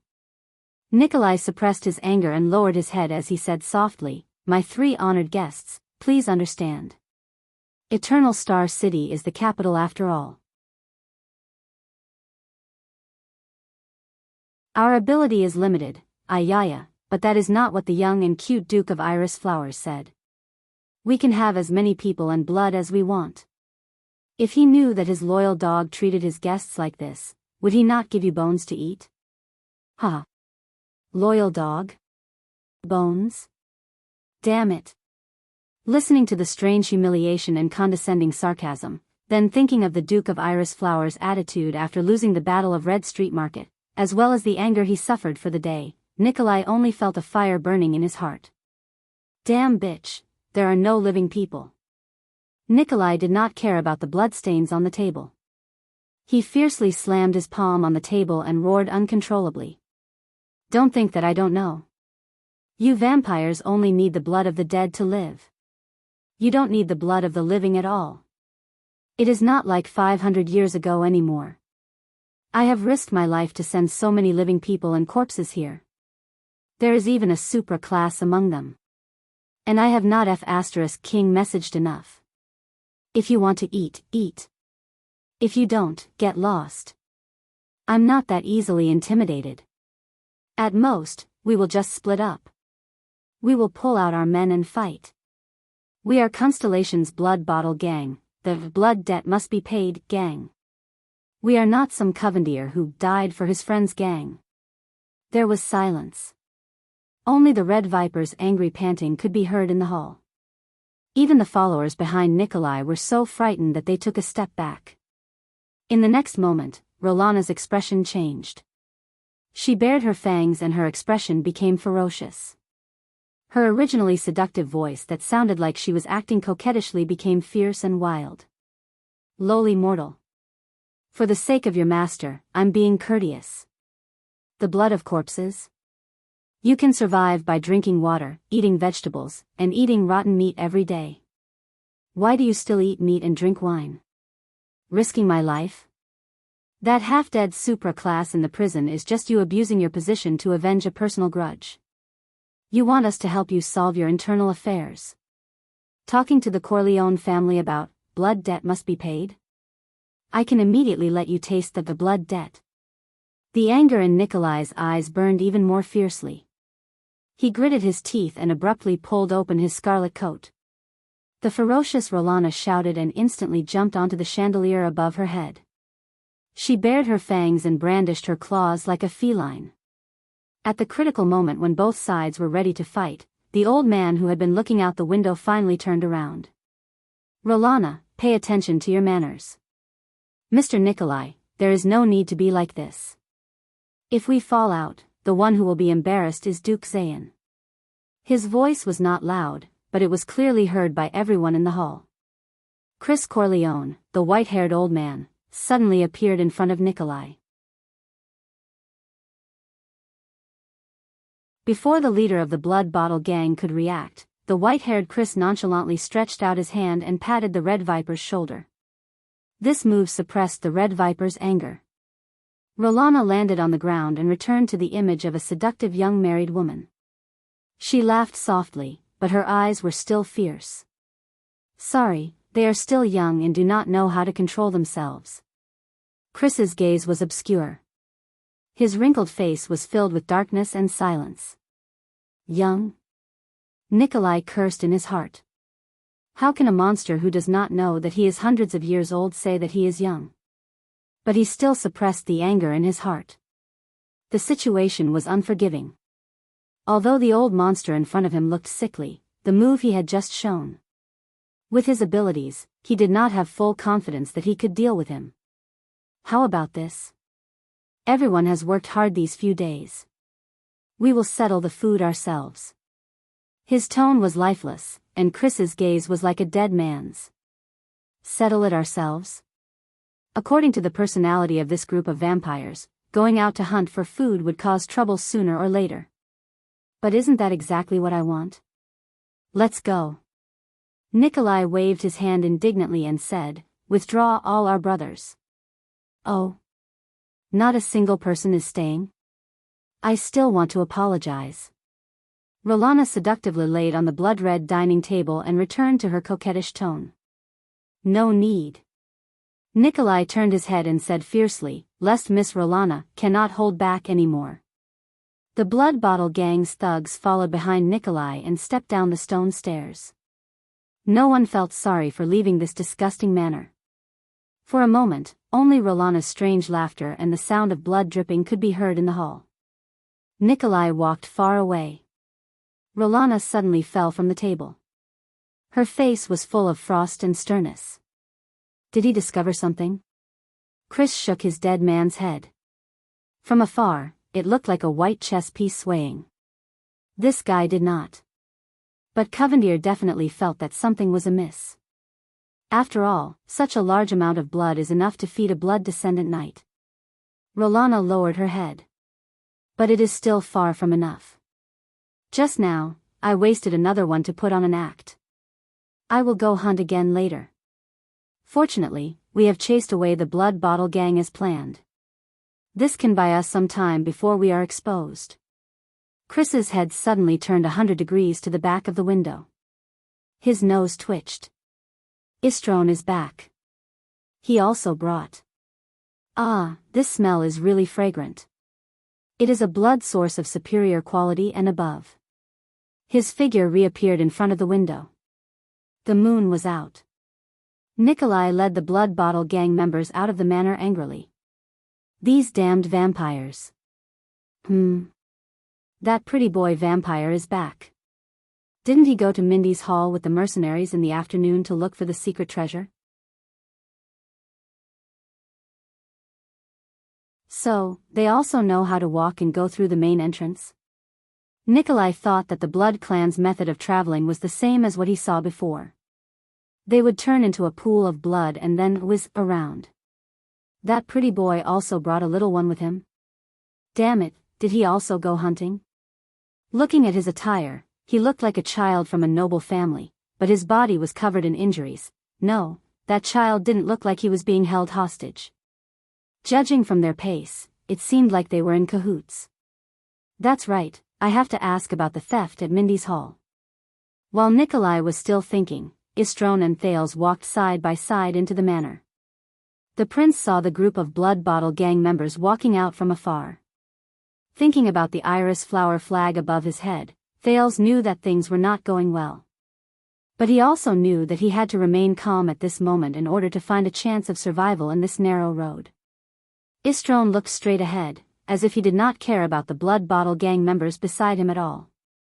Nikolai waved his hand and the Blood Bottle gang members stopped in their tracks, waiting for Istron to come over. However, the handsome blonde Blood Clan member only snorted softly through his nose. He turned his head to the side and walked past the Red Viper without the slightest intention of talking. However, the blonde Blood Clan member was displeased to find that the human brat beside him, who was not even as tall as his waist, also walked with his head held high. He snorted and turned his head to the side at the same time as him. Then, he walked past Nikolai with his nostrils raised. What's going on? A dog relying on its master's power? Istron decided that when he returned, he would properly deal with this brat who liked to pretend to be ignorant. Only Thales knew that at this moment, he was forcefully suppressing his heartbeat and pretending to be calm. Nikolai's anger surged again. Hey! Pretty boy. The Red Viper blocked Istron's path in annoyance. Have you done what the Duke ordered you to do? Nikolai looked at the handsome Blood Clan member in front of him with an unfriendly tone. The Duke? Thales cursed inwardly. Istron raised his eyes and looked at the human who blocked his path with disgust. The stolen treasures of Mindy's hall. Do you still remember? You even took away 4 teams of mercenaries. Feeling Istron's gaze, Nikolai was filled with anger. He walked in front of Istron's nose and said loudly, "You should have gotten something, right, pretty boy?" Pretty boy? Damned mortal. Anger surged in Istron's heart. His original plan was to trick the 20 mercenaries out, then split up and kill them one by one. He would then bring them back to the manor as a source of high-quality blood. Who would have thought that they would all die in the hands of the strange masked man in Mindy's hall? But the theft at Mindy's hall. After all, it was the Duke of Tricolor Iris Flowers who requested it. I still have to say something. Istron turned his head towards Thales. No one knew that Thales' heart at this moment was as cold as ice. What should I do? What should I do? What should I do? Calm down. The prince said to himself, I have to save myself. His brain was spinning madly. Information and elements flashed back and reorganized at lightning speed. Istron lowered his head and looked at the prince, thinking about how to speak to Nikolai so that he would not embarrass himself in replying to this damned mortal. Nikolai looked at Istron's arrogant head in annoyance. He also followed the latter's gaze and turned towards the little boy beside him. Hey, kid. Istron said indifferently. Everyone looked towards Thales. At that moment, Thales took a deep breath. According to that Shinibu, I am the man who wants to change the world. How can I die here? Then. Everyone present saw the 7 or 8-year-old boy's expression turn cold. Before Istron could say his next sentence, he shouted, Yes, sir. Yes, sir. Istron was stunned for a moment. Why is this brat so respectful? But before he could react, the situation in front of him changed again. Thales took a step forward without hesitation, and like a loyal guard, he stood between Istron and Nikolai. Then, under the bright moonlight, everyone heard the little boy with the irritating expression shout at the leader of the Blood Bottle Gang, the Red Viper, Nikolai, in a childish voice. He was the leader of the 8 psionic warriors, and he was filled with disgust. Red Viper. Get lost. A lowly mortal. The noble Lord Istron Corleone does not need a lowly stray dog like you to meddle in his affairs. It was a large chapter of 8,000 words. It was not good to cut it anywhere, so he decided not to cut it and posted it all.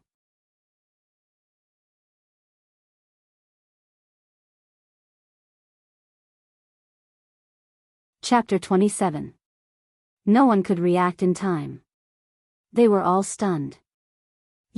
Nikolai was still in shock, but he realized that Thales was shouting at him. Wild dog. The Red Viper's expression changed from puzzlement to shock, and finally to embarrassment and anger. What did you say? Damn little bastard. One of the Blood Bottle Gang members poked his colleague beside him and made an expression that said, things are not good. The handsome Istron reacted to the situation. His expression became very interesting and rich. Twitching and trembling flew at the same time. His expression was one of embarrassment. This little bastard can really act. Is he a character in a play in Dark Knight Temple? Nikolai clenched his fists. He could feel his subordinates exchanging glances with each other. Their boss was humiliated by a child under the command of a vampire. This bastard. How dare he, even the Blood Mystic, who was known for her cruelty and brutality, did not humiliate him like this. Anger spread to Nikolai's brain. He glared at Istron fiercely, as if he wanted to dig out a piece of flesh from his face. In Nikolai's opinion, he was fulfilling his duty by asking about the progress of the mission on behalf of the Duke. However, what did that pretty boy do? This damn vampire. He turned his head and gestured to his little follower. Then, the little bastard took a step forward in tacit understanding. With that infuriating expression, he told Nikolai to scram, lowly wild dog. After listening to the little bastard's words, the expression on the vampire's face was that of a sinister grin. He was enjoying the pleasure of humiliating him. I was threatened by the big green skin, rejected by the tricolor iris flowers, forced by the damn vampire, and now, this little bastard. Thales looked at the gradually changing expression of the leader of the Blood Bottle Gang in front of him. While he was still considering whether he should add more ingredients, he saw his vision blur. The Red Viper had used his lightning-fast speed and skill to grab his neck with one hand and lift him up from the ground. Thales immediately felt that his breathing was not smooth. This was not the first time he was strangled. Thales held his face. Just like last time, he reached out to grab the strangler's right hand. But this time, he only felt that he was grabbing a piece of steel-like skin. Nikolai's beard grew larger in front of his eyes, his ferocious expression trembling as his mouth opened and closed. The Red Viper stared at the vampire in front of him. Pretty boy.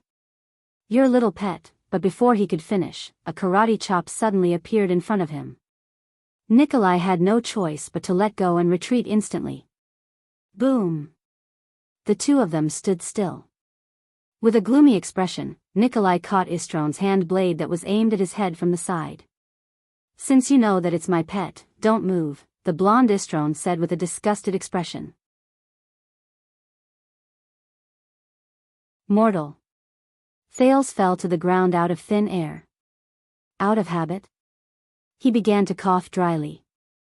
He swore to himself that he would never let anyone choke him again. That feeling was too painful. The Blood Bottle Gang members around them became nervous. Many of them had unfriendly expressions as they placed their hands on the weapons at their waists. Pretty boy. Nikolai's face was already expressionless, but Thales could feel his gloomy mood slowly rising. The Red Viper let go of the Blood Clansman's hand and slowly enunciated each word clearly. Why don't you try calling me that again? This mortal isn't fast, but his combat instincts and experience aren't bad. He actually managed to grab my right hand. Even if I can suppress him in terms of speed, I still need to be more cautious when dealing with such a person. I can't tell that he's already an elite close to supreme class. Istron's heart sank as he thought about his next move. What's with that unhappy expression? Istron's gaze sharpened. Did I say something wrong? You, in the next second, the blonde noble suddenly shouted angrily. Mortal. Before he could finish speaking, Nikolai's fist and Istron's palm met in the air. In Thales's eyes, the world seemed to have stopped the moment the fist and palm met. But in the next moment, the sound and the air seemed to ripple at the same time. Bang. When time seemed to flow again, the gust of wind brought about by their fight suddenly blew past Thales's face, forcing him to close his eyes. Bang. Bang. Another 2 gusts of wind blew past him. Thales rolled with his eyes closed and moved a few meters back to avoid the gust of wind around Istron and Nikolai. You're using this kind of speed? The blonde blood clansman laughed strangely and moved again. Knowing that he was not fast enough, Nikolai clenched his teeth and threw his next punch. Istron's figure moved like a ghost, moving from one fixed frame to the next. Nikolai's figure was like a continuous mechanical wheel, moving at high speed and becoming increasingly fierce. Both of them looked fanatical and exchanged 6 blows in an instant. The gust of wind brought about by their fists and palms forced the Blood Bottle gang members around them to raise their arms to block. They were unable to intervene. Thales remembered the fight between Jayla and Ralph when they were moving at extreme speeds. However, that was a battle of agility and dexterity.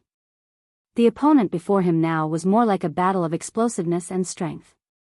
Istron's figure moved a step back while Nikolai's left foot moved a step back. They stared at each other fiercely. That's not right. Why is this mortal from the gang moving faster and faster? In the end, he actually managed to keep up with my speed? This was Istron frowning. Humph. What a slippery vampire.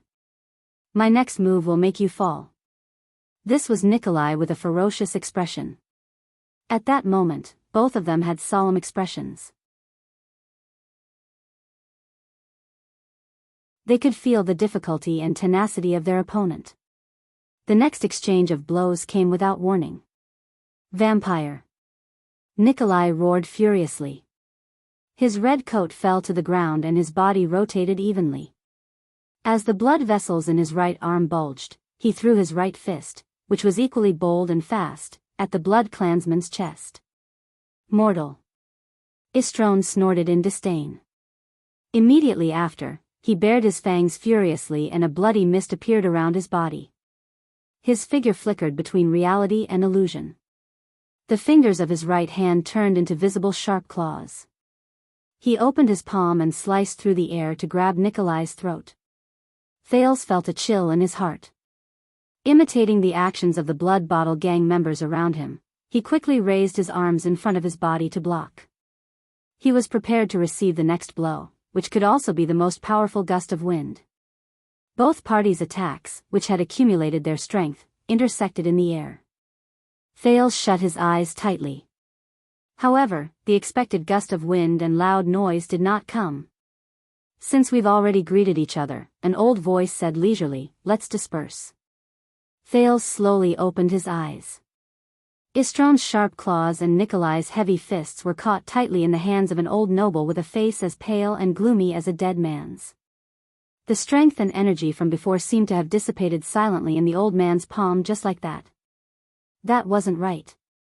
Even if he managed to block their attacks, there should be a buffer and inertia, right? How could such a level of intersecting power be soundless? Thales thought in shock. The old man turned his head left and right to look at both of them. He saw that Istron's expression was one of indignation, while Nikolai's expression was one of wariness and surprise. A Lameter, the Red Viper thought to herself. This was an expert in the Lameter realm. This was a strength that only vampire counts, or even marquises, possessed. There weren't many of such people even in the upper 6 branches of the Blood Clan in Grand Banquet Hill. The old man flashed an ugly smile and let go of his hands in an instant. The two people who were fighting each other tacitly took a step back. Mr. Nikolai, there is no need to compete with young people. Please leave. His dry lips opened and closed like a puppet. Nikolai looked at his subordinates around him and saw that their faces were filled with fear and nervousness. Damn it, today is really unlucky. He understood a little. If the blood mystic did not return, everything with the blood bottle gang would not go smoothly. It looks like I have to personally go to Steel City and invite her back at all costs. Nikolai snorted fiercely. He looked at the old man, then at Istron, who was still provoking him with his gaze. He gritted his teeth and said, "Good, good, good. I hope that the Duke and his Knights of Eradication will be as good-tempered as I am." The redness on Nikolai's face had not disappeared, but he did not say anything else. He waved his hand and left with the others. Little bastard, when they suck all the blood in your body. When Nikolai walked out of the manor, he turned around and glared at Thales.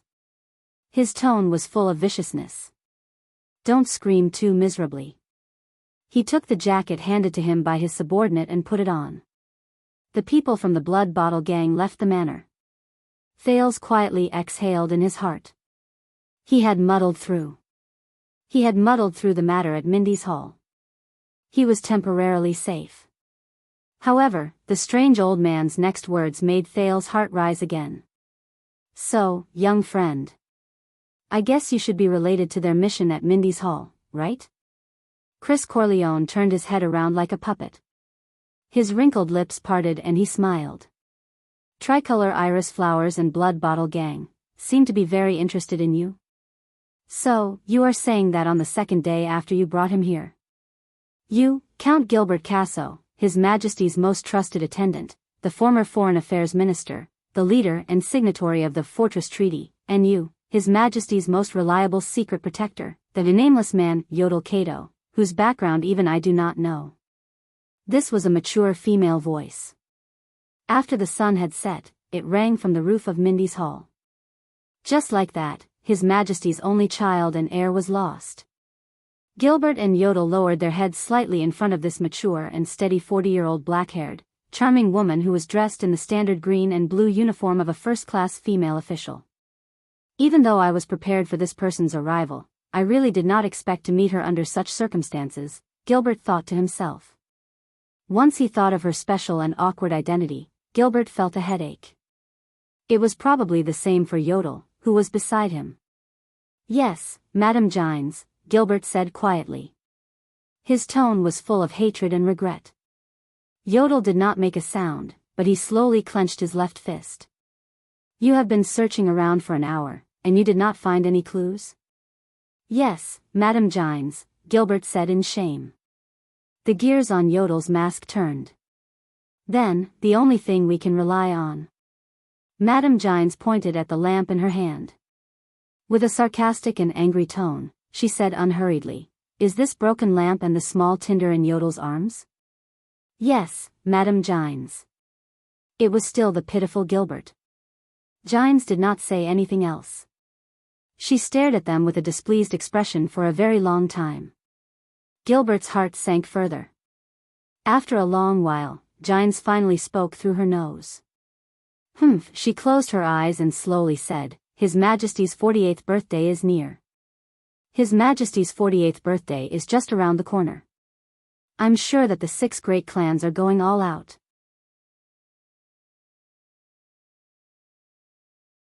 They want to force His Majesty to agree to appoint a crown prince from among the nobles, be it in the form of adopting a son or adopting a son.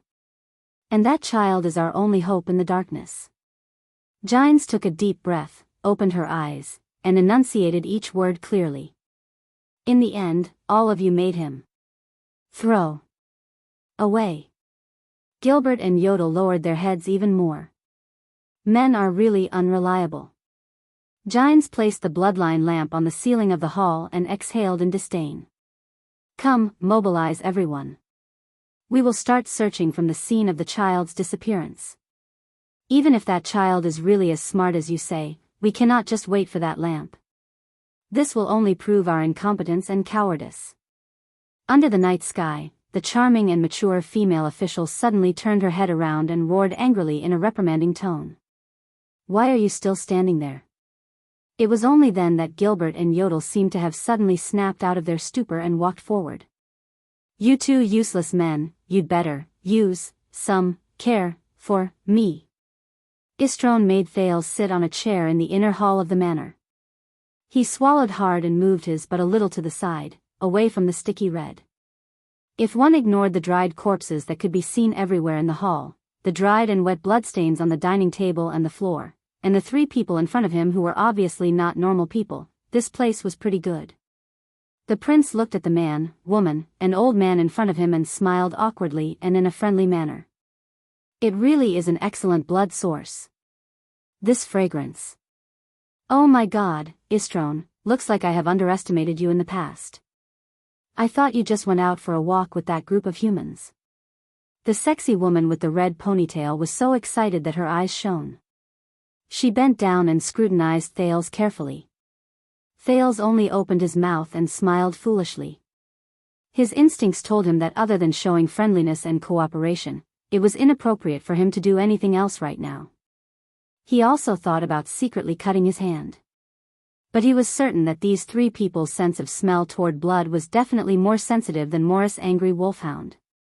Istrone's heart skipped a beat when he heard his cousin's words. Fortunately, as a member of the Blood clan, he would not blush. However, he still hesitantly extended his hand and pulled Rolana, who was almost drooling on Thales, back a little. In his heart, he had already raised the level of suspicion and danger of that brat to the same level as the merfolk in Crystal Wall City and the priestess of Sunrise Temple. "Rolana, be careful. There's something wrong with this brat. It's best not to talk too much with him. If it were up to me, we should just connect the blood extractor and the feeding tube and lock him in a coffin," the golden-haired blood clansman said awkwardly. The target that the Duke of Iris Flowers deliberately pursued lives in the heavily guarded property of the royal family. He orders the first-class Blood clan knights of the Corleone family around without even realizing it, the deathly still old man said quietly. Beside him, Istrone turned his face away awkwardly. "Of course there's something wrong with this brat.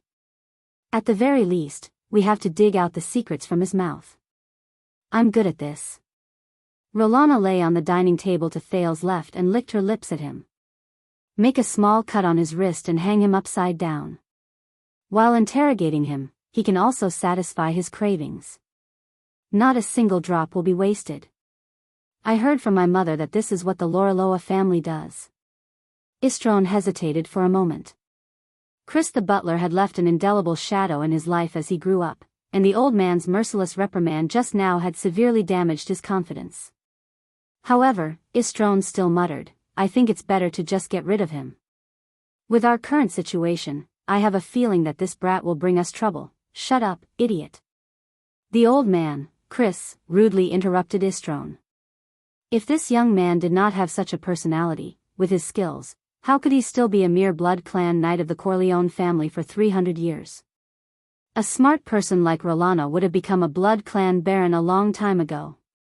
Due to the old man's accumulated power, the blonde noble took a step back in fear. But it was already too late. A thought flashed in Thales' mind. With our current situation, Thales acutely grasped this information. So, their situation is not too good? First of all, if they were mercenaries or allies of the Duke and completed the mission, at least the commission and reward would have been provided by the employer, right? How is it not good? Second, they did not hand themselves over to the Blood Bottle Gang immediately. This could be interpreted as them competing with the Blood Bottle Gang for credit in front of their common Duke. But judging from Istrone's words, they did not even have the intention to hand themselves over to the Duke! So, are they planning to get the secret out of my mouth? Enjoy it themselves? Then there are not many explanations left. They are not the Duke's mercenaries or allies, but another independent force. This might be where my chance of survival lies. After the old man reprimanded Istrone, he did not say anything. He only stared at Thales, giving him great psychological pressure. The boy knew that he could not remain silent anymore. Since that's the case, I'll give it a try based on my previous reasoning. Thales chuckled. I say, maybe we can sit down and talk. Then we can exchange information. Who knows, we might coincidentally find out that we are actually allies. Chris' expression became even more gloomy.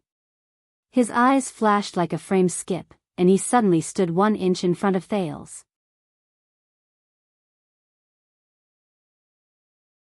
There was not even a gust of wind. Thales' heart thundered. I'll just treat it as if I'm watching a horror film. And it's a 4D one. This is a good suggestion, young sir. Let's exchange information. Chris flashed an ugly smile again. The way he addressed Thales reminded him of Gilbert, and his words made Thales feel relieved. Until the old man's next sentence. Then, our information is that your life is in our hands. Thales heaved a long sigh in his heart. How unlucky, to have met someone who doesn't play by the rules. Chris slowly raised his still, malicious gaze. Then, may I ask, what about your information? Just as Thales was frantically thinking about his next step, something strange happened. Asterisk thud thud. Asterisk the dull thud of a heavy object knocking on the ceiling of the hall suddenly rang out. The expressions of the 3 blood clansmen changed at the same time. Even the old man Chris was no exception. Asterisk thud thud. Thud thud. Asterisk another dull thud rang out. It came from the ceiling. The 3 blood clansmen exchanged glances. They were both surprised and excited. It was as if something they had been looking forward to for a long time had finally happened. Thales saw all of this. He created a book group, 3971471168.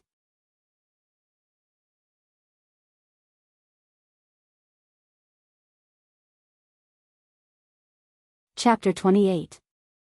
The bodies of the 8 swordsmen who were guarding Mr. Thales when the incident happened are all here. On one hand, it was out of respect. On the other hand, it was also because of the urgency of the matter. We did not touch them and left them in their original state. Gilbert stood in the corridor on the 3rd floor of Mindy's hall and looked at the 8 bodies in front of him as he spoke to Jianghu, who had a grim expression on her face. Yodel stood quietly at the side. 6 ordinary class swordsmen with outstanding skills, rich combat experience, and hope to break through to super class, as well as 2 genuine super class elites. All of them had their carotid arteries slashed by an irregular sharp weapon. Gilbert walked to one of the corpses and crouched down. He pressed on the corpse's neck, and an ugly and terrifying wound was revealed. The wound had already changed color, and even the blood had coagulated. Based on our initial estimates, the opponent might be a Lemeter powerhouse. Killing all 8 of them in an instant would require exquisite techniques and immeasurable strength. Furthermore, his speed is something that even Yodel couldn't keep up with. He also had that terrifying ability to hide. When the invasion happened, we had clearly guarded all the entrances and exits, but he still managed to sneak in. Yodel did not sense anyone at all. Gilbert spoke of his guess with a solemn expression. He took out a mechanical watch from his bosom and stared at the time on it. It was 6:30 at night. Even the moon had risen. Jianghu furrowed her brows tightly. Her rather charming lips were also tightly pursed, accentuating the beauty mark on the side of her mouth. She crossed her arms and pondered deeply for a while. Then, she suddenly raised her hand and snapped her fingers. Take off their helmets. Gilbert gave a look, and the few guards beside him stepped forward and took off the helmets of the dead. Jianghu stepped forward and stepped on the elegant high-heeled female official boots. She knelt down on one knee and carefully observed each person's face. Their carotid arteries were bleeding profusely. There was not much time before they died, just enough for them to struggle on the ground for a while. During this time, they would have witnessed the culprit. Every one of their expressions, Jianghu said cautiously as she bent down to observe them.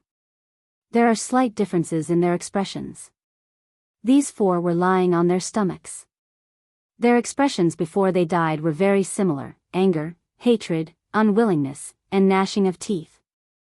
Perhaps they didn't even have the time to react before they were heavily injured and died. That's why they had this kind of unwillingness and resentment. These two are lying on their sides. Their expressions are one of shock, disbelief, and confusion.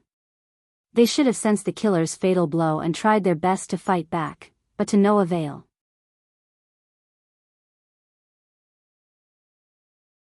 This made them very shocked and confused.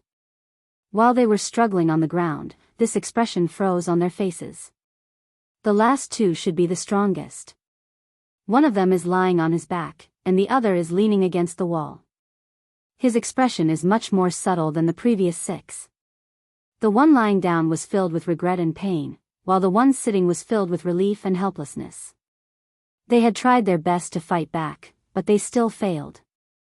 However, they should be the last ones to die, so they struggled to see the murderer. That was why they were filled with regret and sudden realization before they died. In other words, as long as the two of them know the identity of the enemy in advance, they can make an effective response. Jianghu stood up with a cold expression and crossed her arms. She looked at Gilbert, who was beside her, and seemed to be a little resigned. The murderer is not a supreme realm expert. If he's as strong as a Lamiter, then the final two people will be filled with despair and fear. The murderer should have used a special skill, psionic ability, or mechanism. He cleverly attacked the strongest first, then the last 6 people who were slightly weaker. That was why after the 2 strongest people fell, they had the chance and time to see the murderer and his killing method. Although he is not a supreme realm expert, his speed is very fast. Perhaps he is close to or even more than half of the supreme realm experts. However, because he is not a supreme realm expert, there is still an order when he kills people. Yodel walked forward and crouched down in front of the corpses, as if he was verifying Jianghu's words. Gilbert stared at the woman in front of him in a daze. It was as if he was looking at the high-spirited young girl in the courtroom 20 years ago. He also saw the young, inexperienced, and sunny young man who always stood behind her. He sighed in his heart and walked in front of her. Madam Jianghu, I know that you were once the most outstanding police officer in the capital. You even participated in the investigation of the royal family's assassination during the Bloody Year and tracked down the air mystic. Even the kingdom's secret intelligence department often seconded you, Gilbert said calmly with his hands behind his back. Your reasoning is also very brilliant, and as sharp as it was in the past. However, our top priority right now is to find that child. Jianghu was deep in thought and glanced at him. The most outstanding police officer? She unconsciously clenched her fists. T police officer. However, the charming lady did not show any emotions. Instead, she used her left hand, which was placed on her other arm, to stroke the beauty mark on the left side of her lips out of habit. She chuckled softly without saying a word. Men are indeed the representatives of carelessness and carelessness.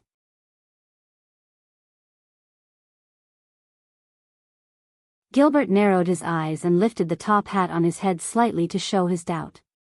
Did I not make myself clear enough? Jianghu put down her hands and walked forward in large strides. She pointed at the corpses in front of her and said confidently, these 2 supra-class guards were the strongest.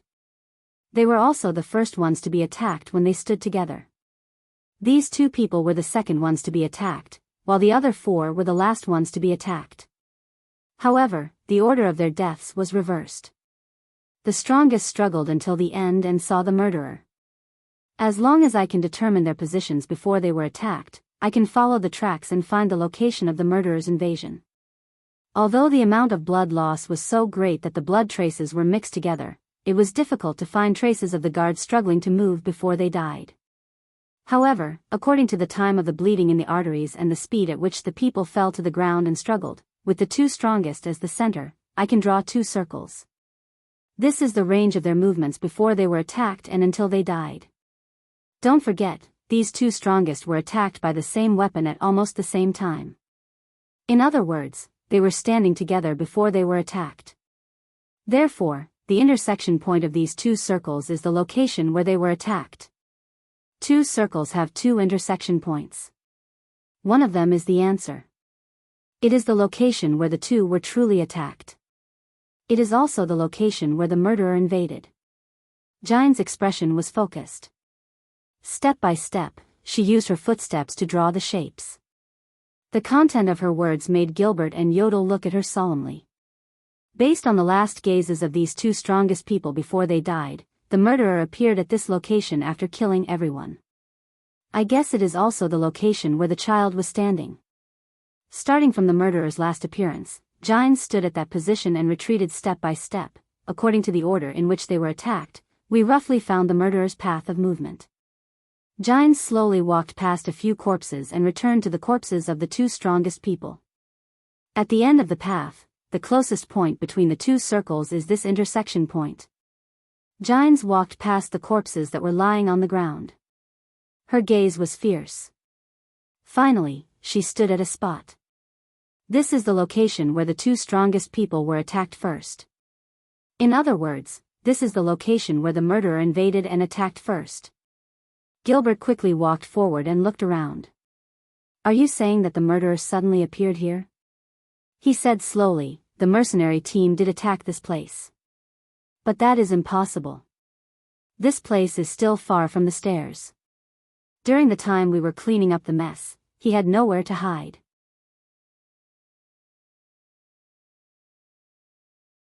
Jines chuckled contemptuously again.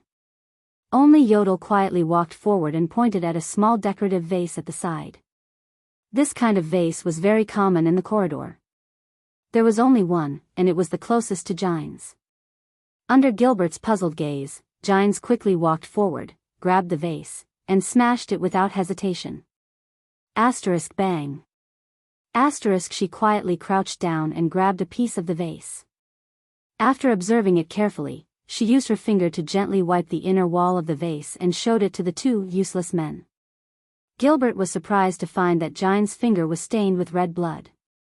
Yodel also crouched down and picked up a few pieces. There were also tiny drops of blood in the inner wall of the vase. No place to hide? Jines laughed sarcastically, making Gilbert feel a little awkward. So. Gilbert took the pieces of the vase and his expression changed. This is, Jines stood up and said in a capable and experienced manner, victims, 8. Cause of death, bleeding in the carotid artery. Murderer, supra-class blood clansmen, or vampires.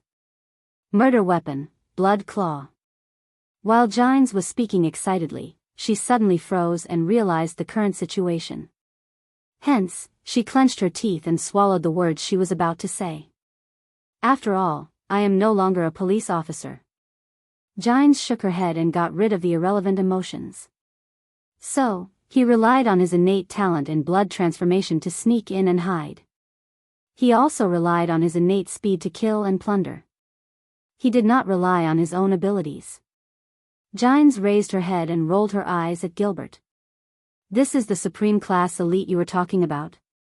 Gilbert was very embarrassed, but he knew that this was not the time to be angry, so he asked politely, this is really an eye-opener. So, that child? This is considered an eye-opener? Jines thought scornfully. What a narrow-minded high-ranking person. If you have seen Constellation's Secret Intelligence Department, Extet's Secret Room, Main Edonox Dynasty's Raven Guards and Hanbol Dynasty's Kantana, then you will know how many terrifying people there are in the dark. They only need to move their fingers to know all your secrets. Then, her gaze sharpened and she said resolutely, when the incident happened, the sun had not set yet.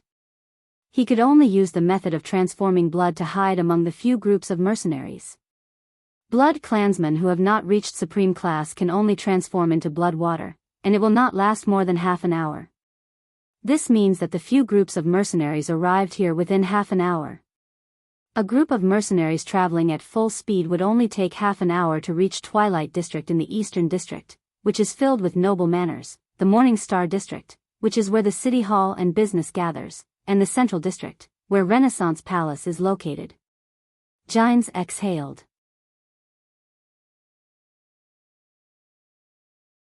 The mature beauty ended her reasoning. She habitually extended her hand to the back of her waist, but she did not manage to grab anything. She was stunned again, then laughed bitterly in her heart. Yes, I am no longer a police officer. Even my addiction to smoking has long since been quitted. The intern who used to follow behind me and pass me the fire has long since become another person, hasn't he? She sighed. The shrewd lady stopped reminiscing and looked at Gilbert. Make your decision, Your Grace. Gilbert took a deep breath. The ones who sent people to test us are definitely nobles. The area of the Eastern District is not small, and the manors are the most suitable places to hide blood clansmen. Although there are many manors there, Yodel's figure flashed and disappeared. Gilbert was choked by his colleague's rude action. He could only sigh. All right, at least we have narrowed down the search area. Gilbert looked at Gines and nodded slightly at her. She only snorted softly. Gilbert did not disobey. Instead, he called out the people again. Open the backup armory. Everyone, get ready and change into the silver exorcism sword. Pick 30 of your best men and follow me out. Target, Eastern District. Take that lamp with you. Asterisk thud. Thud. Thud. Thud. Asterisk the muffled sounds from the ceiling continued, and they became more urgent. Chris turned around abruptly and showed a slightly anxious expression for the first time. He looked at Thales with an unfriendly gaze and ordered Istrone, send him back to the dungeon. Lock him up properly. Then, before Istrone and Thales could react, the old man and Rolana disappeared before their eyes. Istrone also had a pleasantly surprised expression. He lifted Thales up, ignoring the latter's struggles and shouts, Hey, what's going on? Didn't we want to exchange information? Sir Istrone? Thales, and shot towards the stone stairs. In the next second, before the dizziness passed, Thales fell headfirst on the wet stone floor. Asterisk thud. Asterisk he grimaced in pain. Little brat. Stay there properly. No matter what you do, we can hear you. After the crisp sound of the lock and Istrone's anxious message, the surroundings became quiet.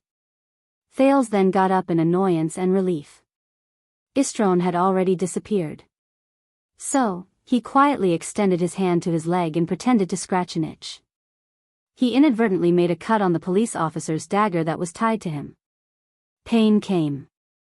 His blood dripped to the ground. It's here. Thales took a deep breath and welcomed the burning sensation all over his body. This way, Gilbert and Yodel will know where I am, right? He exhaled softly and completely relaxed. His whole body was suddenly hit by a sense of fatigue. The transmigrator trembled as he touched a wall and sat down. Today's experience is not at all inferior to yesterday's trip to Red Street Market. Now, Thales finally had the time to observe his surroundings. The dim light came from 2 small torches. The stone floor was damp, cold, and hard. The mottled walls were covered with countless scratches and carvings. There was a narrow metal fence and a large lock as thick as an arm. He kicked a rusty chain beside his feet and it made a ringing sound. Thales sighed and lay down on the cold ground. Without a doubt, this was a prison cell. It was damp, murky, and bloody. Bloody? Thales smelled the salty fishy smell in the air. It was the same smell as the one he smelled at Red Street Market last night, except that it was thicker. As his heart tightened, terrifying screams and moans suddenly came from outside the prison cell. Thales stood up in fright. In his previous life, the transmigrator did not have much tolerance for horror movies. It was always the late-stage Chinibu who forced him to watch them. It was called training one's courage. Under the stimulation of goosebumps, Thales' brain started to work on its own again.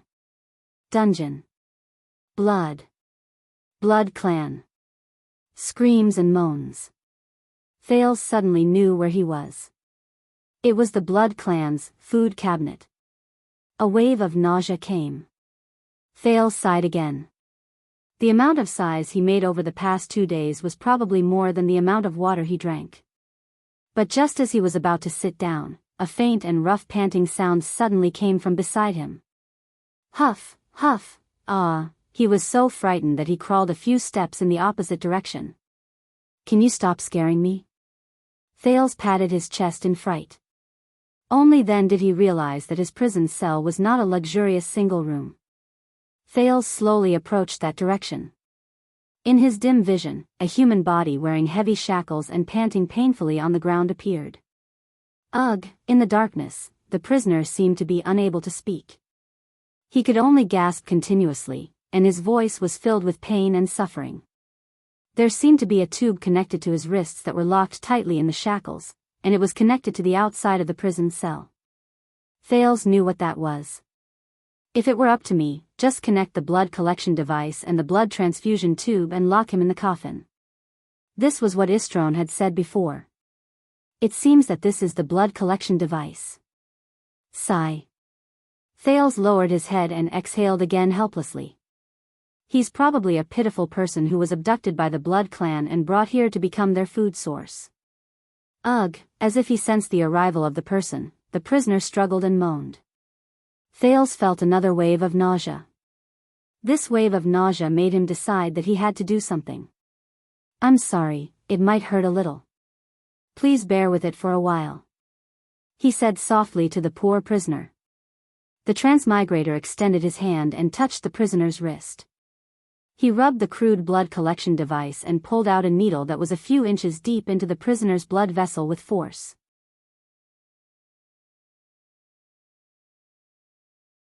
Ugh, the prisoner struggled and moaned even harder, but he still made incomprehensible sounds like a mute. Thales pressed on the wound on his wrist. Fortunately, there was not much blood. Of course, it was also possible that he did not have much HP left to begin with. Thales thought gloomily. Although Thales was nervous and fearful when he fought against the 3 blood clansmen earlier, he had never felt heavy-hearted. However, now that he looked at this blood source, who was chained and had his blood extracted, he started to feel heavy-hearted for some reason. Maybe it's pity, he thought self-deprecatingly. Thales touched the shackle. Only then did he notice that it was a mechanical lock made of dark black stone. It was engraved with complicated patterns and words. It was heavy and ingenious, and it locked the prisoner's hands tightly in front of his chest. There were also 2 clamps extending upwards, clamping the prisoner's cheeks tightly. He could not even shake his head left and right. Thales pushed hard and found that this heavy mechanical stone lock seemed to be firmly fixed to the ground, or it was so heavy that it was no different from being fixed to the ground. It seemed to be a heavy lock specially prepared for elites. Thales touched the position of the shackle. It was made of a special metal. At this moment, the metal suddenly heated up, and a scorching heat came from the shackle. Ah! Thales could not help but cry out in pain and let go of the shackle. The transmigrator frowned and tried the shackle again. As long as someone touched it, it would explode with a high temperature. It seemed that he could not do anything to unlock it. The prisoner's struggles slowly decreased. Thales watched him struggle and suffer in pain. He felt extremely uncomfortable, but he could only silently retreat to the side and sit down against the wall. As he moved, the light from the torches outside the cell lost its cover and shone directly on the prisoner's face. Thales saw the poor man clearly. This was a person covered in scars. His gray clothes were torn and dirty. He was also disabled. Below his knees, there was nothing at all. What was more terrifying was his neck. The flesh there had clumped together, showing a horrifying purplish-black color, as if his throat had suffered a serious injury. It was probably because of this that he could not speak. Thales touched his throat and remembered the 2 times he was strangled. When he thought of the pain, he could not help but shudder. He looked at the prisoner and thought to himself, poor man. He is covered in injuries, but it is a miracle that he can live until now. The prisoner's expression was exaggerated. His facial features were contorted as he panted, as if he was enduring great pain. But he could only let out rough moans that sounded like a whimper. Short green hair covered half of his face. The other half of his face had a strange tattoo. Whimper. He continued to moan in pain. Wait. Thales was suddenly stunned. He recognized the tattoo on the prisoner's face. The transmigrator suddenly realized that the person who was in the same cell as him, panting and unable to speak, was actually an old friend. An old friend whom he and Jayla had just met at Red Street Market last night. Madeira Ralph. The leader of the Blood Bottle Gang's 12 strongest. A psionic who was good at controlling the wind. A supra-class expert. You're tuning into the Carefree Valley YouTube channel. Don't forget to subscribe and join us on this journey to catch the most captivating stories.